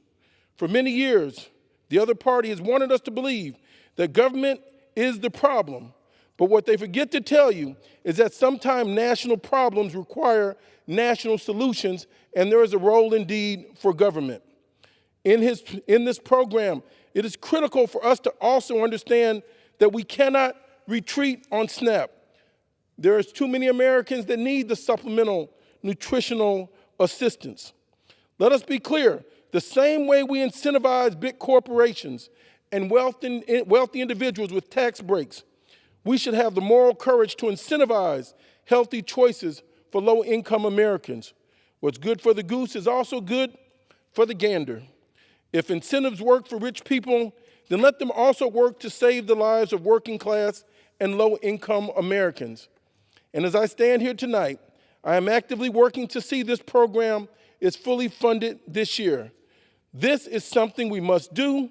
We owe it to the American people to do everything we can to help them save lives. And let me simply say that it's about time we start incentivizing things that keep people alive and not just behaviors that make people more money. It is my great hope and expectation that the expansion of GUSNIP will allow the program to run more efficiently and increase cooperation between recipients and the federal government. I also believe that a greater emphasis needs to be placed on the Healthy Food Financing Initiative, created back in the Obama administration to provide grants and technical assistance to empower families to have access to fresh, healthy, and affordable foods in rural and urban communities that are underserved. Most people fail to realize that the overwhelming instances of hunger in America are not happening in American cities, but this is rather taking place in rural communities. This is why I'm pleased that the Department of Agriculture partnered with the Reinvestment Fund to invest $22.6 million to improve access to healthy foods in the underserved communities. We have an obligation to all that we can do to empower ordinary, everyday American citizens to make choices that will sustain their lives.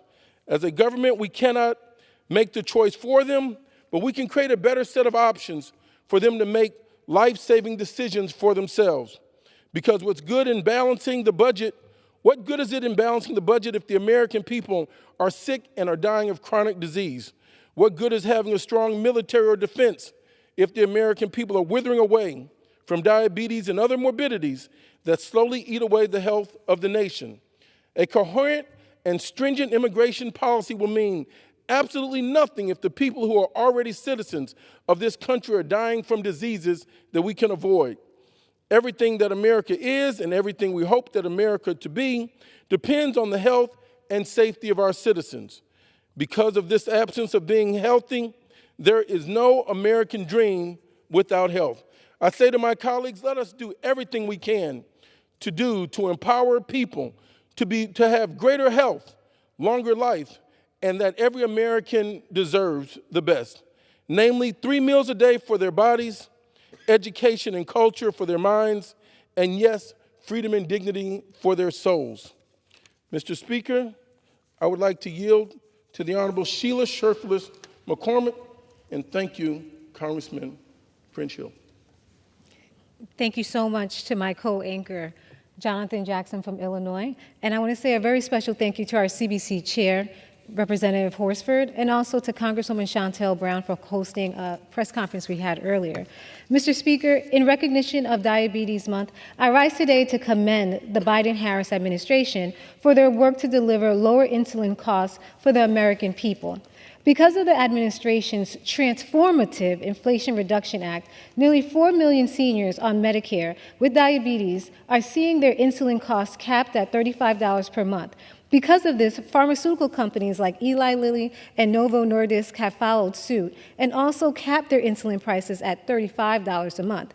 This is a massive win for our seniors nationwide, including those in Florida's 20th Congressional District. The life-changing caps that have helped over 29,000 of my constituents pay $440 less each year in insulin are worth it. These savings are making a tremendous difference when it comes to health outcomes. Medication is not something that those living with diabetes can go without. Over 80% of adults with diabetes depend on medication to manage their conditions. While this cap is putting money back in our seniors' pockets, we still have more work to do. As President Biden has made it clear, affordable insulin should be accessible to all Americans, not just Medicare beneficiaries. It is devastating that nearly a fifth of insulin users have to ration their insulin use. In a country like ours, how can this be the case? Stark healthcare disparities also underscore the need for us to do more and act. Diabetes rates are skyrocketing within communities of color. Since 2001, the prevalence of type 2 diabetes for Black and Hispanic children has increased by a staggering 95%. Let me repeat that one more time. Has increased by 95% for our Black and Hispanic children. Nobody should be forced to choose between paying their rent and buying insulin. No one should die because they have to ration their insulin. No one should go blind or lose limbs because they could not afford medication. Your life shouldn't be put on hold because you were diagnosed with diabetes. As Americans, we can and we must do better. Last Congress, I was proud to vote for the Affordable Insulin Act now to clamp down on runaway insulin prices, threatening Floridians' health and financial security. We need to get this bill across the finish line and make diabetes treatment more affordable.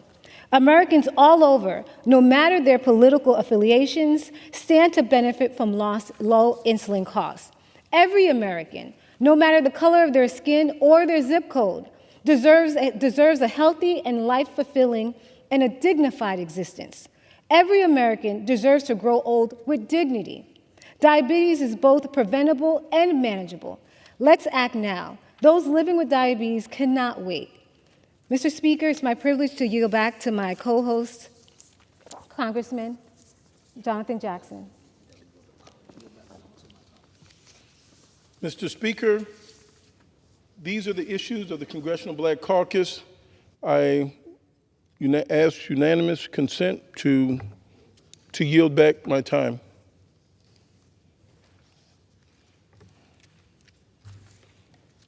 Under the Speaker's announced policy of January 9, 2023, the Chair recognizes the gentleman from Arkansas, Mr. Hill, for 30 minutes. I thank the Speaker. I want to thank my friend, Mr. Jackson from Illinois, for his compelling presentation with his colleagues on such an issue of extreme importance to our whole society, and that's combating the chronic challenge that so many of our families face from diabetes. So I thank my friend for his leadership here on the House floor.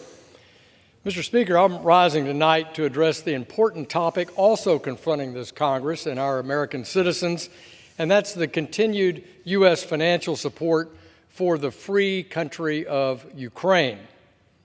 I say financial support because U.S. citizens overwhelmingly oppose Putin and his illegal, murderous invasion of his sovereign neighbor. Also overwhelmingly, Americans believe that our continued support of Ukraine is an imperative to stop Russian aggression. Further, Americans believe that Putin poses a threat to our own interests and that withdrawing our support would be a sign of weakness to our allies.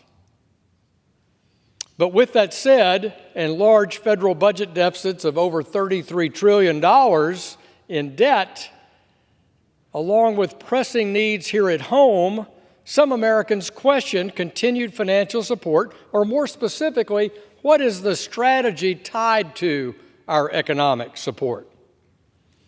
I will outline why it's in America's interest to support Ukraine in its powerful, committed fight to eject Putin from its unprovoked, illegal invasion of their sovereign nation. I'll also work to clear up misconceptions or even myths about our current and past level of support for military, security assistance, humanitarian aid, and direct financial support to the government of Ukraine. Mr. Speaker, it's longstanding U.S. policy as a founding member of NATO and the indispensable partner in the transatlantic military, diplomatic, and economic alliance to support a peaceful Europe, safe from external threat from invasion or nuclear attack. Formally, since World War II, we have performed this multi-pronged mission against the Soviet Union, non-state and state sponsors of terrorism, during the collapse of Yugoslavia in the 1990s, and even more recently from Putin's previous illegal incursion into the country of Georgia. In 1985, some 40 years ago, President Reagan addressed the UN General Assembly, and he asked the rhetorical question, what kind of people will you be 40 years from today? His hopeful answer, free people, whose government rests on the consent of the governed and who do not wage war against their neighbors. Sadly, Reagan's hopeful prediction remains untrue 4 decades later. And frankly, just as in 1985, still at the hands of the Russian leader. But for me, President Kennedy's inaugural charge perhaps said it best. Let every nation know, whether it wishes us well or ill, that we shall pay any price, bear any burden, meet any hardship, support any friend, oppose any foe to assure the survival and success of liberty. This much we pledge and more. Under President Obama, despite promises made by the United States to Ukraine in the 1990s, America failed to live up to President Kennedy's pledge. Instead, President Obama pursued appeasement of Russia in Syria and Ukraine, fully tempting the megalomaniac Vladimir Putin. This wrong-headed approach was partially reversed by President Trump, but the damage, Mr. Speaker, was done. And President Biden's catastrophic decision to precipitously pull out of Afghanistan, Putin took as the final failure of American policy resolve. My friends, this matters because aside from past obligations or the moral case, U.S. workers, U.S. farmers, and U.S. consumers are better off when Europe is prosperous and free. More choices on our shelves at better prices, more jobs producing goods and exporting them, more jobs from billions of dollars of European investment here at home in the United States. Every day I hear, hey, Europe is not paying their fair share to boot Putin out. They're not paying their fair share on military equipment, supplies, humanitarian aid, the monthly budget in Ukraine. Mr. Speaker, this is a false assertion. Let's look at the facts. Since February of 2022, the European Union and the countries of Europe have contributed $32 billion in security assistance. The United States is the world's largest military superpower, with the largest industrial base, with the largest military inventories, has contributed $44 billion in security assistance. Additionally, we've increased defense production here at home, spending close to $20 billion on new inventories of supplies that we need and improvements in our industrial base. With the opening of new facilities and second and third shifts, we're adding new career opportunities from Vermont to Arkansas to Arizona. American workers are manufacturing ammunition, javelins, Stingers, Patriots, and HIMARS. On the non-security aid side, of humanitarian and economic support, Europe's contributions dwarf those of the United States. Europe has contributed $42 billion for humanitarian and economic support versus $26 billion from the United States. The European Union has provided $18 billion in support for Ukrainian refugees, in addition to taking care of those 4 million people from Ukraine registered as refugees and living outside their country in Europe. Each month, it cost over $7 billion per month to man the Ukrainian government, civil and military. So far, American taxpayers have contributed $22 billion in that direct budget support. Europeans have contributed $26.5 billion and have approved by legislation $54 billion more 2024 to 2027. The World Bank and the International Monetary Fund, the IMF, are in full support, and like America, they too have been generous, with several countries using these institutions to guarantee billions of dollars in loans to Ukraine. And in addition to the United States and those countries in Europe, others are helping on their own. Canada, $4.8 billion. Japan pledging $5.5 billion in assistance. We need more global leaders like Japan and Canada. So the United States is doing what we do best, using our military-industrial base, the best military in the world, to provide more security and more training assistance to Ukraine than our allies. And that's true when you take into all the contributions to this critical cause: security, humanitarian, and direct economic support. But it's clear, Mr. Speaker, that the U.S. is not alone in this effort and is surpassed by financial commitments from the countries of Europe, as it should be. The numbers speak for themselves. 2 weeks ago, I traveled to Poland to meet with U.S. commanders overseeing the training of Ukrainians and coordinating critical military supplies. I followed up by traveling to Kyiv and met with President Zelensky and his foreign minister, his finance minister, and his defense minister. Contrary to the myths I read in the U.S. press, the United States and our allies are not delivering pallets of cash or giving crypto to Ukrainian oligarchs. All the U.S. assistance is monitored and audited.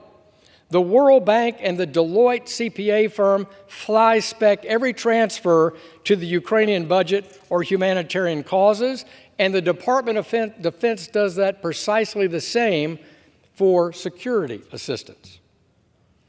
U.S. budget support is done on a reimbursable basis, meaning that the funds are only distributed to Ukraine following the World Bank's verification the money was spent on an approved activity. The U.S. government also has the Ukraine Oversight Working Group, which consists of more than 20 agencies led by the inspectors general from DOD, state, and USAID. Now, there's some in America that spread conspiracy theories about this brutal war or even peddle Russian propaganda. Others are simply pacifists or isolationists. And Mr. Speaker, I fully respect my fellow citizens and their differing views from my own, but my friends, the past Obama appeasement or current isolationism does not make America safer or richer. Failing to see Putin's megalomania stopped in Ukraine weakens our long-term economic prospects, just like appeasing the Germans did in the 1930s.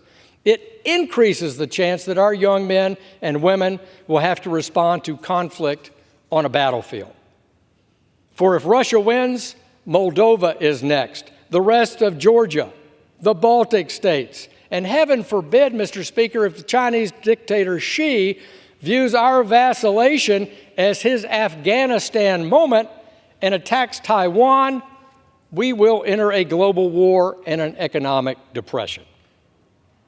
For literally less than what America spends in 1 week, we can witness the unity and security of Europe and the weakening of the Russian threat to its neighbors and deter Xi in his South China Sea provocations.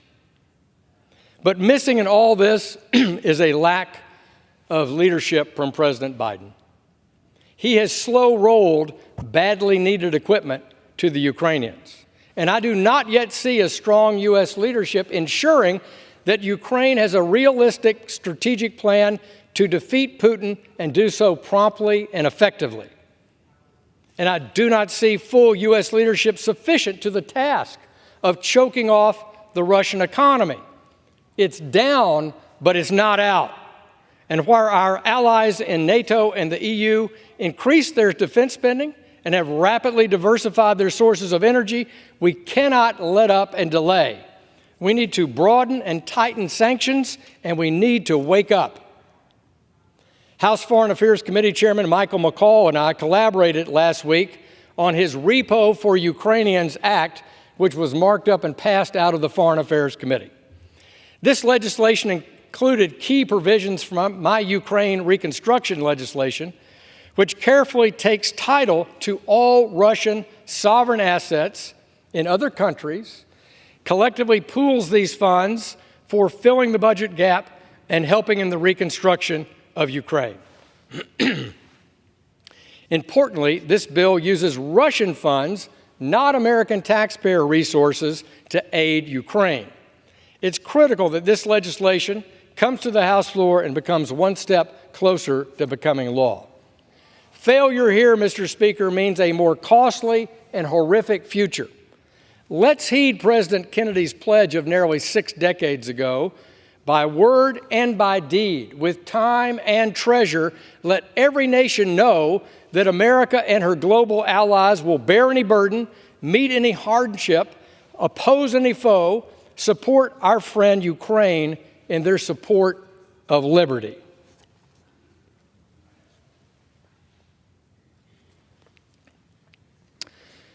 Mr. Speaker, last week in the House Foreign Affairs Committee, we marked up Chairman Michael McCaul's bill, Rebuilding Economic Prosperity and Opportunity, Repo for Ukrainians Act. At its core, the Repo Act utilizes Russian sovereign assets to pay for the Ukrainian current financing gap or its long-term reconstruction, or both. It seems brutally obvious to everyone that Russia should be responsible for the cost of the damages stemming from its illegal invasion of Ukraine, not American taxpayers. It's particularly offensive to the global community that a permanent member of the United Nations Security Council would blatantly and viciously destroy all aspects of the global order, invade a sovereign neighbor unprovoked, repeatedly commit war crimes, and violate too many international treaties to be named here.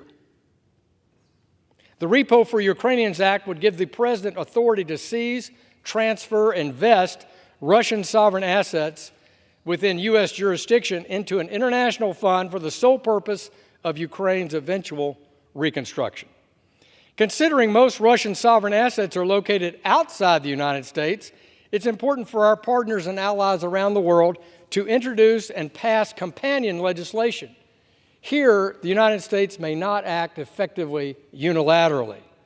Recently, I met with Europe's rapporteur, Luzem Basha. He fully understands the urgency of global action and action to be taken in Europe. And there's bipartisan recognition here in the Congress that the United States must be a global leader on this topic and through coordination with the G7 and our allies. This bill is consistent with well-established international precedent where the United States worked with international partners to establish a fund like we saw with Afghanistan in 2022, or the Iran-United States Claims Tribunal in 1981, or the UN Compensation Fund for Kuwait in 1991 following the invasion of Iraq. According to legal experts like Professor Lawrence Tribe, Russian objections based on claims of sovereign immunity are baseless, as using Russian assets to rebuild Ukraine helps restore the principles of national sovereignty. Russia cannot violate Ukraine's sovereignty while invoking its own as a shield. Concerns that seizing Russian assets will undermine the U.S. dollar are also unsubstantiated. By working with our European colleagues, we will show that the seizure of assets is not a risk to doing business in dollars, but rather is an international condemnation for unprovoked aggression by Russia. In my view, the REPO Act, as marked up in committee, still has some room for improvement, such as declaring that Russia's illegal war first began in February 2014 after its initial invasion of Crimea. But with that said, I want to thank Chairman McCall and acknowledge several points from my text, the Ukraine Reconstruction Act, that were included in the chairman's revised repo bill. First, we made sure to hold Belarus accountable for its direct role in supporting Russia's illegal war in Ukraine. Next, we added controls to ensure good governance and standards around the International Ukraine Compensation Fund, and its mechanism includes audits by independent auditors and the Government Accountability Office. Chairman McCall also accepted that the bill should clarify important concepts like judicial review and the definition of seizure to mean the confiscation of all rights, title, and interest in the sovereign asset. Now let me turn to some examples about how this legislation would work in conjunctions with our allies and partners around the world. First and foremost, it's generally accepted that the Russian central bank assets held outside of Russia are the first order of business. Public estimates of this funding are approximately $200 billion, mostly held in Europe, principally in Brussels. Europeans have considered the use of interest on these assets as an immediate way to gain benefit for the funding of Ukraine's war effort or covering a portion of their monthly budget. Thus, there are both short-term and long-term potential uses for the corpus of $200 billion in central bank assets held abroad or using the earnings on that total amount. Additionally, I argue that state-owned enterprise assets outside the Russian Federation should also be considered as Russian sovereign assets as well. Mr. Speaker, nearly 40% of the Russian Federation's economy is owned by state-controlled companies. Russian public companies that are wholly owned by the Russian sovereign state, like being over 51% of their public shares, should be considered fair game for building assets necessary to rebuild Ukraine. For example, Gazprom, the largest oil and gas enterprise in Russia, is majority owned by the Russian Federation. It has lots of operations outside Russia. Likewise, one of Russia's most prominent commercial banks is controlled 51% of shares by the Russian Federation. That's Sberbank. By including state-owned enterprise assets, this increases the leverage and negotiating authority of pressing Russia for change to bring about this war to an end and utilize these assets for funding reconstruction. With that, I look forward to consideration of the Repo for Ukrainians Act by the House soon. I want to thank Mr. McCall for working with me on making this a stronger bill, and I hope that the senators, Senator Risch and Whitehouse, legislation can also be considered in the Senate.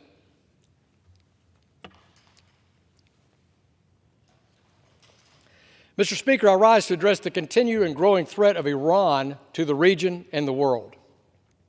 This administration is committed to giving carrots to the world's #1 state sponsor of terrorism and getting nothing in return. This goes beyond the $6 billion hostage payment or the release of $10 billion in Iranian oil purchased by Iraq. Sanctions relief and appeasement under both the Biden and Obama administrations have resulted in sharp economic growth for the mullahs. According to the World Bank, under President Trump and his maximum pressure campaign, Iran's GDP was about $330 billion per year, down from $550 billion under President Obama. Substantial drop. Now, under President Biden, Iran's economy is back up to $359 billion in 2021. It's almost $390 billion last year and growing. We have let Iran back into the global economy when our sanctions were effective, and we should not be shocked that we're now involved in nearly every conflict around the world. In Ukraine, Iran sells drones and arms to Russia. In Israel, Iran is the principal financer of its terror proxy, Hamas. In Syria, Iran is the principal financer of Hamas there, and the Iranian Revolutionary Guard units fight alongside Russia to prop up Assad's murderous regime. Iran-backed militias in Iraq claim responsibility for recent drone attacks against U.S. forces in northeastern Syria and our base on the Jordanian border. And in Yemen, Iran is the primary financer of the Houthis, who've shown the capability to fire long-range missiles at Israel over the Saudi Arabian airspace and shoot down U.S. surveillance flights in the region. Iran is directly involved in all these conflicts. As a partner with Russia and China, Iran is the linchpin in what the American Enterprise Institute calls the Coalition Against Democracy. They are the world's #1 state sponsor of terror and have been for decades. And finally, Mr. Speaker, to cap it off, 91% of all Iran's oil exports go to China.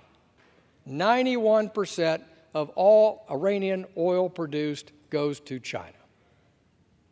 Iran, along with Xi in China and Putin in Russia, had formed this new coalition that seeks to overthrow America's presence in the world, our values of democracy, rule of law, and freedom.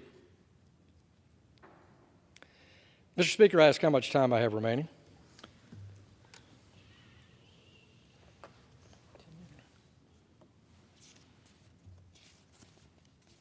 The gentleman has 7 minutes and 15 seconds remaining. I thank the gentleman. Mr. Speaker, with Thanksgiving around the corner, Central Arkansans and Americans are headed to the grocery stores, excited to shop for another holiday and to gather around the table with loved ones. Unfortunately, they're still wincing at the price of turkey, stuffing, and the sides 3 years later, thanks to the persistent inflation due to President Biden and his failed economic policies. In 2019, the average price of a turkey was 89 cents a pound. Last year's Turkey Day was up to $1.55 a pound. This is just another example of the negative effect of President Biden's incompetent Bidenomics that it has had on the wallets of our hardworking families and the detrimental effect it's had on our economy and our fiscal outlook. Interest rates at a 23-year high, and Arkansas families spending an average of $8,400 more per year on the same things that they buy every year for their families. Mr. Speaker, that's $700 more per month on just basic things: back to school, Thanksgiving, Christmas presents, essentials, car payments, mortgage payments. This administration, along with Democrats in Congress, have led on failed policies that have created a destructive domino effect on our entire economy, from driving 40-year highs in inflation to out-of-control government spending. The Federal Reserve kept interest rates too low for too long and are now left playing catch-up on the hopes of beating inflation in the short run without causing too much damage to long-run economic growth.